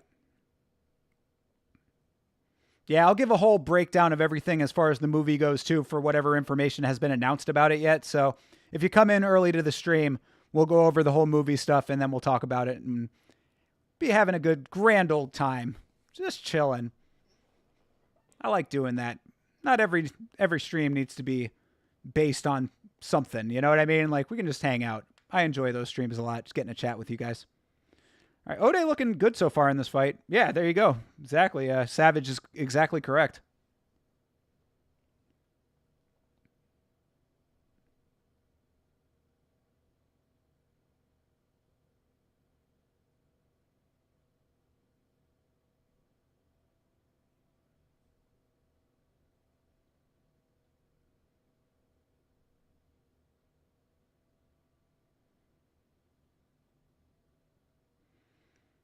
Yeah, O'Day is doing a nice job of keeping the pressure on. Garule, yeah, there you go. Had to circle out. Because O'Day is really holding the center of the octagon nicely. Caught that kick and then sends a kick back himself.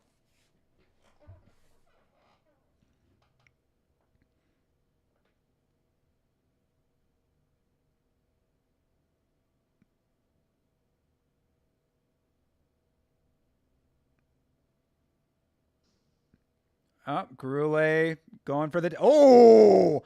Nice takedown for Garule. Wow. That was really sharp. He fucking flung him over his shoulder. He went for the swing back take him, slam him. That was really nice work for Gurule. Gurule.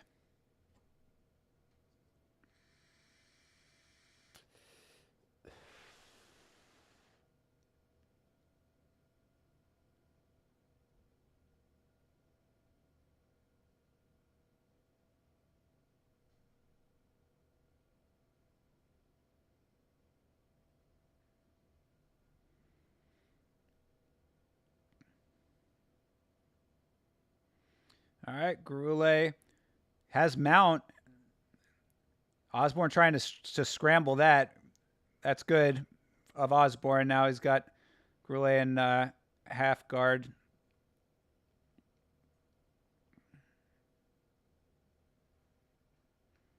But this is fine work for Gurule.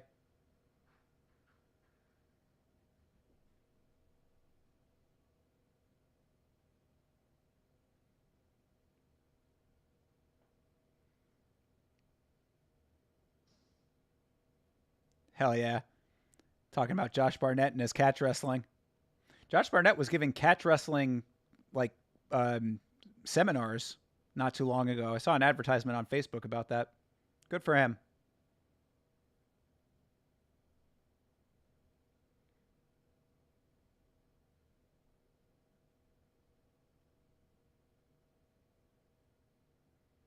I mean, Gurule is doing some nice work right now, though.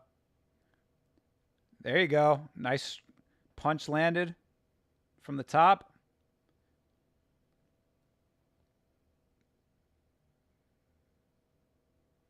Yeah, Ode able to get to his feet. Nice work for Ode Osborne. Gurule got the one leg. Ooh. Yeah. Nice shot.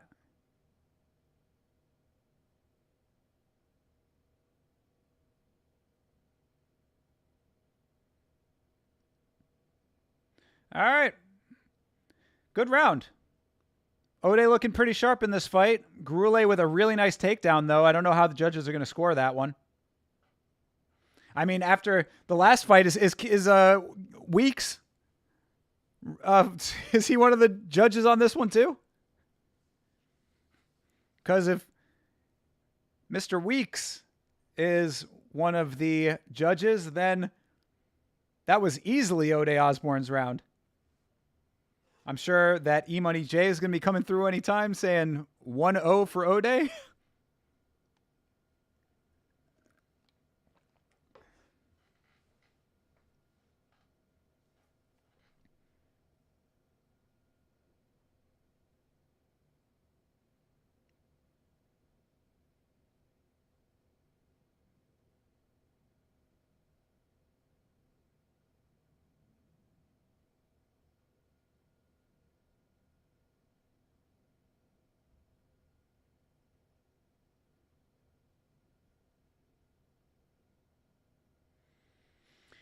Kansas City is next week. Oh, yeah. Ian Gary versus Carlos Prates. It's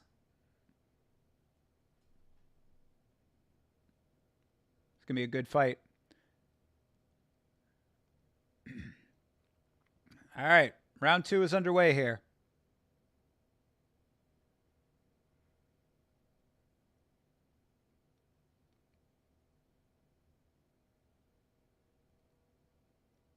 Osborne is a fast twitch fighter for sure.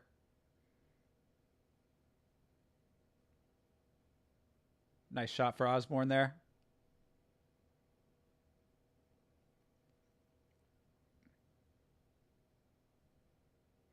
Oof.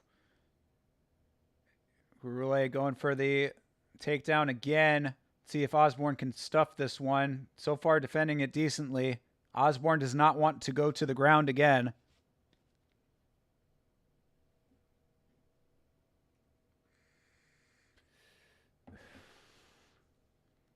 Oof. Yeah, nice one too for Osborne there. Bro, when Emmett KO'd Bryce, do you think he made Bryce even stupider than before? Yeah, to an extent, probably. I think that the KO on Bryce is what turned him into the Nazi sympathizer that he is. I think that is what flipped the switch.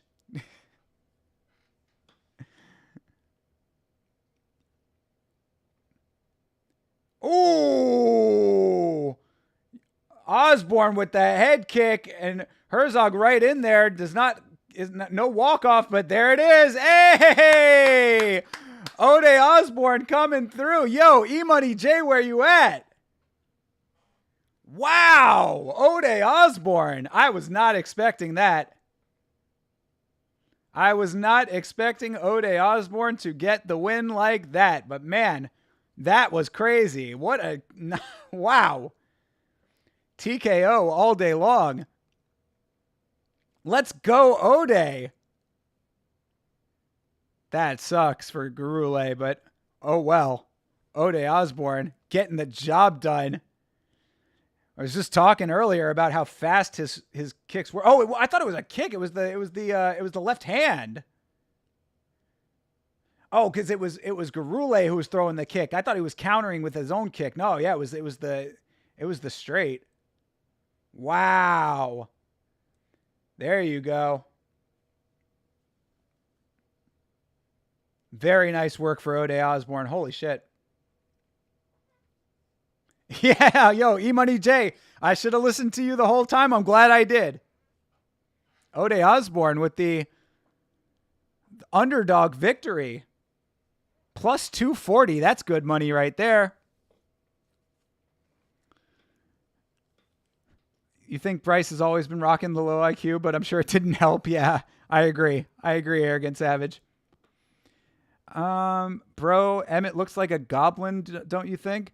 Not as much as Bogdan Guskov. That dude looks like straight up goblin for real. That dude looks like a gargoyle that should be sitting on the side of a church or something. He should own it and go with the nickname Josh the Goblin Emmett. Hey, fair enough. He could lean into it. But I think that Guskov has him beat on that front a little bit, though. Back-to-back perfect weeks. Yo, E-Money J, bro, you can be the guide, my dude. Take me to the promised land when it comes to these picks. But Cortavius Ramius is the one that I'm really the most worried about because I am I was not impressed with his first performance. Chase seems to think that he was in on short notice. I didn't remember that, but if that's the case, then, maybe he just needed a little bit more time, whatever. Chang Ho Lee is a dude who I believe is coming in off the road to the UFC. And those guys have not been super impressive to me, so maybe Cortavius gets the win here because of that. But Cortavius is a big dog, and that parlay is rather risky, but if it comes through, dude, that'll be a plus 949. Yeah, good job for Ode. Holy shit. Young Josh Emmett did look like a farmer from Skyrim, yo. Go up and start talking to him. See if he has a dialogue tree. Yeah, it was the left hand that did it. I thought it was a kick. I'd looked away for just a split second there.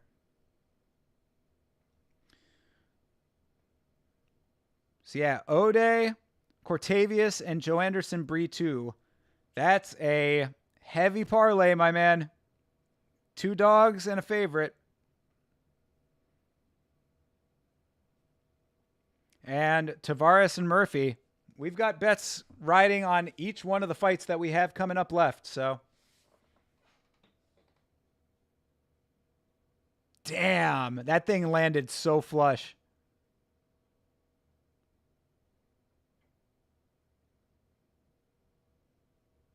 That was some nice work. That was really, really sharp for Ode Osborne. Good job, dude.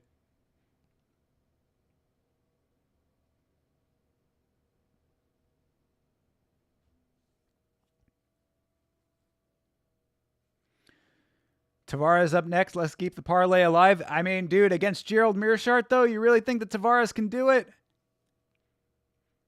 I don't know, man. GM3. It's one of my favorites. But I could see Brad winning it. I could see him winning, though.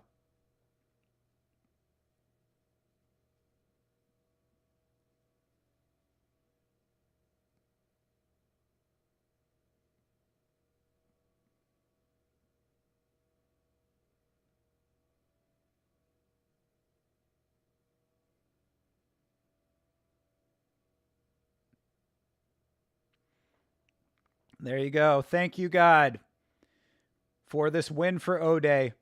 And I appreciate it too.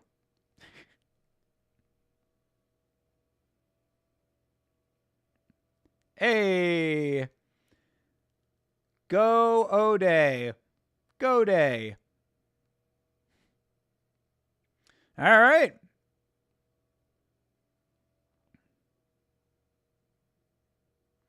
Very nice. Oh, yeah. Look at this fight night over here in Kansas City. Protest versus Gary as the main event. Love that. Anthony Smith versus Zhang Minyang. Good Lord, what a way for Anthony Smith to go out. I feel very bad for him on that one. Giga Chikadze versus David Onama. Onama probably going to come in getting a really nice win on that one. Michelle Pajeda versus Abus. Love that. This is a great card.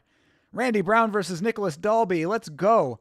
And Ikram Alaskirov versus Andre Muniz. Yeah, this is a really good card. I like this Kansas City card.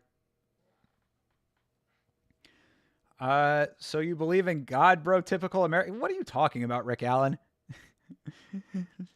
You just say shit just to say shit. O'Day Osborne was thanking God for his victory. I was thanking O'Day Osborne for getting the victory, and by extension, thanking his God. But typical American believing in God, probably accurate. There's Brad Tavares. A little white in the beard there. Yeah, thank God is an expression, Rick Allen. When I talk about God, I'm talking about a universal energy, which is scientifically proven. Energy transfers throughout the universe. So I believe in that.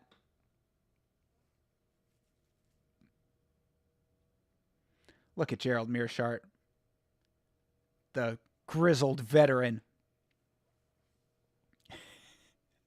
Sound like I need another trip to my Nevada desert whorehouse? Brother, I've cut back significantly.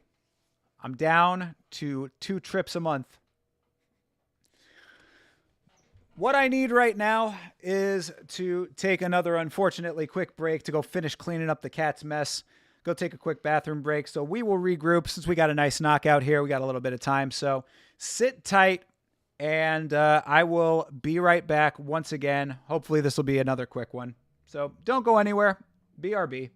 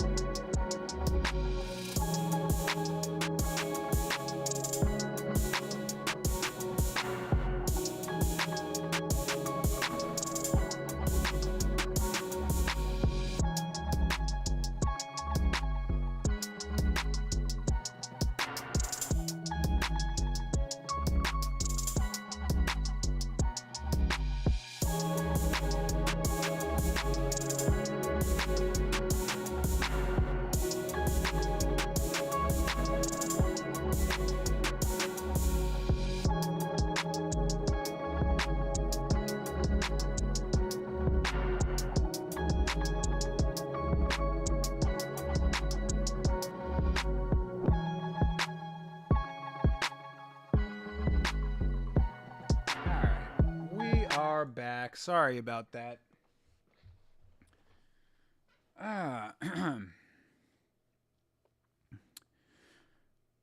Yeah, just had to finish up cleaning the fucking dumb mess this little guy makes. As I said, he's one of those kind of cats that if you're not paying attention to him 24/7, he just has to go in and start fucking with stuff, you know? But we're all good now. John Dong says, do you read about philosophy at all? Not really a ton. I was listening to The Art of War recently to go to sleep. So I guess if you count that as philosophy, to like a little bit, but I'm not the biggest philosophy guy. I mean, I know a little bit about it, but it's not something that like I get too deep into. Actually, my dad is big into philosophy. My dad is like, he's a kind of like a scholar of Buddhism, so it kind of comes with the territory a little bit there. So he'd be more the person to talk to about that kind of stuff. You know, I get somewhat metaphysical when I'm kind of like just thinking about, you know, pondering life on my own, but I don't really delve too deep into that kind of stuff. In fact, really more of what I do is like, since I'm a writer and a, you know, like a storyteller kind of thing, like I sort of use like I put a mirror up to like the life that I see and sort of like shape my stories with that. So it's like a reflection of how I view the world in my writing, I guess is what I would say. But I'm not like a huge philosophy guy just in and of itself. You're in the Bible Belt. You best believe. Jesus Christ be praised. Yeah, Savage. There you go. Hallelujah. Shit, dude. I'm south of the Bible Belt. You know what I'm saying? We're in Florida, bro. You know, the Bible Belt is like, it's like patchy in Florida.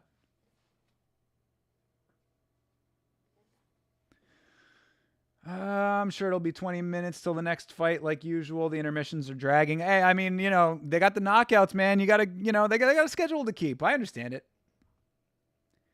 Yama doesn't even know what philosophy is. All right, Rick Allen. What do you do in your spare time? None of your business. I'll tell you what Rick Allen does in his spare time. He looks for another job is what he does right now. How's the job hunt going, Rick?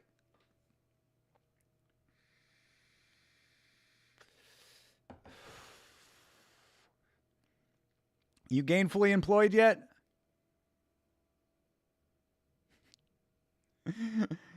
Yeah. Rick Allen is funny. I'm with it. That's the thing, though, bro. I don't know why you're wasting time hanging out in the chat, Rick Allen. You got job applications to fill out. Shouldn't you be on fucking Indeed or whatever? Oh, you already got a job? See? You're out here talking about how bad it is to lose a job. You're already employed again. Were you unemployed for a week? You get a job down at the fish canning factory? You on the assembly line? Making sure that all those tuna fish get shipped out properly? Rick Allen is a quality control specialist at the tuna fish factory now. I'm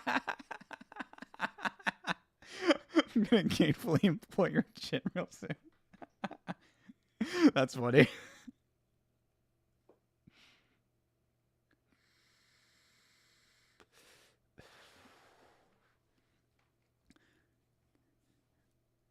He's out there making widgets, John. This dude is out there working on the factory line, taking his 15-minute union breaks. Rick Allen's not even a smoker. He's going to start smoking. They'll catch you, bro. You think you're going to be able to take an extra 10 minutes on your break because you're a smoker? It don't work like that. Your foreman's going to catch you. Don't be denigrating people who work at fish factories. I'm not, bro. I'm not. That's a valuable trade. And you're one of them. So, I mean, much respect, brother. Get it how you fit in.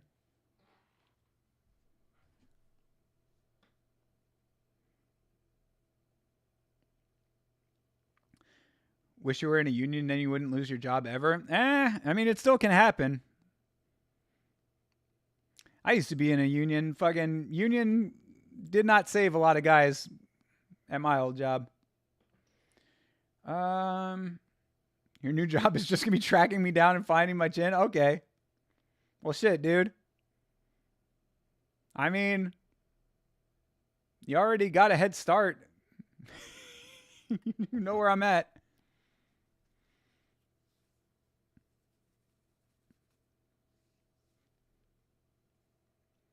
But if you do that, who's going to can the tuna? Brother, we need you in the factory. We need you in the fucking chicken of the sea factory, bro. The Bumblebee factory needs Rick Allen. Out there stealing extra time on your lunch break. Telling you. Shop steward's not going to have that.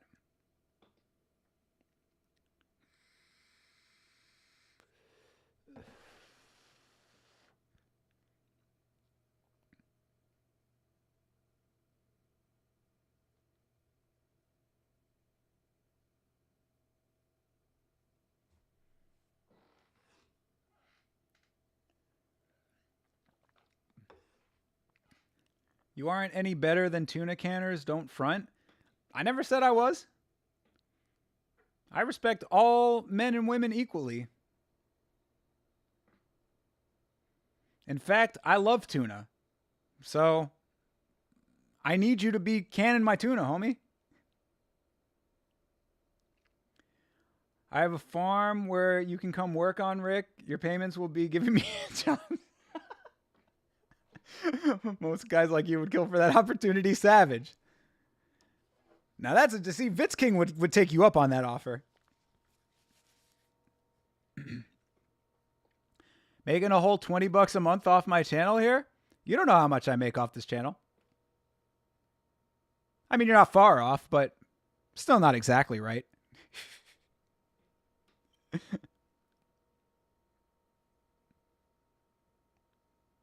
I'm telling you, man, I really it's unfortunate that Vitz is not here right now because that suit and tie combination is fucking fly.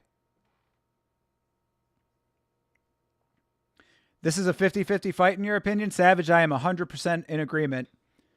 I think that GM3 gets counted out every single fight for some reason, and he is able to pull through. He's one of those dudes that can just claw his way to a victory.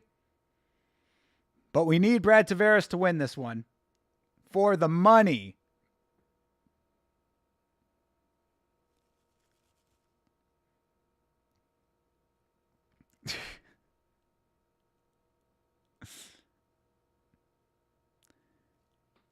Rick Allen's gaydar went off on Savage. Okay.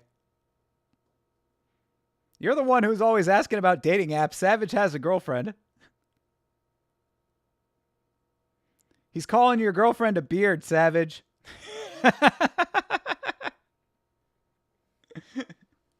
All right, Gerald Mearshart. Let's see if you can pull off the upset here, Jerry.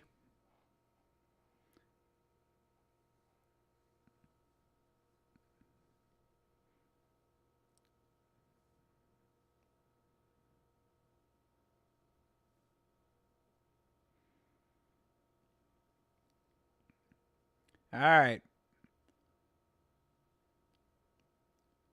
Tavares advancing. Little jab gets through. Ooh, there you go. That was a nice connection for Tavares. Yeah, I mean, I'm secretly rooting for Gerald Mearshart because he is one of my favorites. But, ooh, Brad is testing the chin early. And there goes Mearshart trying for the takedown. Will he get it? Tavares doing a decent job of defending at the moment. But yeah, this is going to be a big moment in this fight if Brad can keep it on the feet.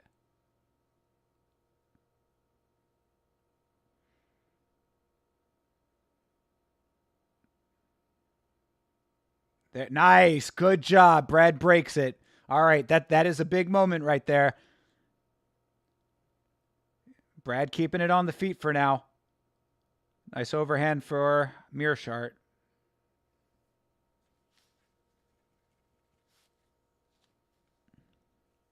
Ooh, nice connection for Mearshart again. Feinted the takedown, didn't go for it after the strike. Ooh, good job for Mearshart to keep his head off center, slipping that shot.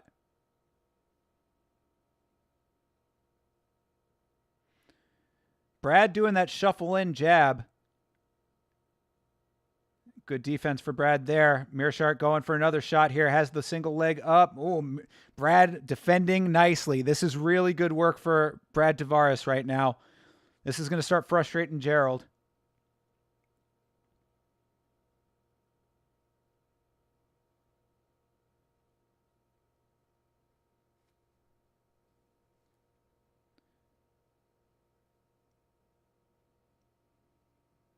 Body kick for Tavares there. Landed. Oh, nice 1-2 for Tavares.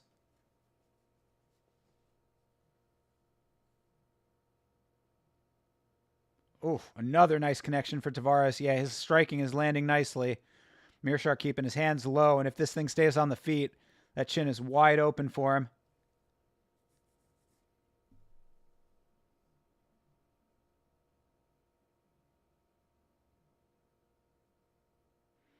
Kick up the middle for Tavares does not land.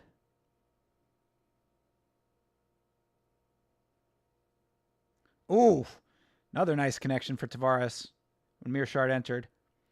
Right now, Mearshart is doing a lot of taking shots and not a lot of throwing shots.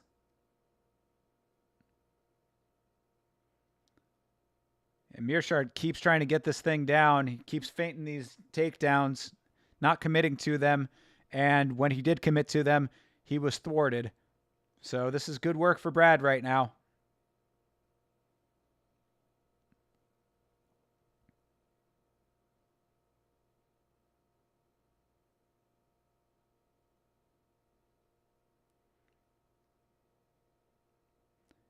I mean, Mearshart just hasn't mounted much of an offense aside from that takedown defense. I mean, a takedown attempt, rather.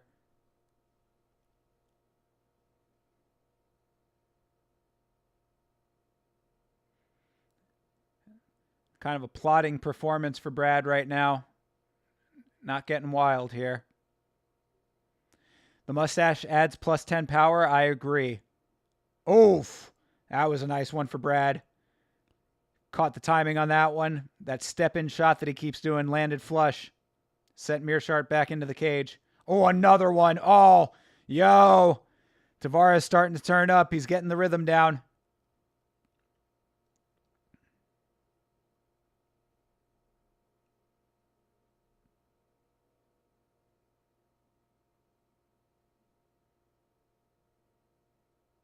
Mearshart catches a kick, throws one back, but that is blocked by Tavares. And yeah, Tavares is really looking sharp right now. That defended takedown sequence was exactly what he needed to start this thing off. And keeping it on the feet is going to be money for him all fight long. For a spinning back fist that does not land at all. You meant plus 10 defense? I mean, maybe. But as of right now, he's still on the up right now. Tavares is. I mean, Mearshart is working out of a hole at the moment.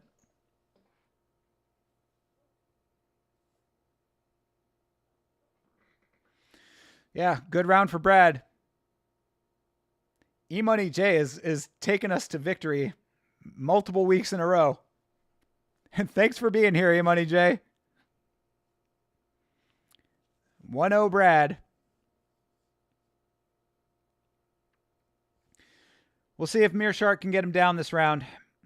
But the fact of the matter is, if you keep going back to the same well after it has already been proven to be dry, you're already working from a bad position. So Mearshart really needs to get his hands going as well. And you can see that Brad is faster than Gerald. That's a given.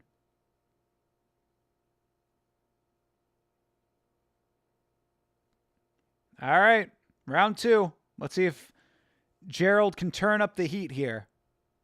Tavares jabbing in.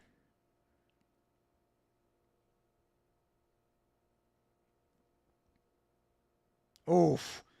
Really nice hook there for Tavares.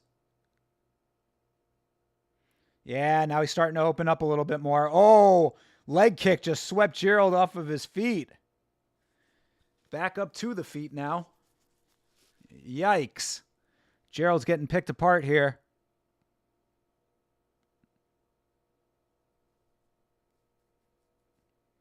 There you go. A little offense for Mearshart there.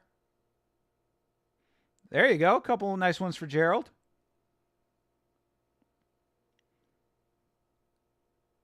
Another nice low kick for Tavares. Oof, nice teep kick. Push kick right to the chest. There you go. That's a good pummel from Meerschaert. Now has him up against the cage. Can he actually secure the takedown, though? Go for the high crotch, brother.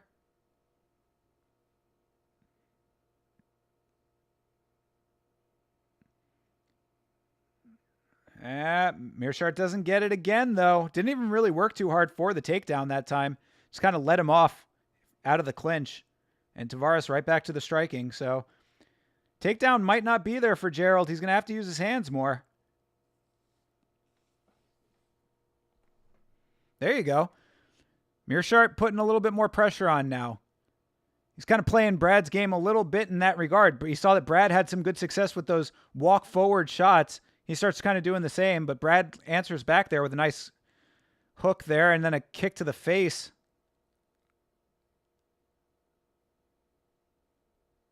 Oof. And you know, Brad's striking is just crisper right now as well. Optically, his shots look more powerful. The damage is going to be a lot more.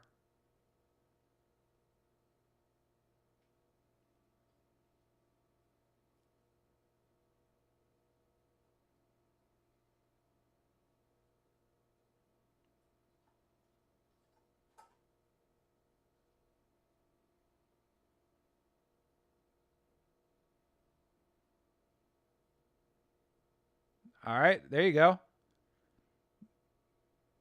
Yeah, Meerschaert doing a lot better this round. I don't know if it's going to be enough, though. Live odds have swung tremendously in Tavares' favor.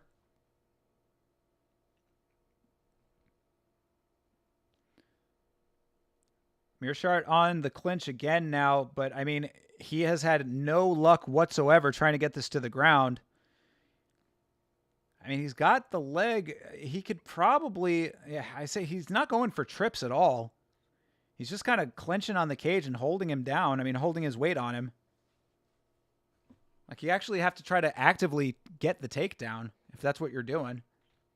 Not really doing that. Nice body kick for Meerschaert.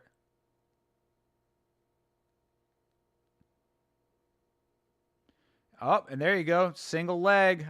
Wow. Brad just defends the fuck out of that. Meerschaert very slow. One of Meerschaert's legs might be compromised.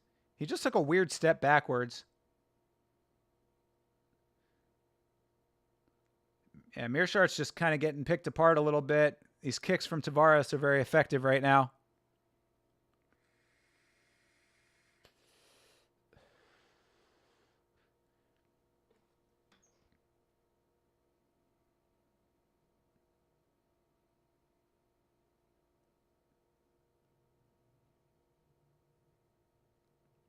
This is a very measured performance for Tavares. I think it's working out really nicely for him. He's got a good game plan. Oh, all right. Something stumbled Brad back a little bit there. Yeah, Meerschaert keeps going in with these like move forward attacks.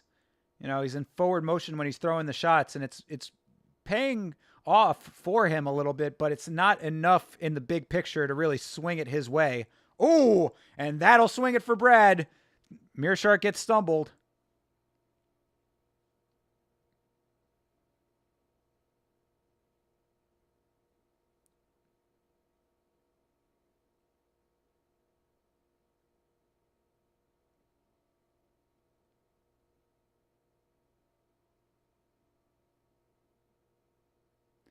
All right, coming into the last 5 seconds here. Good 2 rounds for Tavares, I have to say. He just has more power in his hands, and if Meerschaert's not able to get it to the ground, then this is just going to be what this fight is. Unfortunate for Gerald, but looking like Tavares is going to take this fight. Fortunate for the bank account. So far, so good.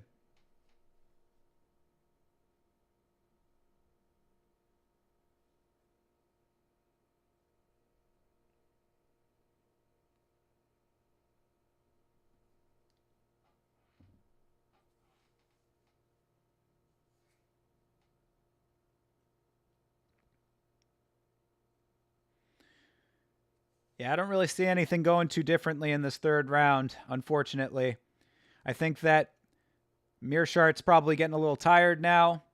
Age is probably wearing on him a little bit. The takedown defense has been too good for Tavares.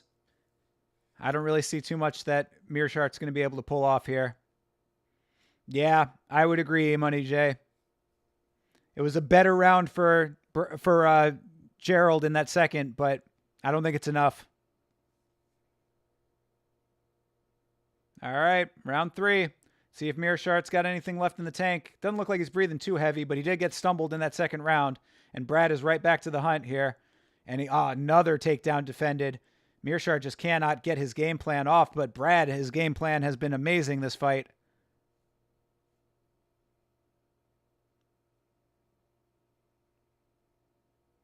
Nice toss off for Mearshart. A little Jeet Kune Do action. Let Tavares' body weight and momentum toss himself. And, here we go. All right. Oh, wow. Great job for Tavares to stay on his feet. Man, he's doing a really, really nice job thwarting all of these takedown attempts. And now, look at this balance. Tavares on the one leg, switches the leg, gets his base down.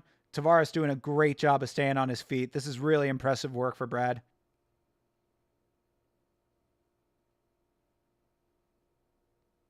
Mearshart really trying for this takedown here. Tavares doing a good job of just staying patient here, calm.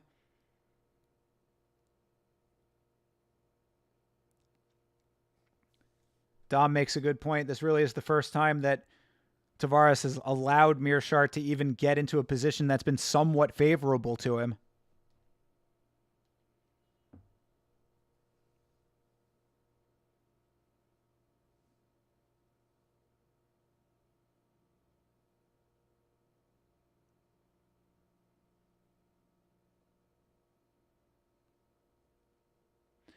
Gerald just trying to chop away at those legs to sweep him, but nothing doing.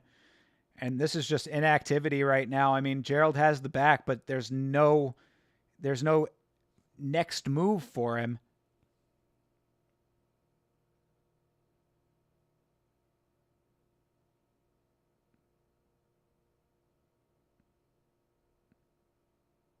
All right, Mearshart trying to get an explosive motion to get him taken down, but Brad doing a great job of defending all of this. Staying on his feet. Not giving Mearshart what he wants now.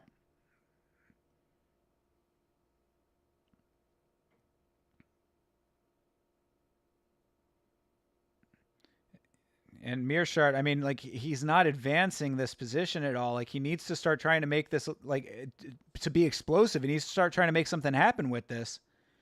Time is ticking away. Hugging his back is not going to win you this fight. You're down 2 rounds. Like, you need to finish this takedown. You need to actually get him to the ground. And there you go. Brad fights it all off. And now they're face to face against the cage.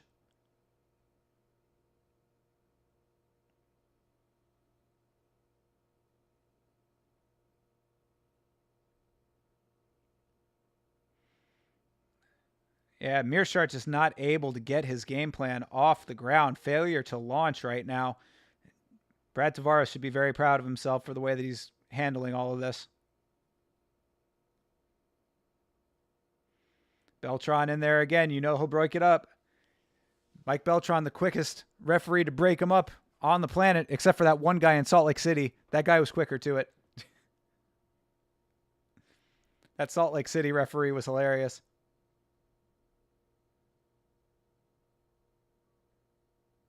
All right. And there it is. Beltran breaks it up. And Brad Tavares about to get right back to work over here. Front kick again. Brad with that nice fast in jab that has been working all fight.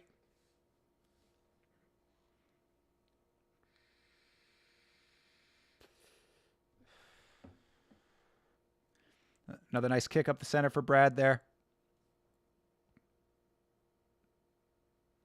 And there's Mearshart with another one of those flurries into the clinch on the cage. But, brother, you've got 34 seconds left in this fight.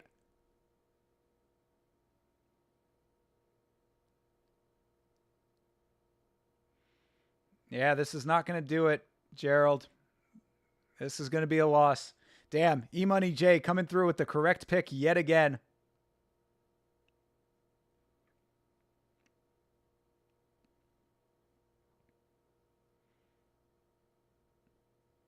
A little sloppy exchange there at the end. Both guys a little tired.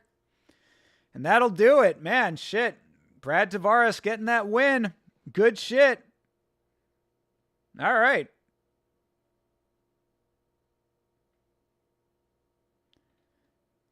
Yeah, Brad Tavares definitely did enough. There's no two ways about that one.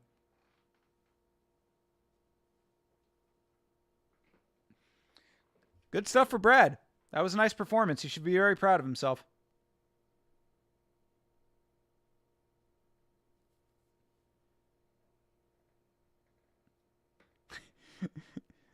Chase in the Discord said that GM3 fighting underwater.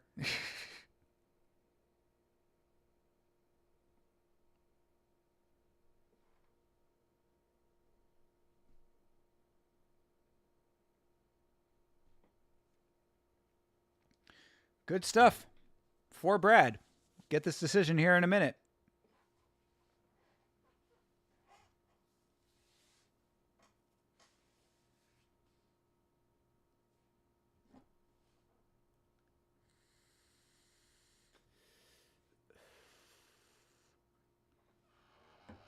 Four and 0. Let's go, E-Money J.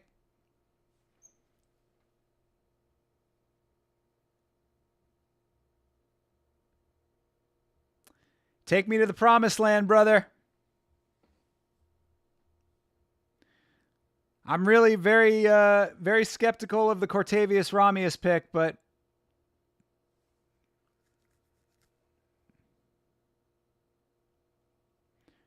so far so good. I appreciate you being in the chat early for the community parlay. Thank you. Thank you for taking Toby's place. 29-28. All right, Brad gets the nod. I wonder what round they gave to Gerald Mearshart. Round 2?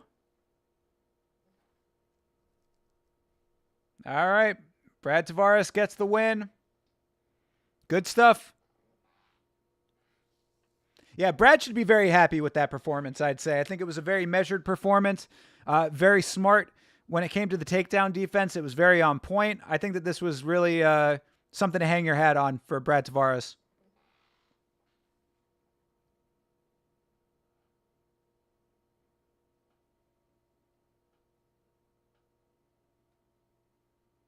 Yeah, he's talking it out. His whole game plan, very, very well executed.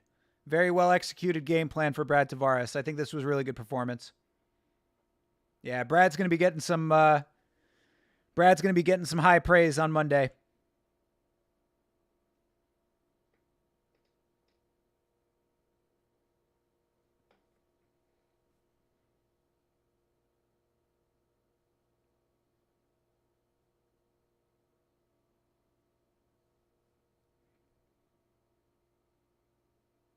Yeah. Good guy, Brad.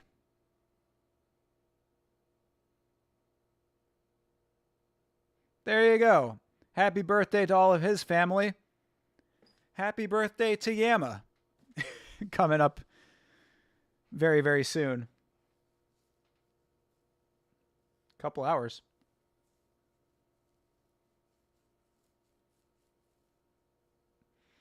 Yeah, good guy, Brad Tavares. Nothing wrong with him getting a win. Yeah. Against Gerald Mearshart, another good guy of the sport. So, really, no loser in that regard, but Brad did the damn thing. So, good stuff. And the parlays are intact. This is crazy. This is craziness right now. If Cortavius Ramius can win this fight, it's going to be crazy. We're going to be winning across the board.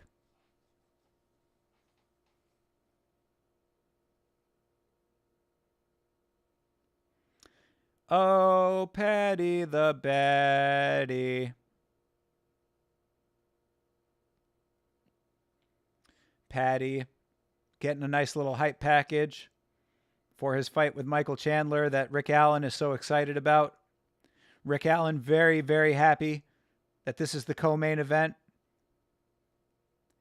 Rick Allen, Michael Chandler's #1 fan.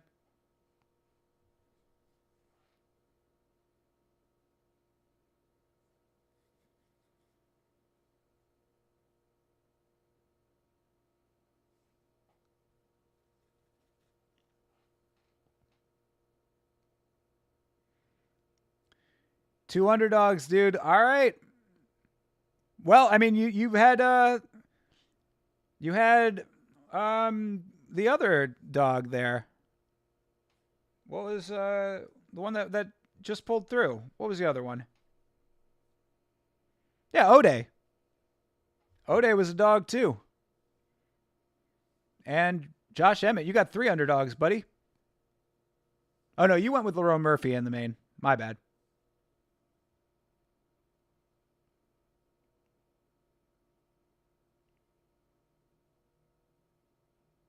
So E-Money J, is that how you do your bets? You just do one big parlay pretty much and like hope that that's how it all comes through? Like you put one bet down and you just watch the entire card, like going fight by fight? That must be nerve-wracking, bro. I couldn't imagine betting like that.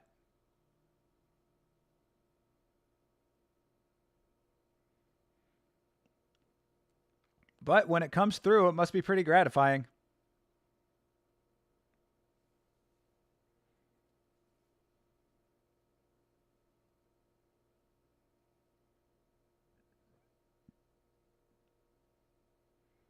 Oh, you round robin it. Got you.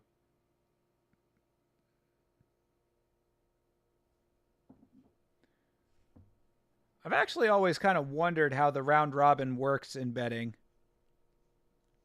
What does that actually like shake out to? Because I've seen the round robin on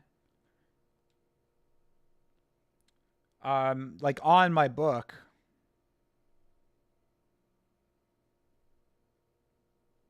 A round robin parlay is one bet that creates a larger chain of parlays from a given pool of straight bets. Round robins are great options for bettors who have identified a short list of bets and want to bet them together in every possible combination to create more lucrative odds. Okay, so basically like you round robin it and then so you pick like your entire pick list and then you do a round robin and it like and like any ones that hit, it just parlays the ones that hit.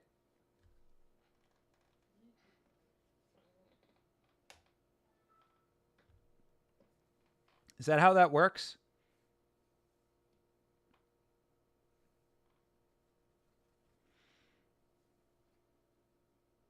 And then how does it decide how many combinations you can have? Or it just like does all of them in combinations and then any of it that hits you just win? Yeah, I've never fully understood the round robin thing, but I do know that it is a little bit safer.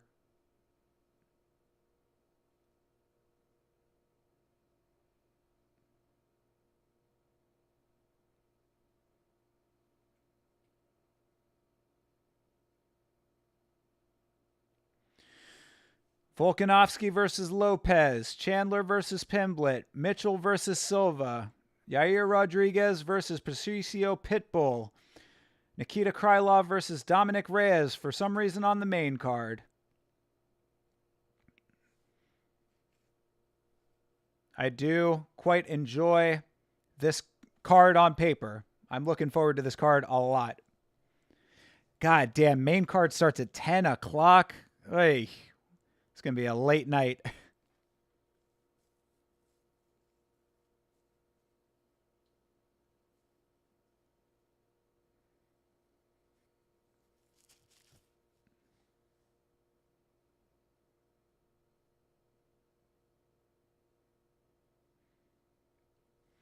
Yeah, how do we all think the Patricio Pitbull is going to fare in the UFC? I'm curious about that one. It's like putting a little more money down in case you get a couple wrong. Okay, got you, got you. So you pay a little bit extra and then it parlays a bunch of them in a bunch of ways. Okay. So you still come out ahead by doing that?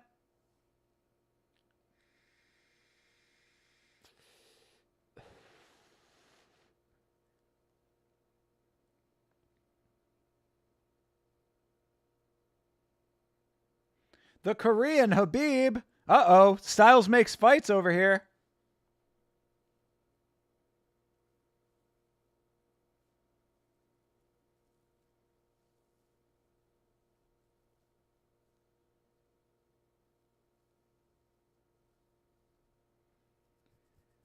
Oh, my God. If you get two wrong right now, you don't get the whole wager, but you get most of it. Got you. Okay. Oh, I see. Okay. So it's basically like you get as many as you get correct is what pays out. So if you have 5 of them on there and 3 hit, you get the 3. I see. Okay. So it's not making like multiple parlays. It's like saying that however many of them all connect is what you end up getting. And you have to pay a little bit extra for that. Okay. I like that.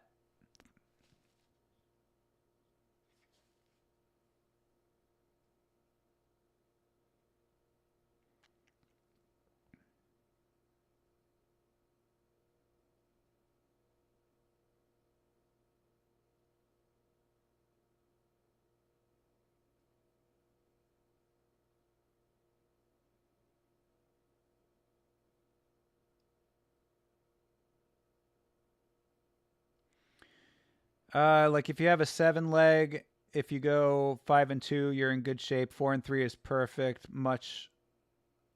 Uh, much of your money back. Okay, got you. Yeah. Right. So yeah, I think I got it now. So it basically is like however many is in the parlay, it pays you out based on the number of correct hits. Like you don't lose outright if you get a couple wrong. But how does it calculate how much extra money you have to pay for that to be the case?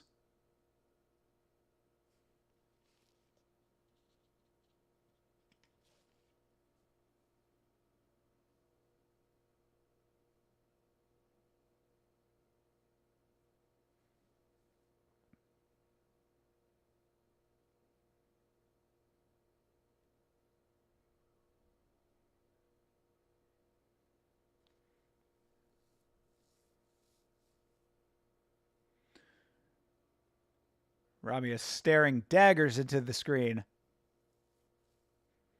Chang Ho Lee looking very stoic.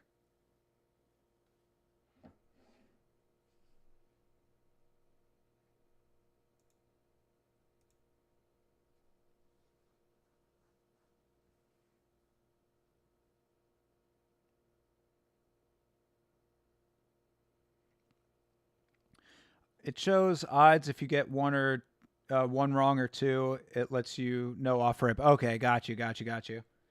Yeah, I have to see how that actually like looks on my book. Let's see. If I wanted to do a round robin right now, do Josh Emmett, Joe Anderson Brito, and Chang Ho Lee, just out of curiosity, and then round robin.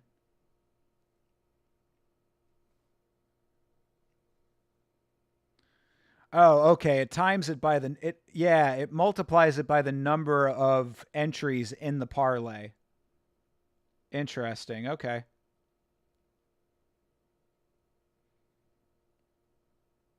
So if I have $1 per pick, it'd be a $3 bet, and then it would just pay out for whoever wins that. Interesting. I'm not going to place that, but I was just curious how it worked.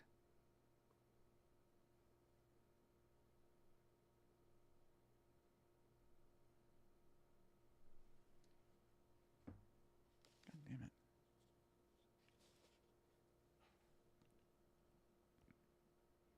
Yeah, very interesting.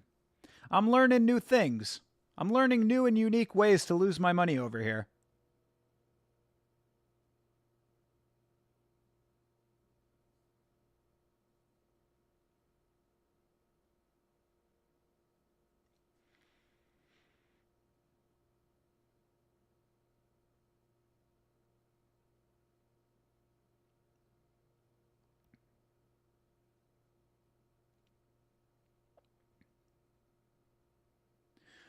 Bro, how many motherfucking times do I have to see this goddamn Nerd Wallet commercial? Jesus fuck. Bro, like when they end the ESPN deal, man, it is going to be so nice to not have to see the same fucking five commercials over and over again. I I'm hoping anyway. Whoever they go to for their next deal, please God, just play a better variety of commercials. Like I don't even mind watching commercials. It just sucks having to see the same five ones every fucking commercial break. Ugh. Make a big parlay, you get most of them right, you get paid. I like it. Yeah, maybe I'll try that next time. I mean, you make a big parlay, you get most of them right, you get paid, but you're paying more to do it. Yeah, I like it.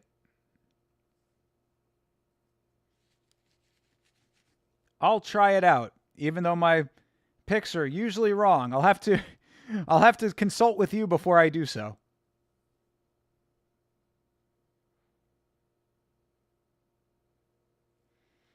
Yeah, I've never been like a person who's out here like saying that like you should listen to me for betting advice. Like I get it wrong very often. The repetitive commercials are absolutely brutal, bro. Don't I know it? Good lord. There's one for a local hospital that plays every single week. Like they must have spent so much advertising money on this slot specifically, and I have seen this commercial 8,000 times. You'll probably hear Vitz King talk about it. The one with the girl dribbling the soccer ball through the hospital. Constantly seeing this commercial. It's like, bro, Jesus Christ, stop already. Yeah, some better and more variety. Like I said, I don't mind commercials. I work in marketing. I like marketing.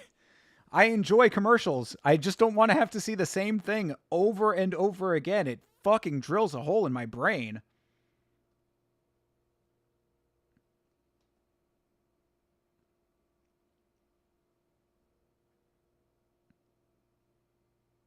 Ramia's time. Let's see.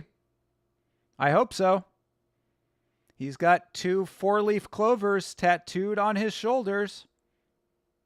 Luck of the Irish on his side.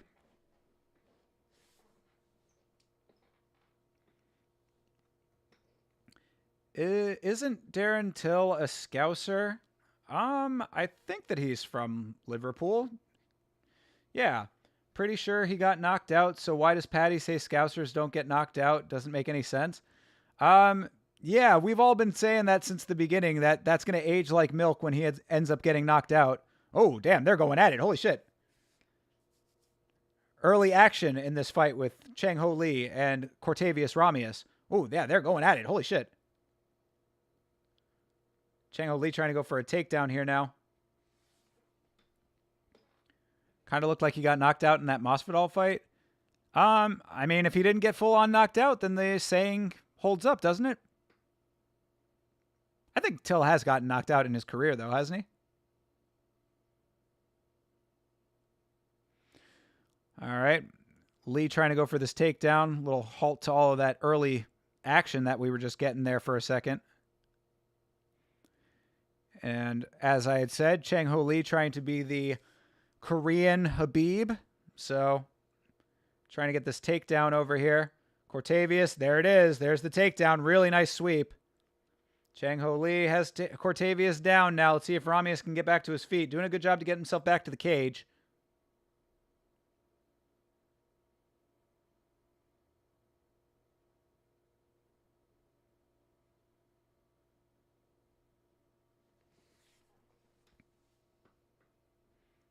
Oh, yeah, I didn't remember. There you go. Yeah, if he's got knocked out, then he got knocked out.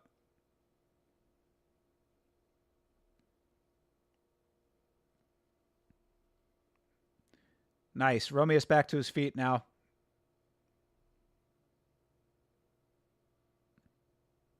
And now Rami is going for a takedown, and he gets it. Holy shit. So much for the Korean Habib over here.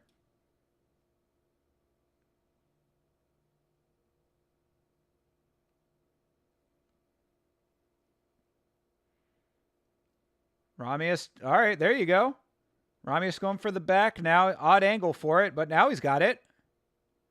Too high, though. Oh, bad work for Ramius. Damn. Now he's on his back. No good. Chang Ho Lee. Oh. Oh, he might have his neck. Oh, no, he doesn't. Okay.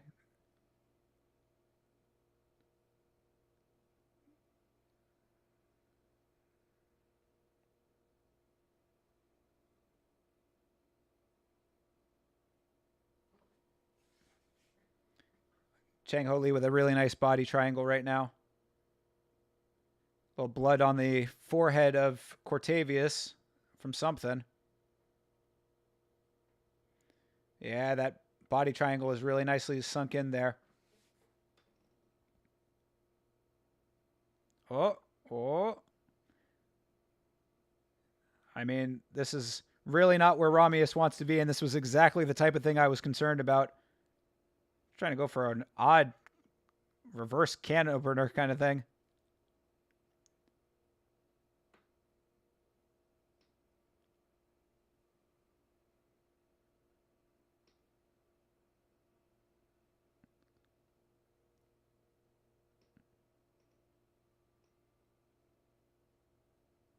Yeah, Ramius getting controlled right now. There you go. Oh.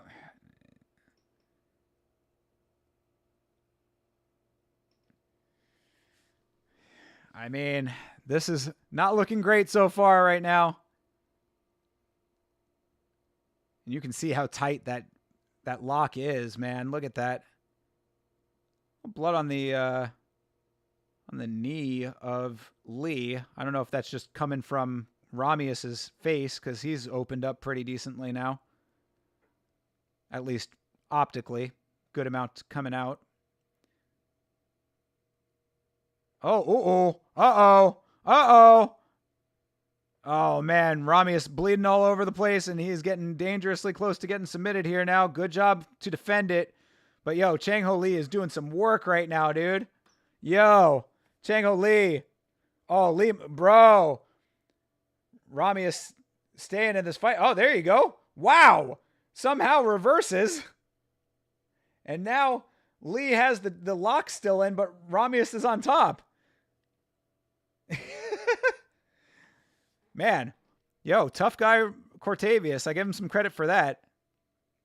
And now he is trying for something here, trying to get Lee into some danger, but Lee is, wow, all over him. Good job for Lee. That was some dangerous ground that Ramius was treading on there. Not a great first round for him. He's opened up. He had the body triangle locked across his stomach for a lot of that round. So far, 1 round to Lee. His head was bouncing off the it was a head bouncing off canvas KO, similar to how you're going to do me. Okay. Got you, Rick Allen. Well, we'll reenact it 1-1. But if that happens, you better be ready to punch Leon Edwards backstage afterwards.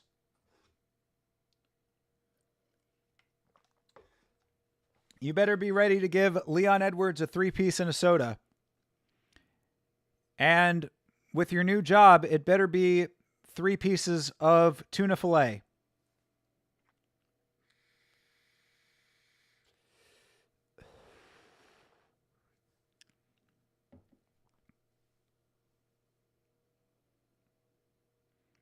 All right, let's see if Ramius can turn the tides here. Round 2, starting out.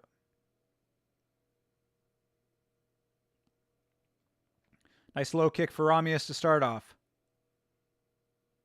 They start slugging, man. These guys really do Like, they're down to trade. Time. Oh. Low blow, I guess, to Ramius. I heard something, but I don't know if it was a punch, but that was a... Yeah, let's see here. What was it? Oh, knee. Ooh. Oh, yeah. Yeah. Shifted the cup and everything. Ramius in the squatted position right now.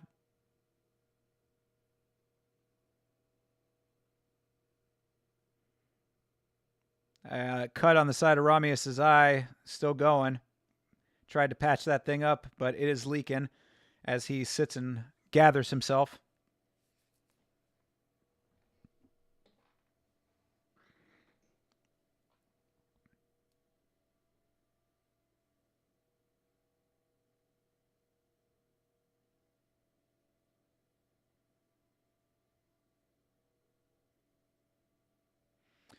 All right, Chang Ho Lee is, very apologetic.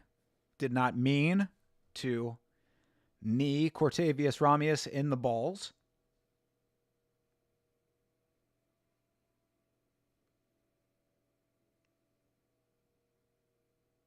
Let's get it. Let's go. I like Cortavius for that one. Dirty knee. Nah, it wasn't dirty. He didn't do it on purpose. But they're right back to it, man. These guys, when they're striking, fuck all of this wrestling bullshit. Please just strike more. Good Lord. The two of them really going at it when they're striking. Now, Ramius getting the back. A little bit high, though. Still, not super high. Actually, no, better now. Okay, well, drags him down the other way.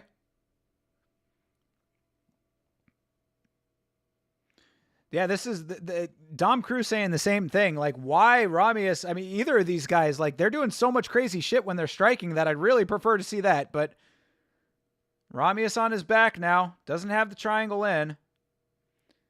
And Chang Ho Lee trying to shake him here. Let's see if he can actually shake him off. Oh, Ramius abandons the back and gets reversed. Chang Ho Lee. And this is exactly what the money line was talking about. Yeah, Chang Ho Lee doing some nice work, reversing everything that Ramius is trying to do, and he's active on the ground as well. That's how Ramius ended up getting cut. Chang Ho Lee with these reversals are really going to start adding up. And, honestly, like, I think that you got to give Chang Ho Lee some credit over here, too, aside from what he's doing on the ground, because he is game on the feet. The reason that they're even on the ground is because all of the crazy striking that they're doing, like, he finds the openings with all of that. He's using the striking as, like, an entry tool. Almost like how Brad Tavares was using the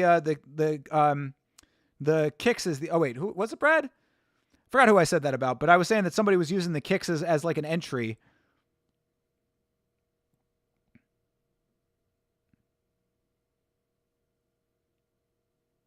Oh, Ramius is all kinds of bloody now. Good Lord. Oof. Yeah, Ramius is open. Leaky. Oh, Ramius just rolls back into a bad position here, trying to go for, I guess, the arm bar now. But, oh, shit. Oh, does he have it? I mean, this is an odd position to try to get an arm bar in, but yeah, no, he doesn't. Damn. It's like, wow, that would have been crazy if he could have secured the arm bar that way. But, Chang Ho Lee doing a nice job to wrangle him here. An action-packed fight. Lee gets the back now. Oh, there you go. Nice shots to the side of the head for Lee. He's doing great work in this fight. He has been navigating this thing really, really well. Ramius just does not have answers. This is exactly what I was concerned about from his first fight. Oh, this might end up getting stopped. Ramius, no answers here. Lee is just teeing off. Oh, flattens him out. Elbows. Tyone is right on top of him. Oh, this is going to get stopped. This is going to get stopped. Yeah, there it is. There it is. Sorry, E-Money J. Hate to say I told you so.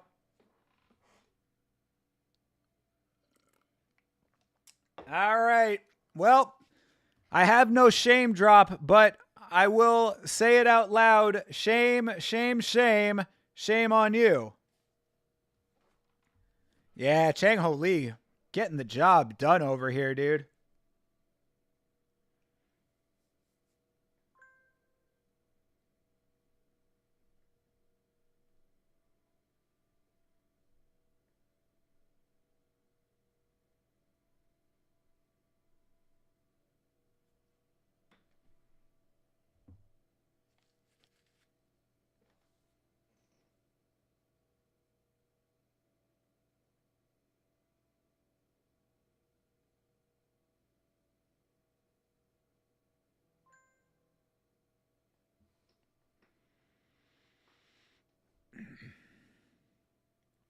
Yeah, good job for Lee. I mean, well deserved after all of that. Really smart navigation of all of this. Lee was really early stoppage. Okay, brother. Come on. If anything, that was a late stoppage. Chris Tione gave him all of the time in the world. He was taking a lot of shots towards the end there. Good job. Good job for Lee. Take your licks, E-Money J. Shame on you.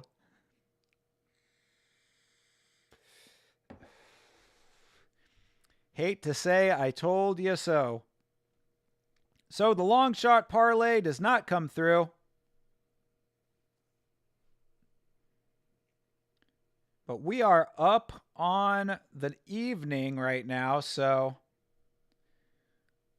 I'm thinking I'm going to do one counter parlay for the last two here just to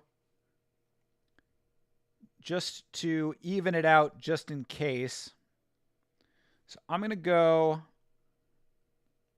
man, my gut was saying Sabatini.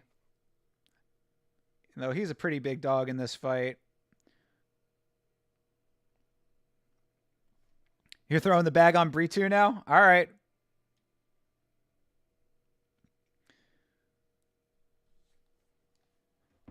Well, I'm sticking to the guns. I'm saying Sabatini and Emmett, but I do have the other parlay in there. So I believe that the secondary community parlay is still intact. Yeah, the secondary parlay was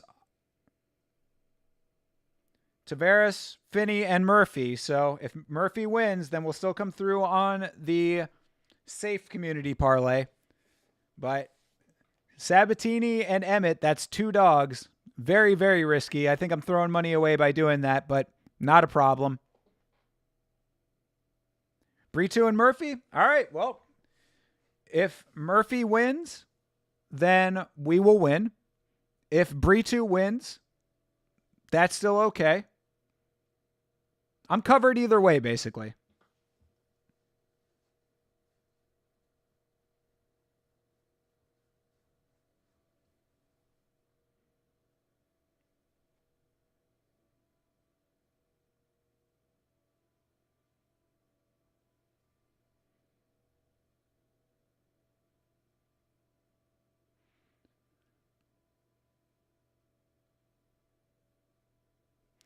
The Korean Habib. Habibi hope she.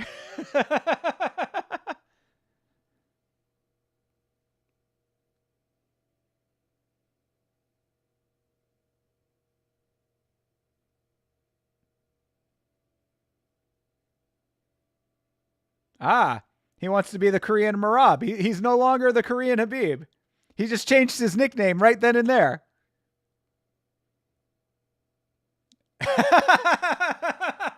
Fitzgerald. He can be the Korean whatever he wants.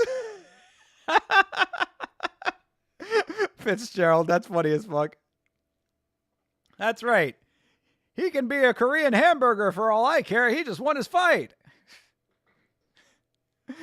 Whatever.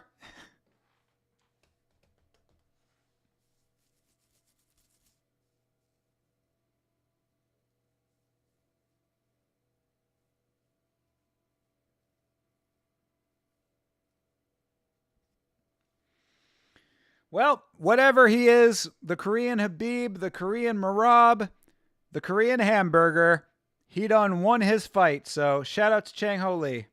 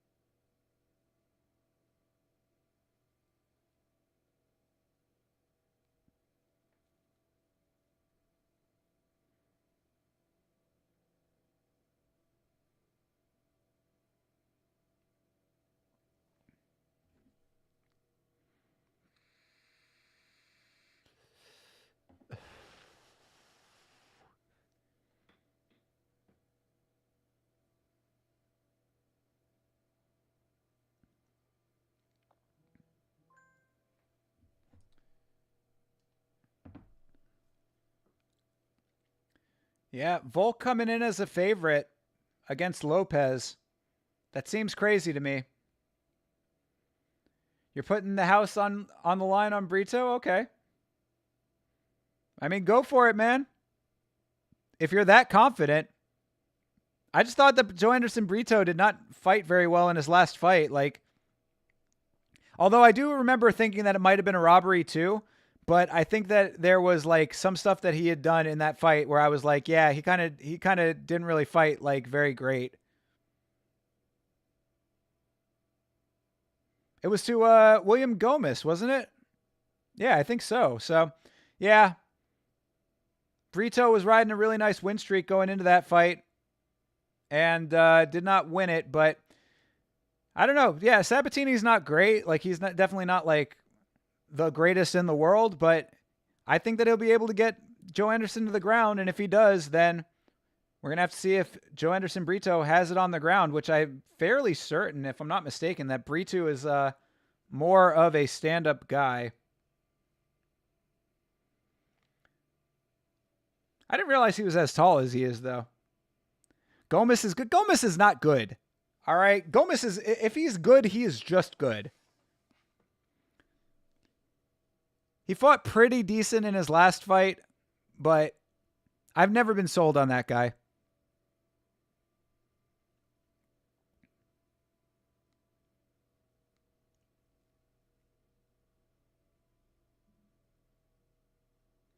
All right, 8 career wins in less than 2 minutes. We'll see if he can get the job done that quickly now.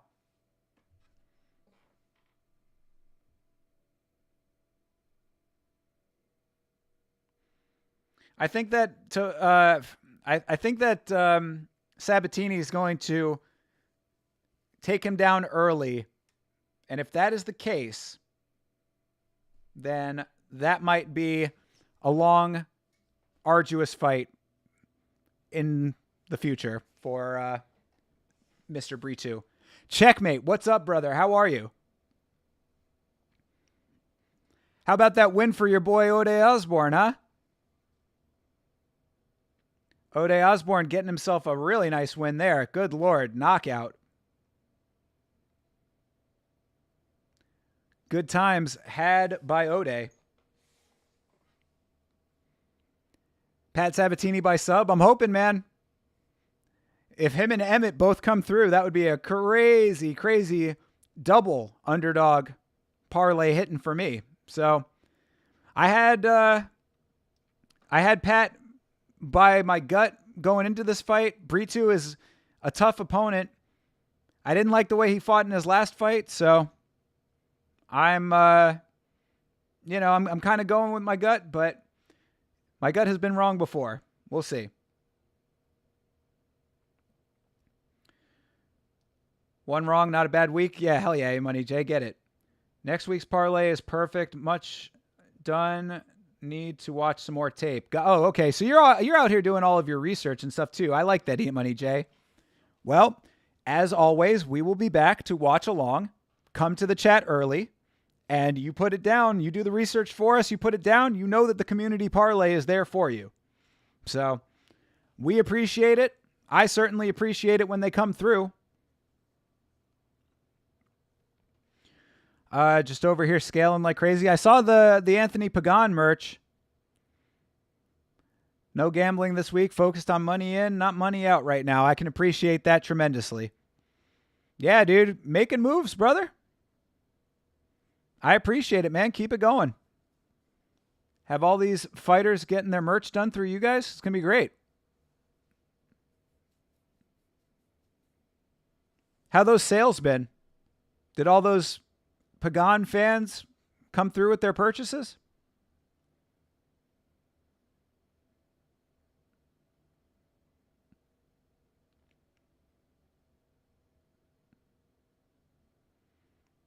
$15 sponsored fighters this week. That's what's up, dude.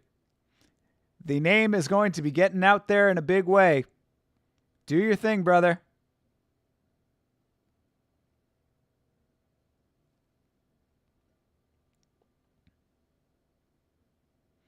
That's really the way to do it, man.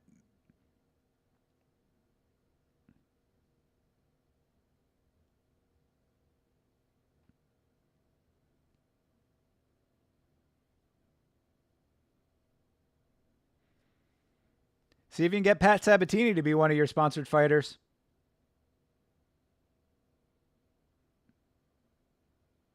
Yeah, he fucked Jamal Emmer's leg up, dude.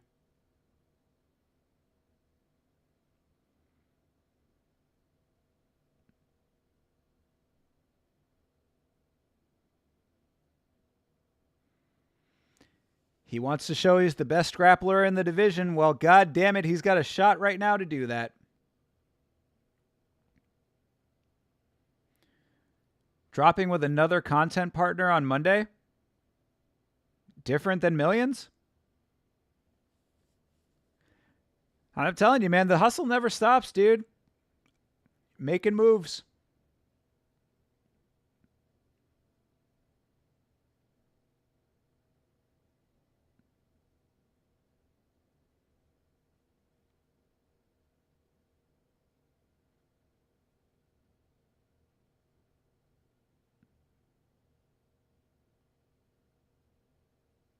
Cool.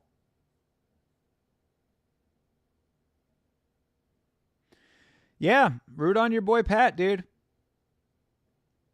I'm rooting for him. Even though it's going against my better interests here, because we've got Brito on the community parlay right now. No way Brito loses to this guy. I mean, Pat's got some nice submissions, man. He is a good grappler.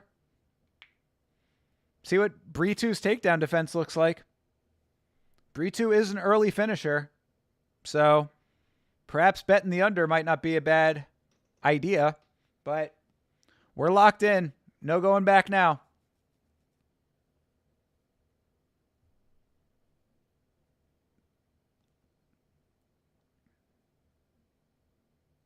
Yeah, I always thought that Joe Anderson Brito was shorter. They have him listed as 5'8". Sabatini's 5'8". Yeah, I always thought Pat was a little bit of a bigger guy. But then again, I always get Pat Sabatini and Andre Petrowski mixed up in my mind. So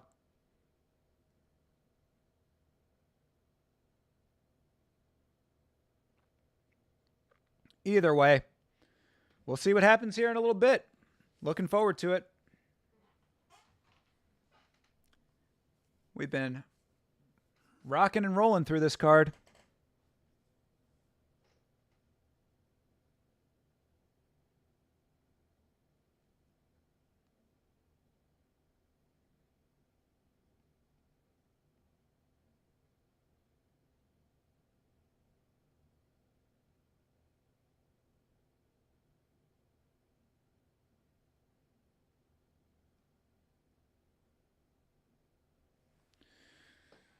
Oh my god. Again with these same fucking commercials.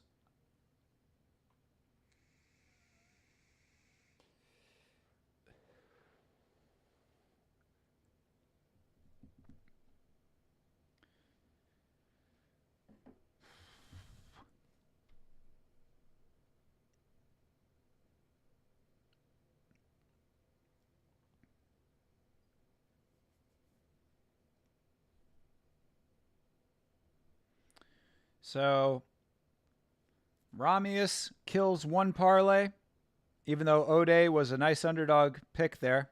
That worked out. Our parlays that hit so far are Diani Barbosa and Torres Finney versus Robert Valentin going over 1.5 rounds. Luma Lukbunmi, Torres Finney, and Vanessa Demopoulos versus Talita Alencar going to decision. And a straight on Martin Budai. So we're doing pretty good today. Should have went no distance on the Ramius fight. Yeah, I guess. I mean, I didn't know Chang Ho Lee well enough to have made that call. Like, I didn't realize he was going to come out that aggressive. But I had the feeling based on his last performance that Ramius wasn't going to win. I'm not sold on the kid. I think that he's got potential, but he still needs like a lot of work. You know, he needs more time in training. Like he needs a little bit more like skill, a little bit more octagon time will help out as well. You know, like I think he's a diamond in the rough, but still very rough.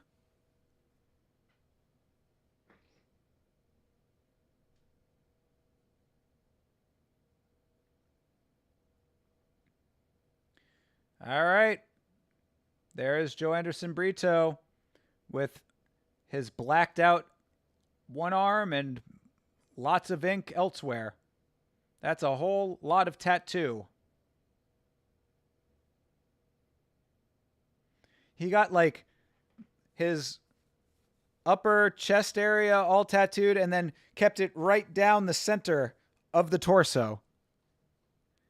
Didn't want to go too far into the sides. Kept it all compact right down the middle.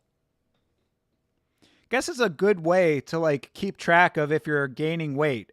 It's like if anywhere in the tattoo region starts to show weight, then you need to hit the gym harder.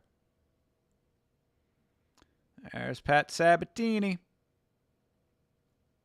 It's so much money to be made next weekend. Okay. I mean, every week is that potentially, right? Do you have the inside track on a fight that I need to know about? Pat Sabatini looking very relaxed hanging onto the cage before this thing starts. Chilling like he's outside of the school, smoking a cigarette with the cool kids. All right. We're on. And he snaps too. Pat Sabatini, Anderson Bree too. They are fighting right now. Kick for Sabatini starts things off. And Pat gets the takedown early. All right. Bree2 trying to roll through, but Pat doesn't let it go. Bree2 has the headlock a little bit there, but not going to be able to get a guillotine like this, I wouldn't suspect. Yeah, he's only got the one arm anyway. Oh, trying to go for a Von Flue here.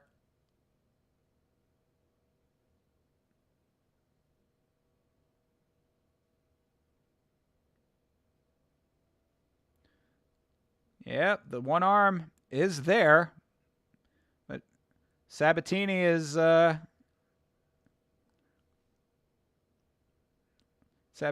kind of hanging on here. It doesn't look like it's too bad for him, but it's not great for him. I mean,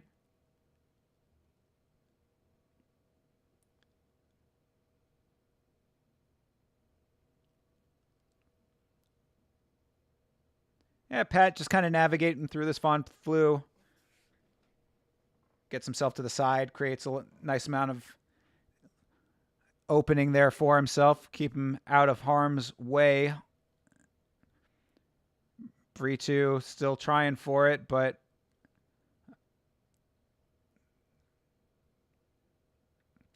looks like Pat's about to slip it, but we have seen people finish this way before, so think about that Chris Duncan submission where the dude looked like he had almost slipped it. There's the slip for Pat, and this is a much better position for him now. All right, Pat Sabatini doing good work to start.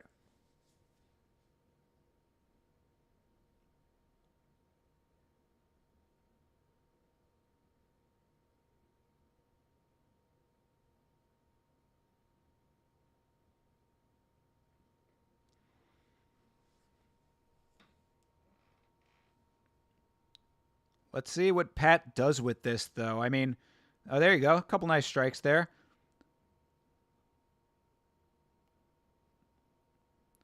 They're saying that Brito is hard to hold down. Looks like Pat's doing a pretty good job so far.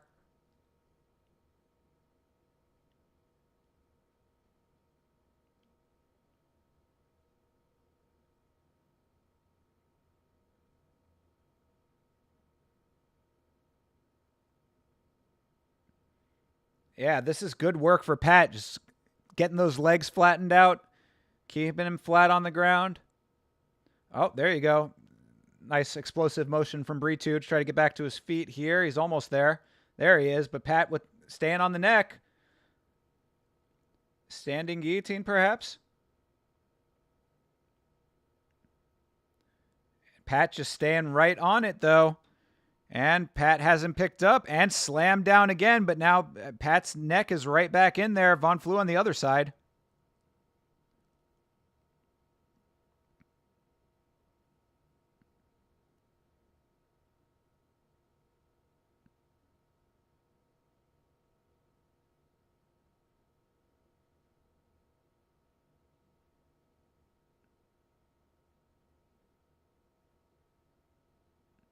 I mean, this is a tense situation, even though it's not a lot of activity, because they're just kind of choking each other.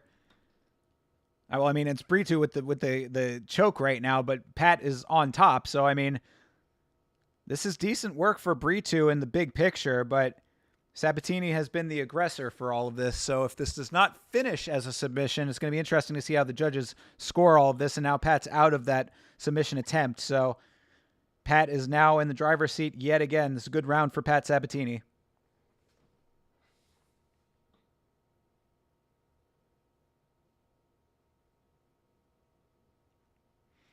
Bisping's calling this a 10-8 round. I mean, I don't know if you can really call it that with the Von Flue attempts, but Pat has been doing a lot of great work so far.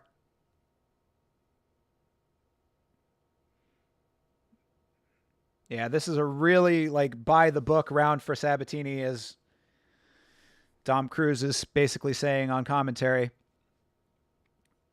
Joe Anderson Brito trying to seat himself a little bit here, but I mean, Sabatini is just smothering him right now. Nice elbows. Some nice strikes on the ground as well. This is great work for Pat. Great first round. Oh, nice hammer fist. Let's go. All right. Well, E-Money J, you want to say that was round one for Brito? I'm waiting for it. I'm waiting for it in the chat. Show me some crazy shit.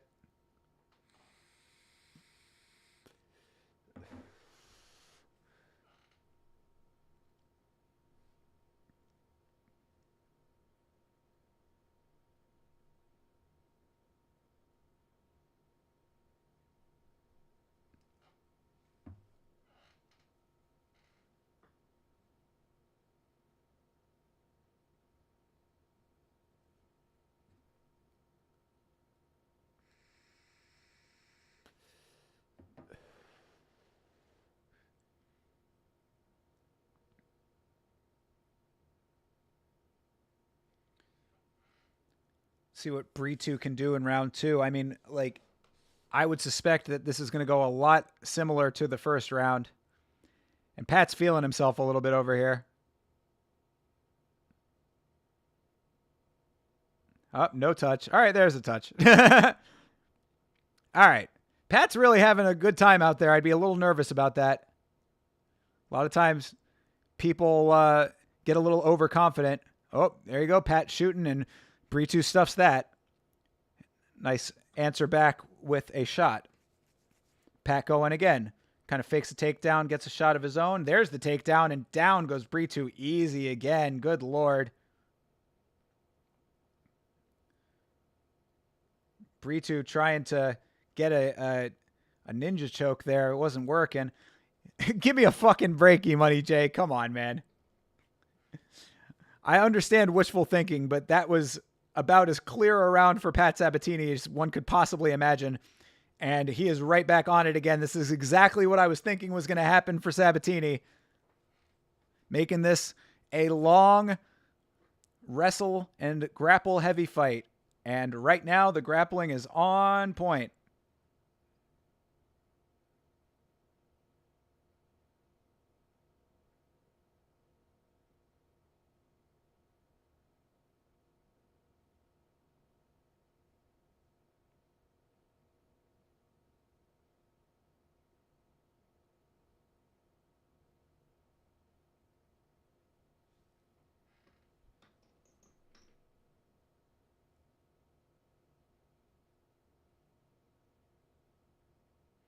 Sabatini just continuously working over here.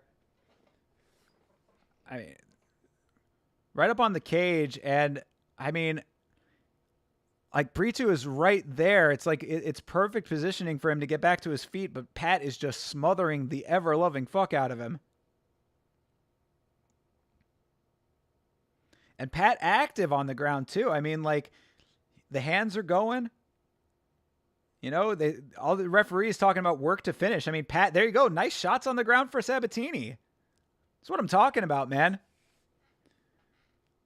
People saying I was crazy to think Pat was a good dog in this fight. Even I was thinking I was crazy. I think I took Brito on verdict. But right now, Sabatini looking pretty goddamn good. Stick to your guns, St. James.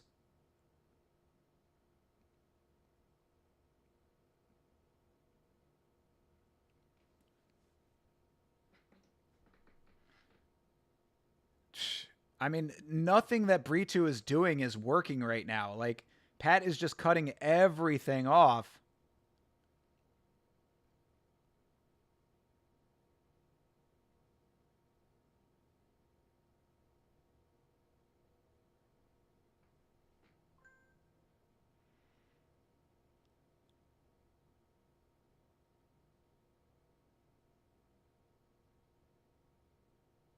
Yeah, and look at this. Great action on the ground. I mean, like, he is landing shots. This is not like he's just laying praying right now. Oh, nice elbow. That might have sliced him. I don't know if that actually opened him or not, but that's the type of elbow that could. Did it? Waiting to see if there's any blood forming. If E-Money gets this parlay, you'll put 100 on his parlay for next week. Bro, I'm with you. Yeah, watch Joe Anderson Brito come out in round 3 and just get a knockout. But as of right now, I'm really liking my parlay of Sabatini and Emmett.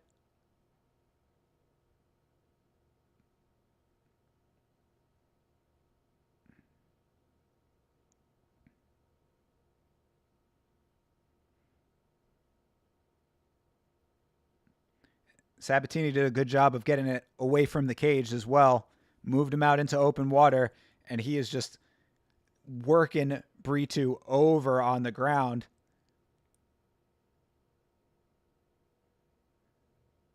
Oh, trying to get into head and arm position here.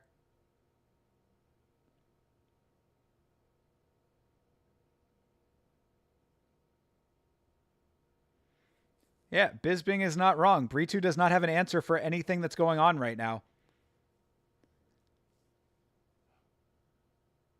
Brito with no ground game whatsoever when it comes to any of what Sabatini is doing. I mean, he is just having his way with this fight. I mean, exactly as he wants this to go is exactly as it's going. Oh, really nice strike there.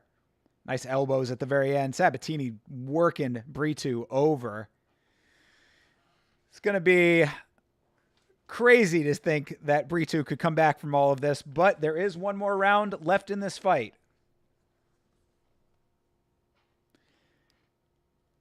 I feel E-Money J's money slipping away. He's just going to be EJ after this fight.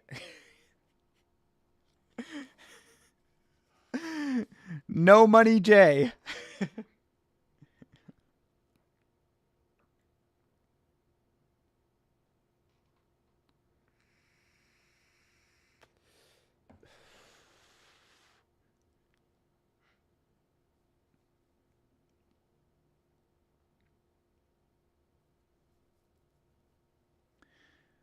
Anything can happen in the third round, though, guys.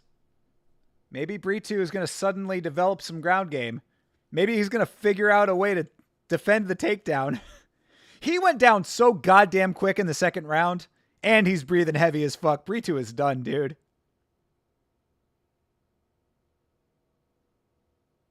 All right, Sabatini coming out, touches up. Pat backs up. We'll switch kick there to start it off. Ooh, Brito going heavy with the hand. Misses the shot.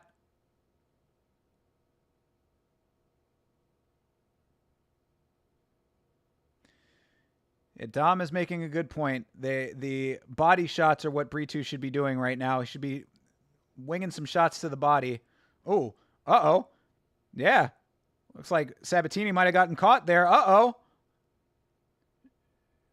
Brito on his back now, but I mean, he has a pretty good guillotine in there now. Sabatini gives a thumbs up, saying he's okay.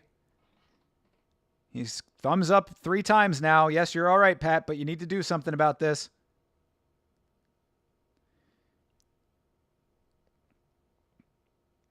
It's the third Von Flue attempt right now, and Pat has thwarted all of them, so I guess he's not really very concerned about the Von Flue. And there, Brito lets it go. Man, Brito was swinging some heavy shots, none of which went to the body. And this is right back to where Sabatini wants it to be. And I think that we can take the rest of this round off, basically, because, I mean, Brito has had 0 answers on the ground. Sabatini has been smothering the fuck out of him this entire fight. This is a one-sided affair, if there ever was one, going to Pat Sabatini. So, E-Money J, where you at, brother?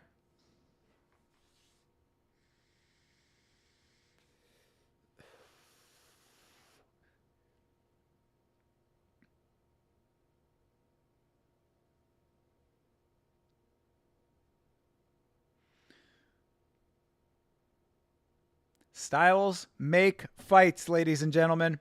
And Sabatini is doing great work when it comes to this top control. He has been super active. He's landing shots. Got the one-arm pin. Now this is great position right here. If he can get that leg free, go into the crucifix, he'd be in real good shape, but that leg is a little too tied up for it.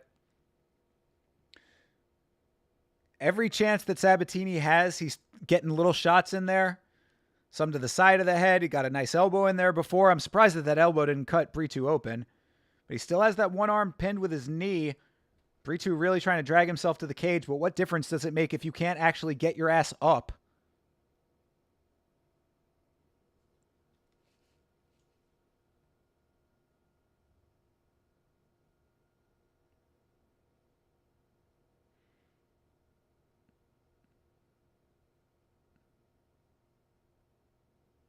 Yeah, I mean, and more shots landed right here. I would think at some point, probably around now, there. Yeah, exactly. I was just going to say, Pat needs to start posturing up a little bit and landing some heavy shots because Brito has to be tired at this point. He was already breathing heavy going into the round. Push off and start landing, Pat. You got it, dude. He's in full, well, he's half mount right now, but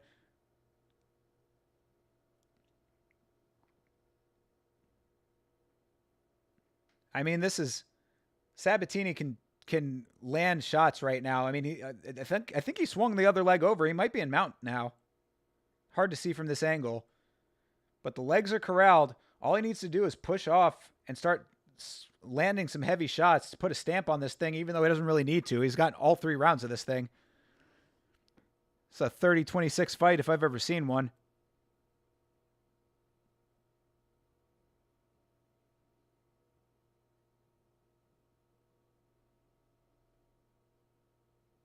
And now, oh, there it is. There it is. That's what I was talking about. Nice shots on top for Pat. Anybody complaining about this thing being boring is a fucking dumbass. Pat has been doing really good work in addition to all of the groundwork that he's doing. All of the striking that he's doing on the ground is really nice. This is a great performance for Pat Sabatini. Put some respect on his name.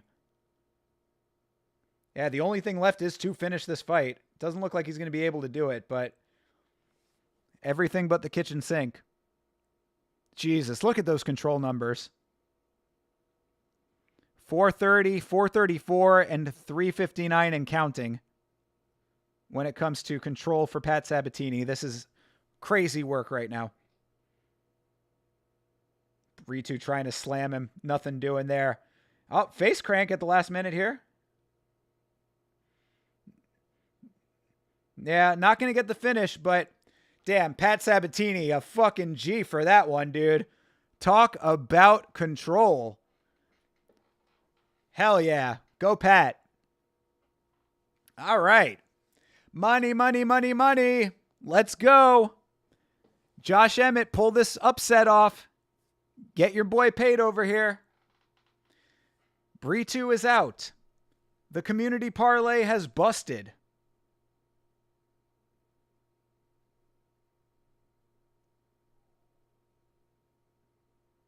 Oh, well, no, the community parlay didn't bust. Sorry. Lerone Murphy will. So, yeah, either way, we're winning money either way. We'll win big money if Josh Emmett wins. We'll win small money if Lerone Murphy wins. But either way, your boy is coming out on top. So thank you, E-Money J. Even though you were incorrect about that one, you're still my boy. Do all of your research for next week, and I'll take a handful of them that I agree with. Man. Crazy work, though. Crazy work. Good job for Pat Sabatini. That was a dominant victory.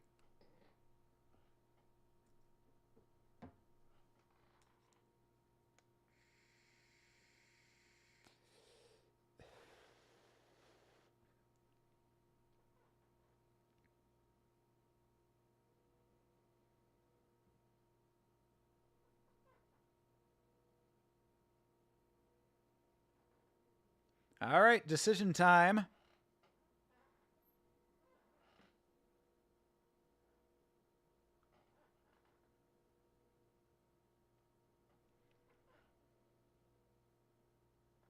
$30.26. 2 $30.26s. Let's go. Pat Sabatini. 30-26ing Joe Anderson Bree2. As I had said, that was as close to a 30-26 fight as there ever would be, so I'm glad that two of the judges said it was 30-26.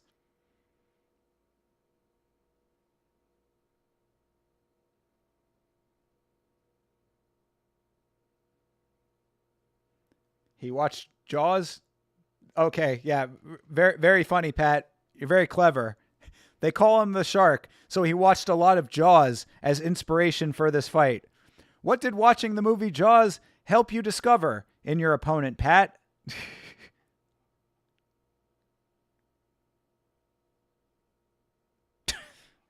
Pat Sabatini's got a whole bunch of canned lines. I just want to climb the mountain because at the top of the mountain, there are some great views. Hey, Philadelphia, stand up. I'm sure that Checkmate's pretty happy with that one. Yeah, for real, Arrogant Savage. Yeah, E-Money J, conspicuously quiet. E-Money J has exiled himself. I need the shame drop for this board. Actually, do I have the shame drop on this board? Maybe not. Oh, wait. I do have the shame drop on this board. Holy shit, I forgot. He might not be here right now, but I completely forgot that I do have my own soundboard. I can't use it very much because I got the fight audio playing, but E-Money J, hey buddy, how you doing? Shame, shame, shame, shame on you. I forgot I had it 2 times. Shame, shame, shame, shame on you. Ha ha ha. You can get shamed anywhere you go.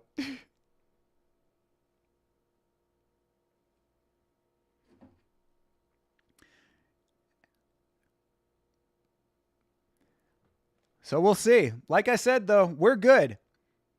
Either way, we're winning money on this next fight. Murphy with the W. All right, we'll quietly move on from that last fight, huh? No comments on Pat Sabatini. No comments on that 30-26 that Pat Sabatini just pulled off. E-Money J, nothing to say about that?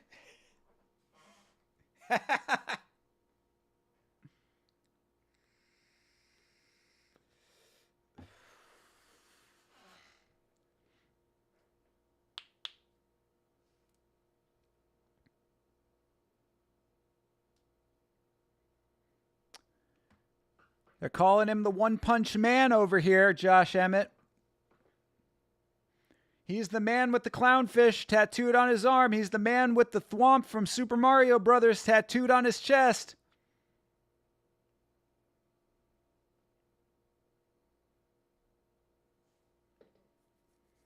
He's got the confidence. He's super confident coming into this fight. I will definitely tell you that.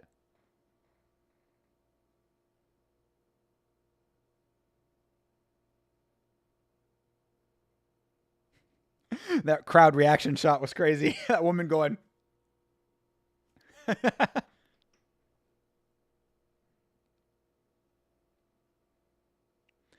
Yeah, I think Lerone Murphy's going to be doing a lot of running in this fight. Lerone Murphy going to be channeling his inner Steve Erceg in this fight.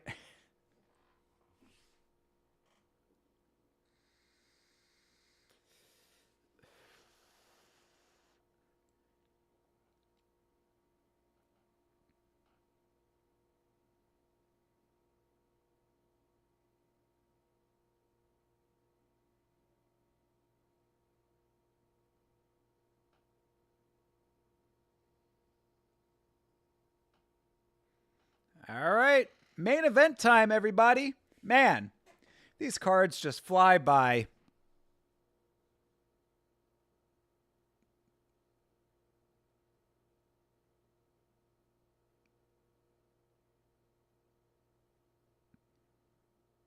Oh, shit. Is Lerone Murphy coming out to DMX?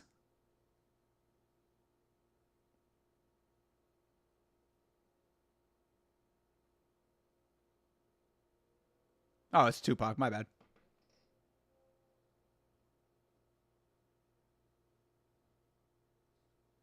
Didn't DMX rap on this beat too, though?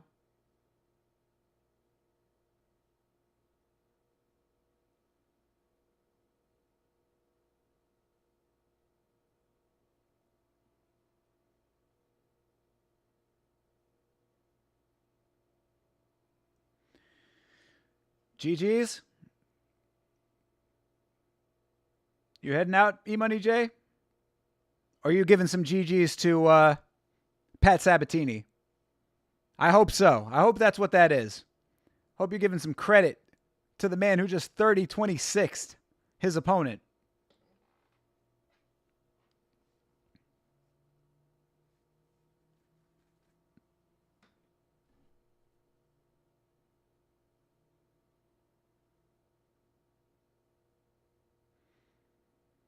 Yeah, I mean, Lerone Murphy against Edson Barbosa was one of the best performances that I've ever seen. So I give the guy a lot of credit. I like Lerone Murphy. I just saw the cracks in the armor against Dan Ige. And at this level of the game, I mean, the O has got to go sometime. Pat got lucky. He's really not that good. Bro, he looked pretty goddamn good in that fight. He certainly was dominant in that fight. Him up against a different, like a grappler, maybe it's closer, but I mean, he looked pretty goddamn good, bro. Murphy with the Tupac. Yeah, exactly. I want to say that DMX rapped on this beat too, though.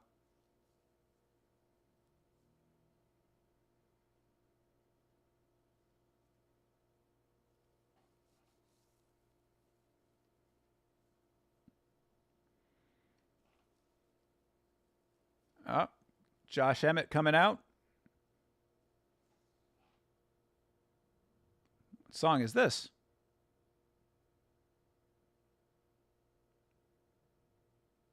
Oh.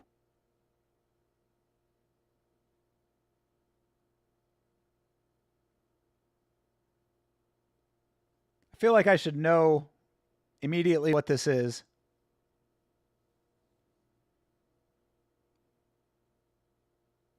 Oh, I guess not. I don't know what song it is, but it's dope. Murphy about to dominate this fight. Will be over quick. All right. We'll see it. I'm telling you, dude, Big Beard Josh Emmett is a new mythical fighter waiting to be unlocked.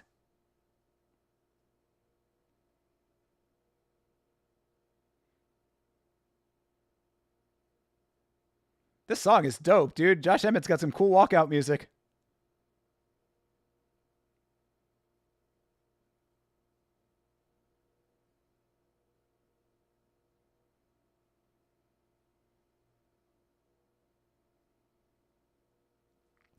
Yeah, Josh Emmett still chasing the title.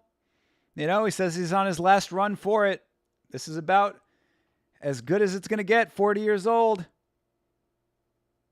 He really wants to win. Super confident coming into this fight. Not that that ever matters, but, you know, Emmett's, he's got the self-belief at the very least. He's also got an entire paragraph tattooed on his side.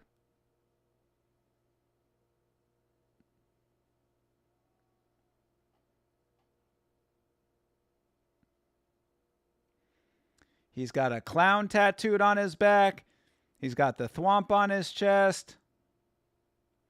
He's got a clownfish on the underside of his arm. He's got a flaming lotus, I guess, on the outside of his arm. This dude's got it all, brother. He's got a big beard. There's nothing left for Emmett to adorn himself with. This is how you lock in. You get a big tiki tattoo. You get a clownfish tattoo. You get a actual clown on your back. And you grow your beard out. Josh the Chew Avenger Emmett with the glorious beard. Mythical fighter definitely unlocked. Bet the house. I'm with it, brother. I'm with it. That's right. As a Jewish guy, I mean, I got to be rooting for Josh Emmett, right? Hey, top Twitcher bro. Yo, thank you very much for following. Much appreciated. The Chi Wee Wees are locked behind the mute right now, but I promise you, if you come back to the stream when I am not alone, when I'm over there with Vitz King, or when I'm not watching fights, I will have a Chi Wee Wee queued up for you, brother. When you follow this stream, you get a Chi Wee Wee. So, in lieu of the sound effect, Chi Wee Weesh. Thank you very much for following. Appreciate it. Oh, thank you, man. Yeah, welcome, welcome. And, you know, not to overextend, but if you are so inclined, I would recommend also subscribing on YouTube. That's youtube.com/@YamaShow. That is the full suite of content, some video content on there that you can only get on YouTube. So check that out as well if you would like to. But either way, I appreciate you very much for being here. Thanks for saying hi in the chat too. As we come into the main event right now. Joe Martinez is asking us if we are ready. I would say the answer is yes. I am certainly ready. This is only one Red Bull St. James over here. This isn't even my final form. I'm excited for this one, though. This card has been, you know, up and down a little bit. I would say that it kind of middle of the road, but doesn't bother me one bit. I'm hoping for this one to be a fireworks display. Let's have it.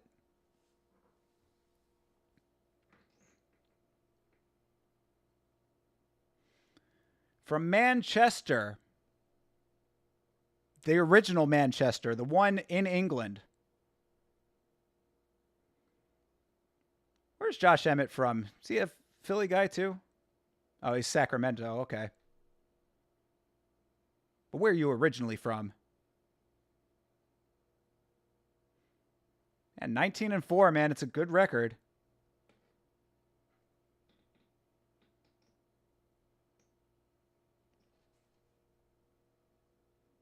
I guess he is just from Sacramento. Okay, he's a California guy. I thought he was like East Coast, but all right. Sacktown Emmett. The man who put a hurtin' on Bryce Mitchell for Jews everywhere. That's right. Josh Emmett, the unlikely Jewish icon. All right, let's go, Josh. Come on. That beard is fucking rocking right now, people. If you are not witnessing what I'm seeing right here, this is a huge beard that is puffing out on Josh Emmett's chin. Going all across the bottom of his face. Very red. with a little bit of white in there too. Emmett is 40. All right, fight is underway. Both kind of circling each other right now. As I said, I think Lerone Murphy is going to be doing a lot of backing up in this fight. Murphy kind of feinting a couple of shots, not really throwing anything. There's Emmett with the engagement. Goes in there, lands a jab. Emmett circling a whole hell of a lot.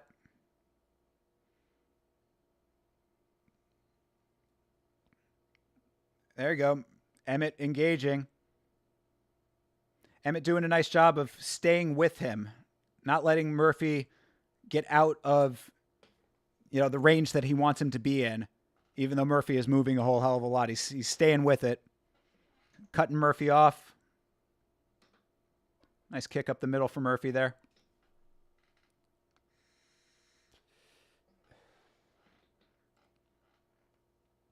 Damn, Josh Emmett has had five-round fights. That's a lot.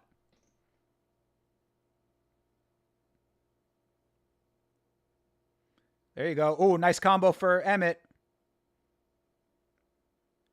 Emmett's got a little bit of blood on his own forehead there off of that. I guess Murphy must have landed something in the exchange. I guess they're saying it was an elbow. A little small cut, nothing major, but Emmett is certainly game to engage.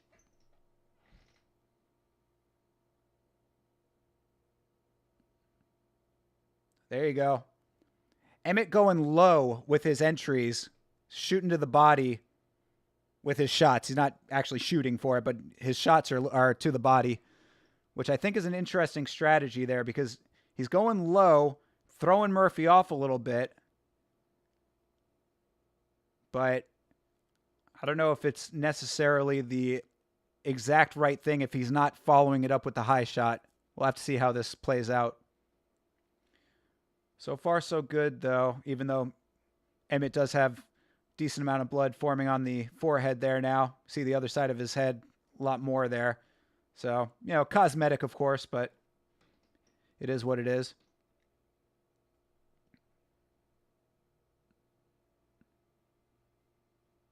Yeah, and it's just going to be a lot of liquid to, keep out of his eyes, but it's all just for show. There you go. Emmett is definitely hunting right now. Murphy content with the counters. Oh, it was a clash of heads, they're saying. Oh, well, that sucks.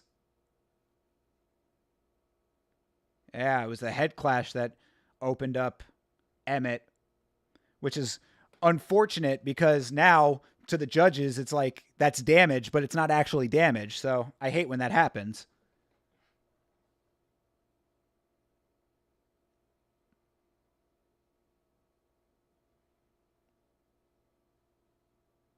I give credit to Lerone Murphy. He's not backing up as much as I thought he was going to be, at least not early. Like he's staying decently within range. He's staying close enough in range that it's making Emmett comfortable with advancing. Oof. Kick just missed Emmett's face there by Murphy, and it's a good thing that it did. Nice low kick for Emmett. Yeah, Emmett is a little bit confident, a little bit too confident, I would say right now. Slightly overconfident. There you go. Oh, nice combo for Emmett there. Murphy feeling the power here, trying to see if he's taking the best shots yet. But he is certainly dropping round one, so... Oh, nice catch of the kick for Emmett. Murphy goes down. Emmett gets a couple on the ground. Murphy back to his feet, and a nice shot off the break for Emmett. Good work. This is a great round for Josh Emmett. Clash of heads aside.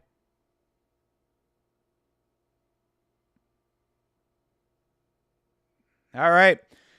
One round down. I would give that one squarely to Josh Emmett. He landed some really nice combinations. Murphy responded a little bit, but I think it was a feel-out round for him. He knows it's a 5-round fight. I'm not saying that this is in the bag for Emmett or anything like that, but round 1 goes to Josh Emmett.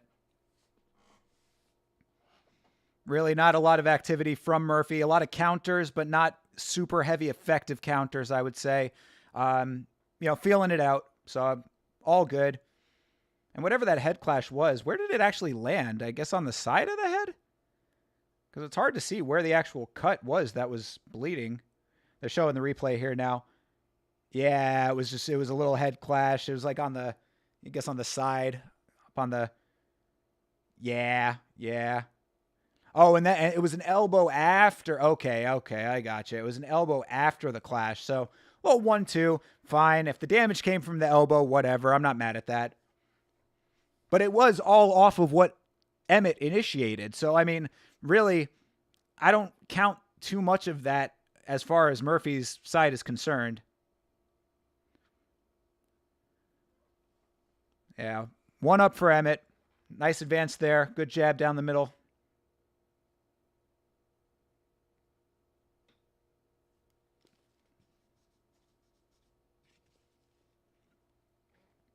Oh, nice job for Emmett to shoot in under the swipe of Lerone Murphy, and now he's got him. Oh, whoa!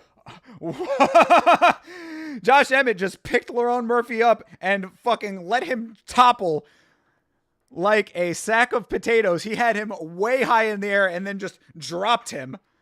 Like, he didn't go forward with the drop. He literally just let him drop to the ground and then went down. He kind of picked him up and just went, whoop. Damn. That's one way to get a takedown, and Murphy is trying to get back to his feet now. Emmett is clinching him up on the ground.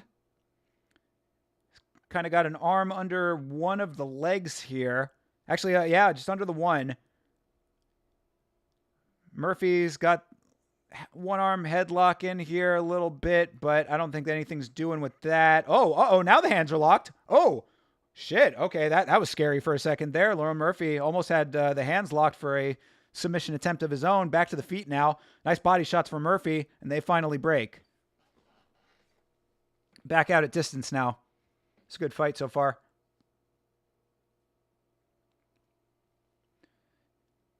Murphy's starting to advance a little bit more now. I think he's starting to get tired of all of this action from Josh Emmett, which is really what he should be feeling at this point. You had round 1 to take off, buddy. You need to start putting some work in now. Get some offense of your own going. Ooh, really nice body kick by Murphy. And Emmett going for another takedown. Murphy defending it for now. Down to his knees, though. Back to his feet. That was a really, really solid kick to the body for Lerone Murphy. I wouldn't be surprised if Josh Emmett is tying him up and clinching him on the cage now just to recover a little bit, because body shot like that, especially to the liver, that'll shut your lights out real quick. Well, not shut your lights out, but it'll shut your body down. Yeah, this is probably good for Emmett here. Get a little bit of breathing time, just tying Murphy up. And then if he can get a really nice shot on the break, that would be good for him. Murphy trying to reverse the clinch here. Almost has the full-on reverse of it. Has Emmett on the cage. Now he does. And a nice knee up the middle for Murphy. This is a good back and forth going on in the second round.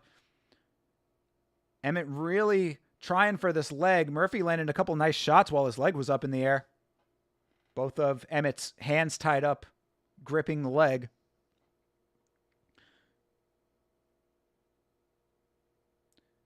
Nice oblique kicks from Lerone Murphy. Not too much power on them, but those definitely hurt. Right above the knee.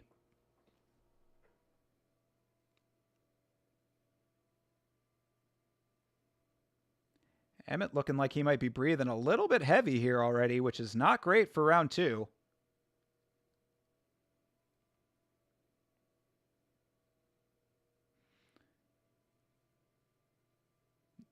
Yeah, Emmett looking like he's slowed down a little bit right now, which is, I mean, there's a whole hell of a lot of fight left, so it would be, heavy leg kick for Lerone Murphy there.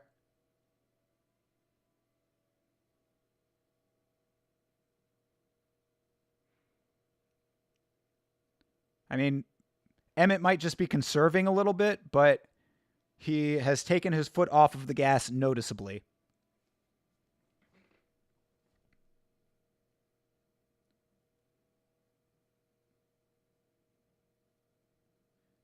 Kind of stalking right now.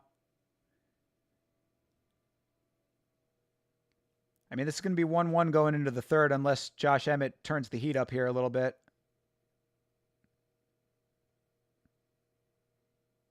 There you go. That was a good shot for Emmett.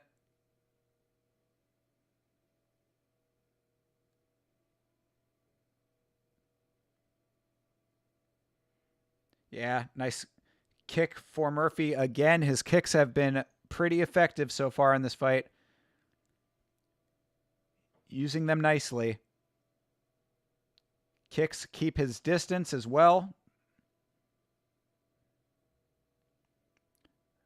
Gets a knee up to the side of the head there. Looks like he'd started to kick and ended up throwing the knee, and it actually landed. That's the end of round two. Definitely 1-1 going into the third, and we're going to have to see how Josh Emmett comes out in this third round because he was looking real tired towards the end of that round. Listen to the corner work here.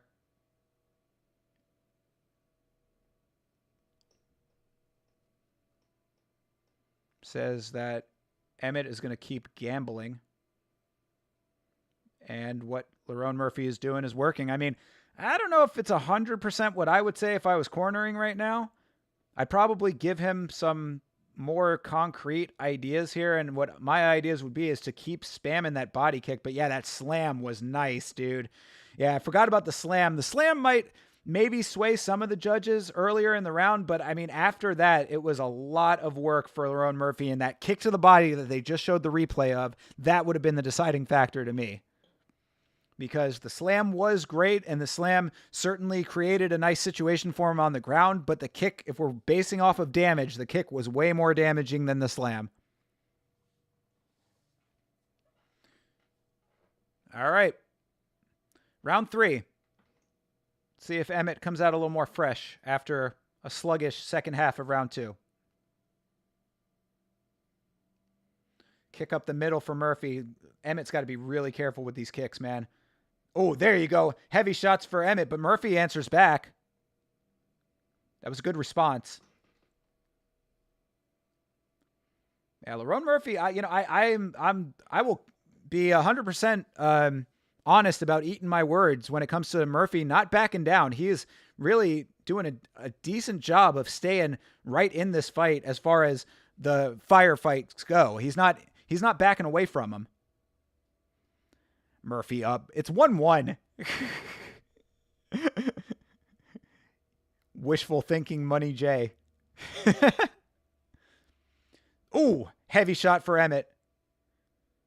I don't know if that one stung Murphy, but it certainly looked like it lit his eyes up a little bit.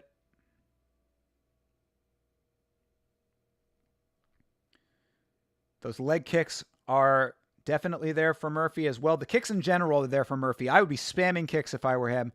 Keep the distance. Don't put yourself in the position to have to take the shots. The more you kick, there you go. That's a nice kick up top for Murphy.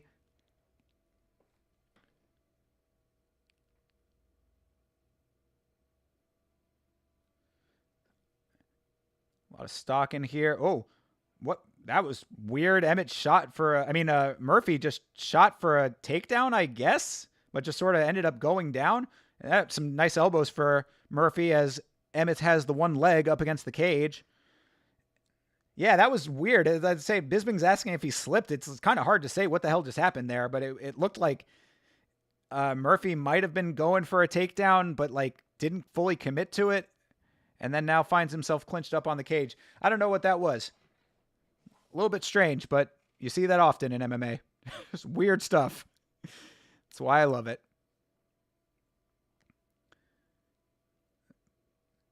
But yeah, right. And then Murphy gets the elbow off of the break. I was just going to say before that landed that this is where Emmett needs to get the shot.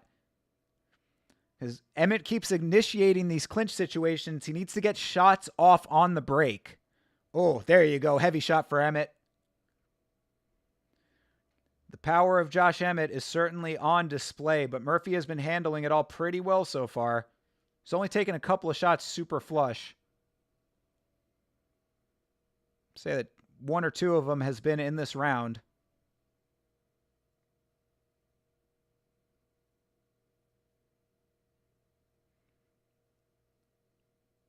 About 2 minutes left in round 3 here. Oh, eye poke. Murphy caught him in the eye. All right. Well, that'll be a nice little break in the action. Give Josh Emmett some time to recover. Let's see this replay here. Oh, yeah. Yeah, it was a glancing one. You know, a little scrape across the eye. No harm, no foul. He'll be fine. Wow, Herzog with the stern warning there saying, I'll take a point if you do it again. Jason Herzog not playing, taking the rule seriously over here. He learned from the Henry Cejudo Song Yadong fight. He said, never again am I going to be in a position to be criticized like that. There you go. Oh, nice shots from Emmett. That was 2 of them. A nice body kick from Murphy. That's the story of this fight so far, is that it's Josh Emmett with the hands and Murphy with the legs.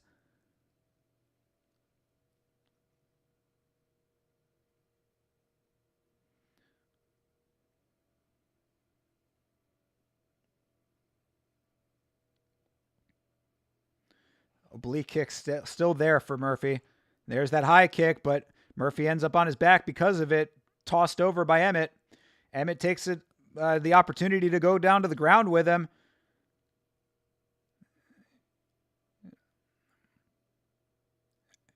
Emmett trying to land some elbows, trying to land some strikes on the ground, trying to mount him up, but Murphy doing a good job to try to get back to his feet. Emmett staying all over him, though. White on rice right now. And they're back out again. All right, cool. Good job for Murphy to get back out to range.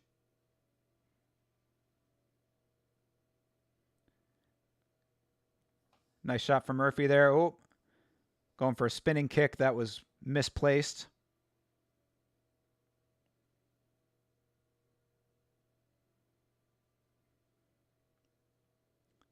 Emmett just looks like he's taking the ends of these rounds off a little bit too much. He needs to be keeping the pressure on throughout the entirety of these rounds. I know it's easier said than done, but you know, you want to make it definitive. See, exactly. If you don't keep the pressure on, you get kicked in the face by Lerone Murphy at the end of the round. Proving my point right then and there. That's now 2 rounds that Josh Emmett has trailed off at the end of the round. That's going to be a criticism on Monday.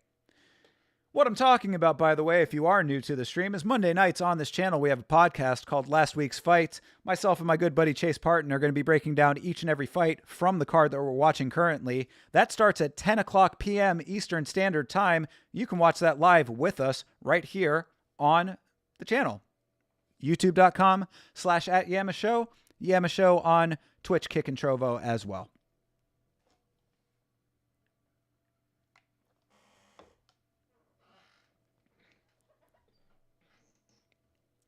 You come to the watch along with me, you get to hear the development of the stuff that I say on Monday.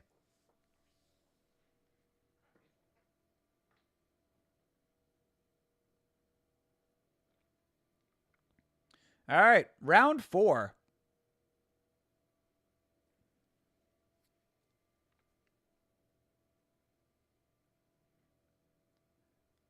Kicks are still there for Murphy. Throws one to start the round off.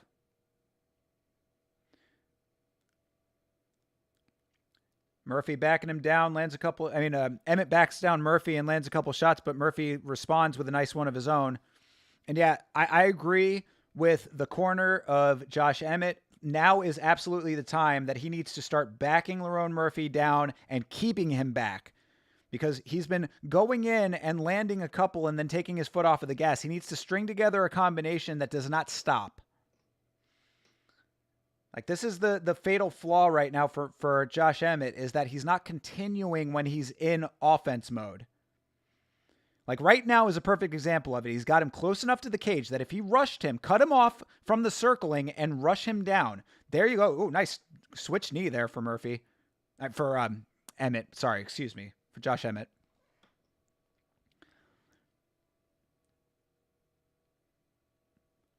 But right now is exactly what I'm talking about. Emmett has him close enough to the cage. Cut off the circling and start pummeling, dude.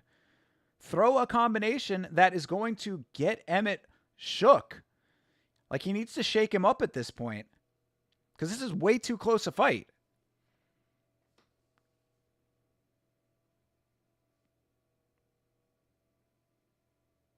Because that last round was really close. It's hard to call that last round, but I'd probably give it to Murphy. So Murphy might be up two rounds to 1 right now.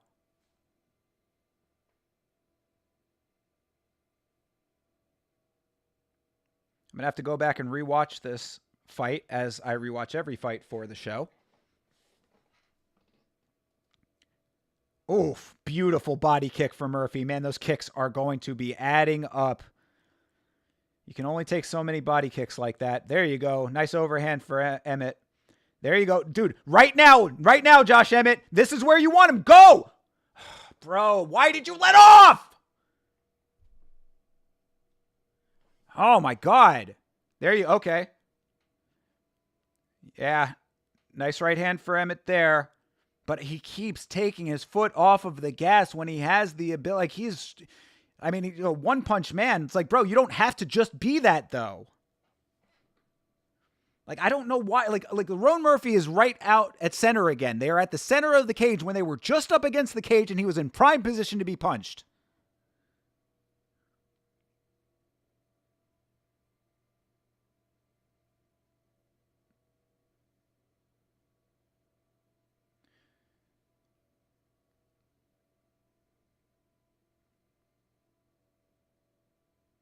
And Murphy with the strikes adding up over here. I mean, the power is certainly there for Emmett. He just needs to keep his foot on the gas when he has him up against the cage. And it's like, bro, you got to learn from these, like, situations that you're in. You had him hurt a couple of times there. His back was to the cage. You could have landed a lot more shots. This is going to be a round that I'm, like, really looking back on kind of upset at Josh Emmett if he loses this fight, which he certainly could.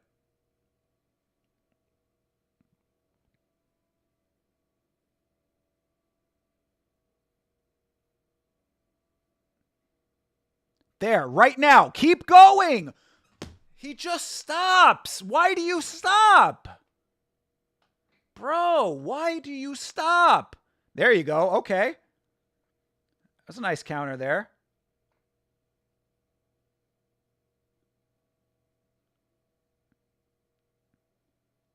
Oh, there it is. I mean, Emmett is landing these shots, but it's like, dude, you got to string together a combo.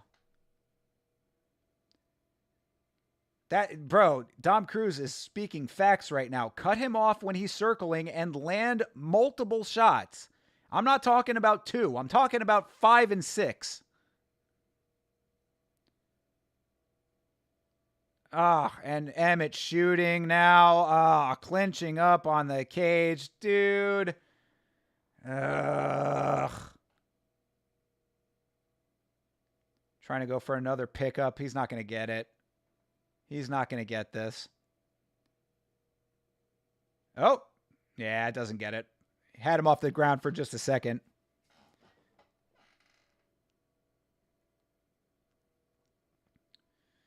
All right, that's the end of round 4. Not super happy with how Emmett is conducting this fight. I'm thinking, bro, like, you had him in positions where you could be landing a lot more volume. And I'm not saying that he needs to win by volume striking. I'm saying that if you have him up against the cage and you can land 1 and 2, then 3, 4, and 5 might be just behind it. So why don't you try to throw those? He's fucking running. He's even saying, oh, he's running. Okay, well, if he's running, he's not really running. He's just countering and throwing a lot of kicks. So it's like, if you think that he's running, then stop him from running. I hate this criticism in MMA. Oh, he's running. He's running. Well, it is your job to cut him off from running. If he is running, you go after him.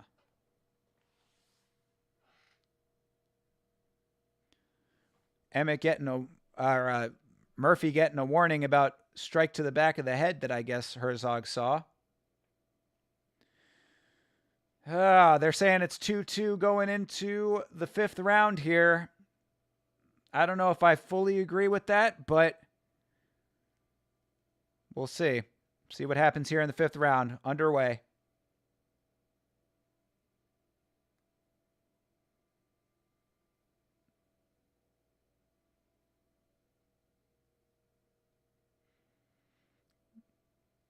So yeah, I'm thinking that it might be 3-1 personally, but 2-2 going into the 5th is fine by me if that's the case. I'm telling you, like, Emmett just needs to fix this one little hole in the game right now and throw volume when he has him back down. Back him down and throw volume. Like, he really is committed to being the one-punch man over here. And how the hell is he running if you're trying to clinch him up anyway? That was a nice counter shot. Sent Murphy going back. Nice low kick for Emmett there. Nice jab, too.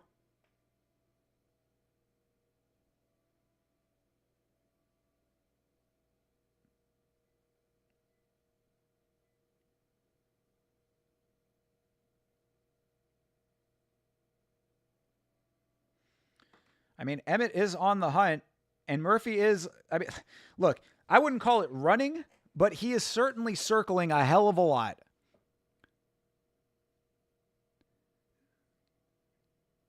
I mean, it really is dependent on how you are scoring all of this, because, like, Murphy is definitely circling and evading a ton, but he does throw. I mean, there you go. That was a nice shot that he just landed. So this is a tough one to call.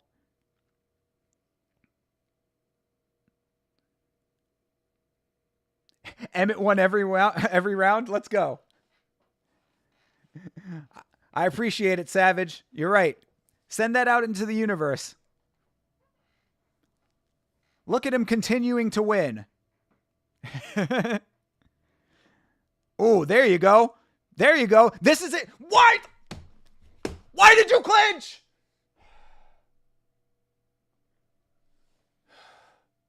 Bro, I'm going to lose my fucking mind right now. Why did he go into clinch? He had him shook off of 2 shots and then goes into the clinch. Are you fucking mad?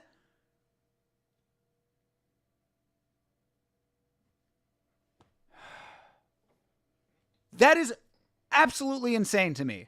Why did you clinch there? That was your shot.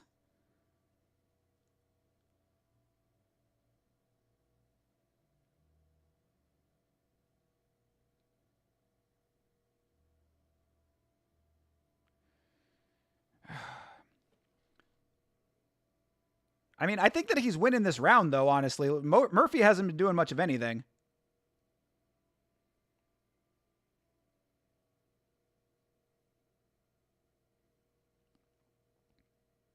But still, that is, I mean, I'm really mad at that moment there.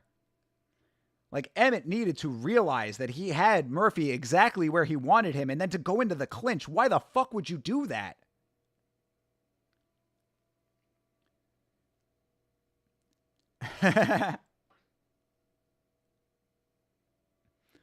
All the way. Oof. I mean, they are glazing the fuck out of Murphy on the commentary. Oh, stagger shot for Emmett. I think he just stumbled, hopefully.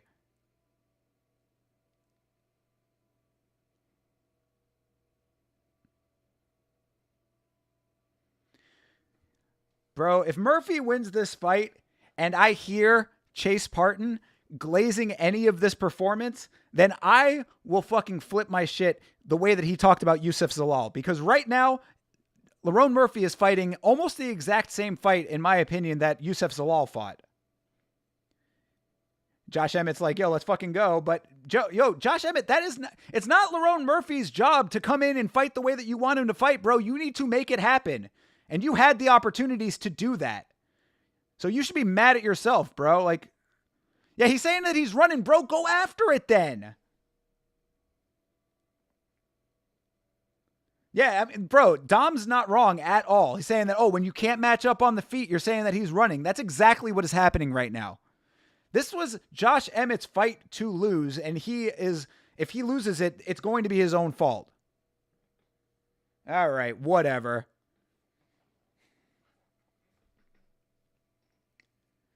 Brito got robbed, so you had to double up on Murphy. We'll see if he won this fight.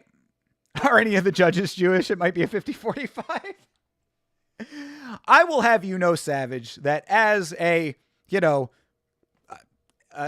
historically Jewish individual, I would not judge based on that bias. All right? Complete unbiased opinions over here. Murphy ain't winning that shit. Unanimous decision for Murphy. Okay, we see where everybody's landing in the chat.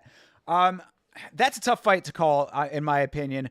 I would say that if we're going strictly off of the amount of strikes thrown and landed, then yeah, Murphy won. But the damage the power and the damage is probably going to be on Emmett's side, except maybe the kicks might have swung it for Murphy. I mean, going into the fifth round, if you had it 2-2, I would have said that Josh Emmett won that third round, or the fifth round rather. But I had it 3-1 going into the fifth. So I think that Murphy probably takes this fight, but we'll see what these judges say. Close fight. It certainly was not one-sided, even though I think Josh Emmett had the opportunity to make it much more one-sided. I thought that when he had Lerone Murphy on the cage that one time and decided to go into the clinch, that was the biggest mistake of the entire fight.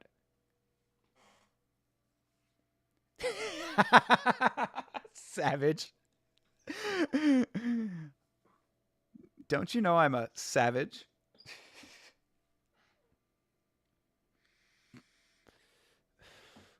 Emmett's head was busted open off of a head clash, bro. You can't count that as damage. All right, here we go.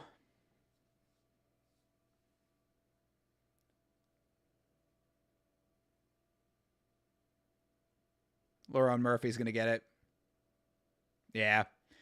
Lerone Murphy took it. When I heard that 49-46, I was like, all right, they're going to go off of the point fighting. All right. Yeah, I mean, I'm not mad at that decision. As I said, I did have it 3 rounds to Lerone Murphy. Those middle 3 I gave to him. But crowd is going nuts right now. Oh, the crowd is booing the fuck out of him right now. Damn. That's in the apex. The crowd is going nuts. Josh Emmett must have had a lot of his crowd in there. Good man, Savage. At least you're a good sport about it, you know? Trade tears for tears. I appreciate that.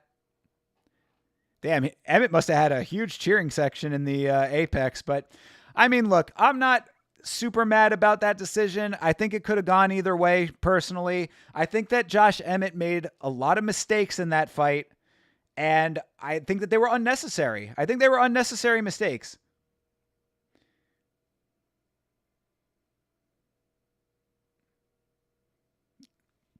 I don't know. Murphy saying that he's happy with his performance there.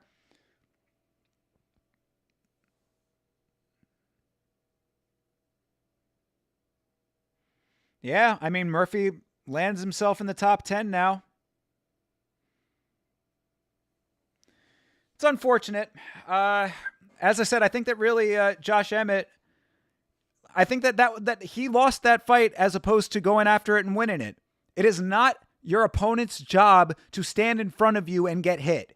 If he's running, if you're saying that he's running, you have to go after it and make the offense happen. So I'm not super mad at this decision for that reason. Yeah, well, these fucking cards are all over the place. Sal D'Amato had it the same way that I had it. Yeah, this is... Yeah, these cards are all over the place. Yeah, obviously a close fight for that reason. Sal D'Amato scored it the same way that I scored it. Yeah, all right. Well, Lerone Murphy gets the win, even though I think that Josh Emmett really just kind of let it slip through his hands. And either way, ladies and gentlemen, we walk away with a little bit more money than we came into this card with. So the Brad Tavares, Torres Finney, and Lerone Murphy parlay came through. The Pat Sabatini and Josh Emmett parlay unfortunately did not come through, but I would have really liked that one to have. Diana Barbosa and Torres Finney over 1.5 versus Robert Valentin comes through. And Luma Lukbunmi, Torres Finney, and Vanessa Demopoulos and Talita Alankar going to decision comes through as well. So, oh, what was the other one? We had one more. What was that third one? Oh, and the Martin Budai straight came through as well, even though he did not win that fight. E-Money J, you're 5-2 this week. Hey, not bad. Get money, brother. I'm always happy for you when you win. Back to the drawing board for you. Hey, well, you said that you're going to be doing the research for next week, so make that happen. Do all of the research for us. You come back early. You know we always start these streams 10 minutes before the card starts. So if you are here within those 10 minutes, the community parlay is up for the taking. If you see that notification, get yourself in here. You got picks. We will bet those picks live on the show for you. So far, so good. I mean, a couple of parlays have come through, and that was one of them, actually. So you might have gotten the shame parlay on the one with Joe Anderson Brito on it, but you did get the community parlay from earlier. So there you are, your choir of angels singing your praises, good sir. So what did we learn today, everybody? Well, we learned that Lerone Murphy is still human, in my opinion. I thought that was way closer of a fight than you want to see out of somebody who should be terrassing their way to the top of the division. We learned that Diani Barbosa can get a nice submission win. We learned that Pat Sabatini deserves some respect on his name. I think a lot of people disrespecting Pat need to put a little bit more respect on the man's name after a win like that. We learned that Uran, what was his last name? Uran Satibaldiev is a dude who you need to keep an eye out for because he came in on short notice and probably got robbed, really. Short notice and up a weight. His opponent had 40 pounds on him, and he took the fight to him, probably winning the fight. So keep your eye out for Uran Satibaldiev. What else did we learn? We learned that Cortavius Ramius is not it, dude. I was kind of thinking that before that fight, and that fight certainly confirmed it. On the other side, Chang Ho Lee, that dude's a fucking dog, dude. I mean, that dude was scrapping. Like, not only was he going in there for the clinch situations and stuff, but he certainly was game to stand and trade. So you're glad everybody's wallet is happy but yours? Aw, I'm sorry, Savage. You've learned that betting is bad? No, dude, I agree. Do not bet money. Definitely never bet anything that you can't afford to lose. You only put a couple bets on the major underdogs, but still a waste. I mean, bro, it's only a waste if it doesn't come through, right? So in this instance, maybe a waste, but you never know. Next week could be different. Always bet responsibly. What else did we learn? We learned that Brad Tavares had a really nice performance. We learned that tonight. Good job to Brad. Ode Osborne with a really nice knockout finish. That was one of the best performances on the evening, on the card. Good job for him. We learned that Torres Finney is going to come in and do exactly what he always does. So if you think that Torres Finney is going to change up his game plan now that he's in the big show, you got another thing coming. Did we learn anything else? Oh, yeah, Reese McKee getting a really nice doctor stoppage finish after pummeling the fuck out of Daniel Frunza in the first round. Good job, Reese McKee.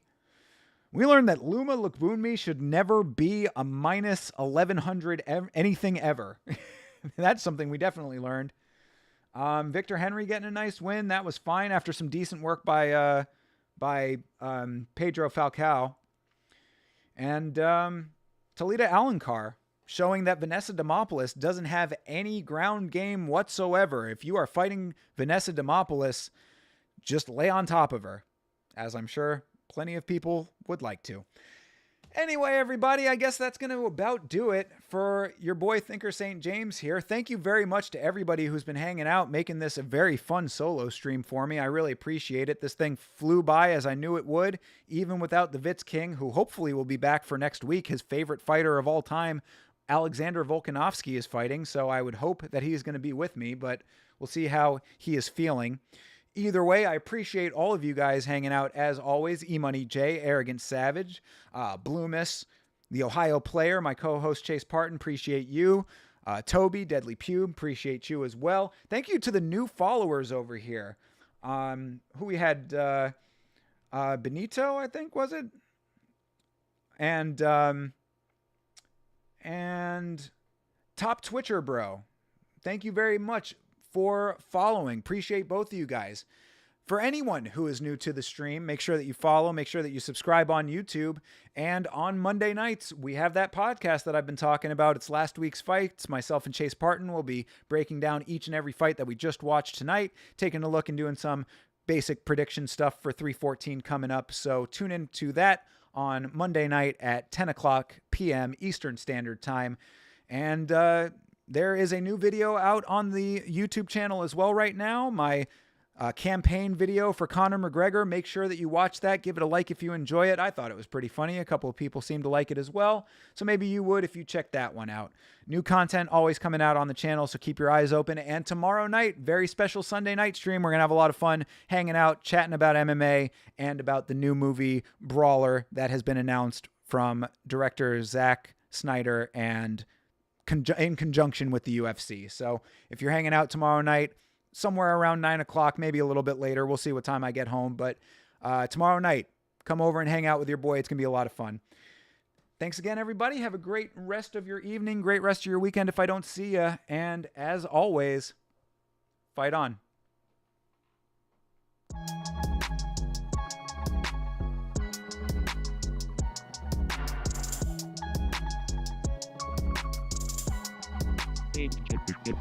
Game.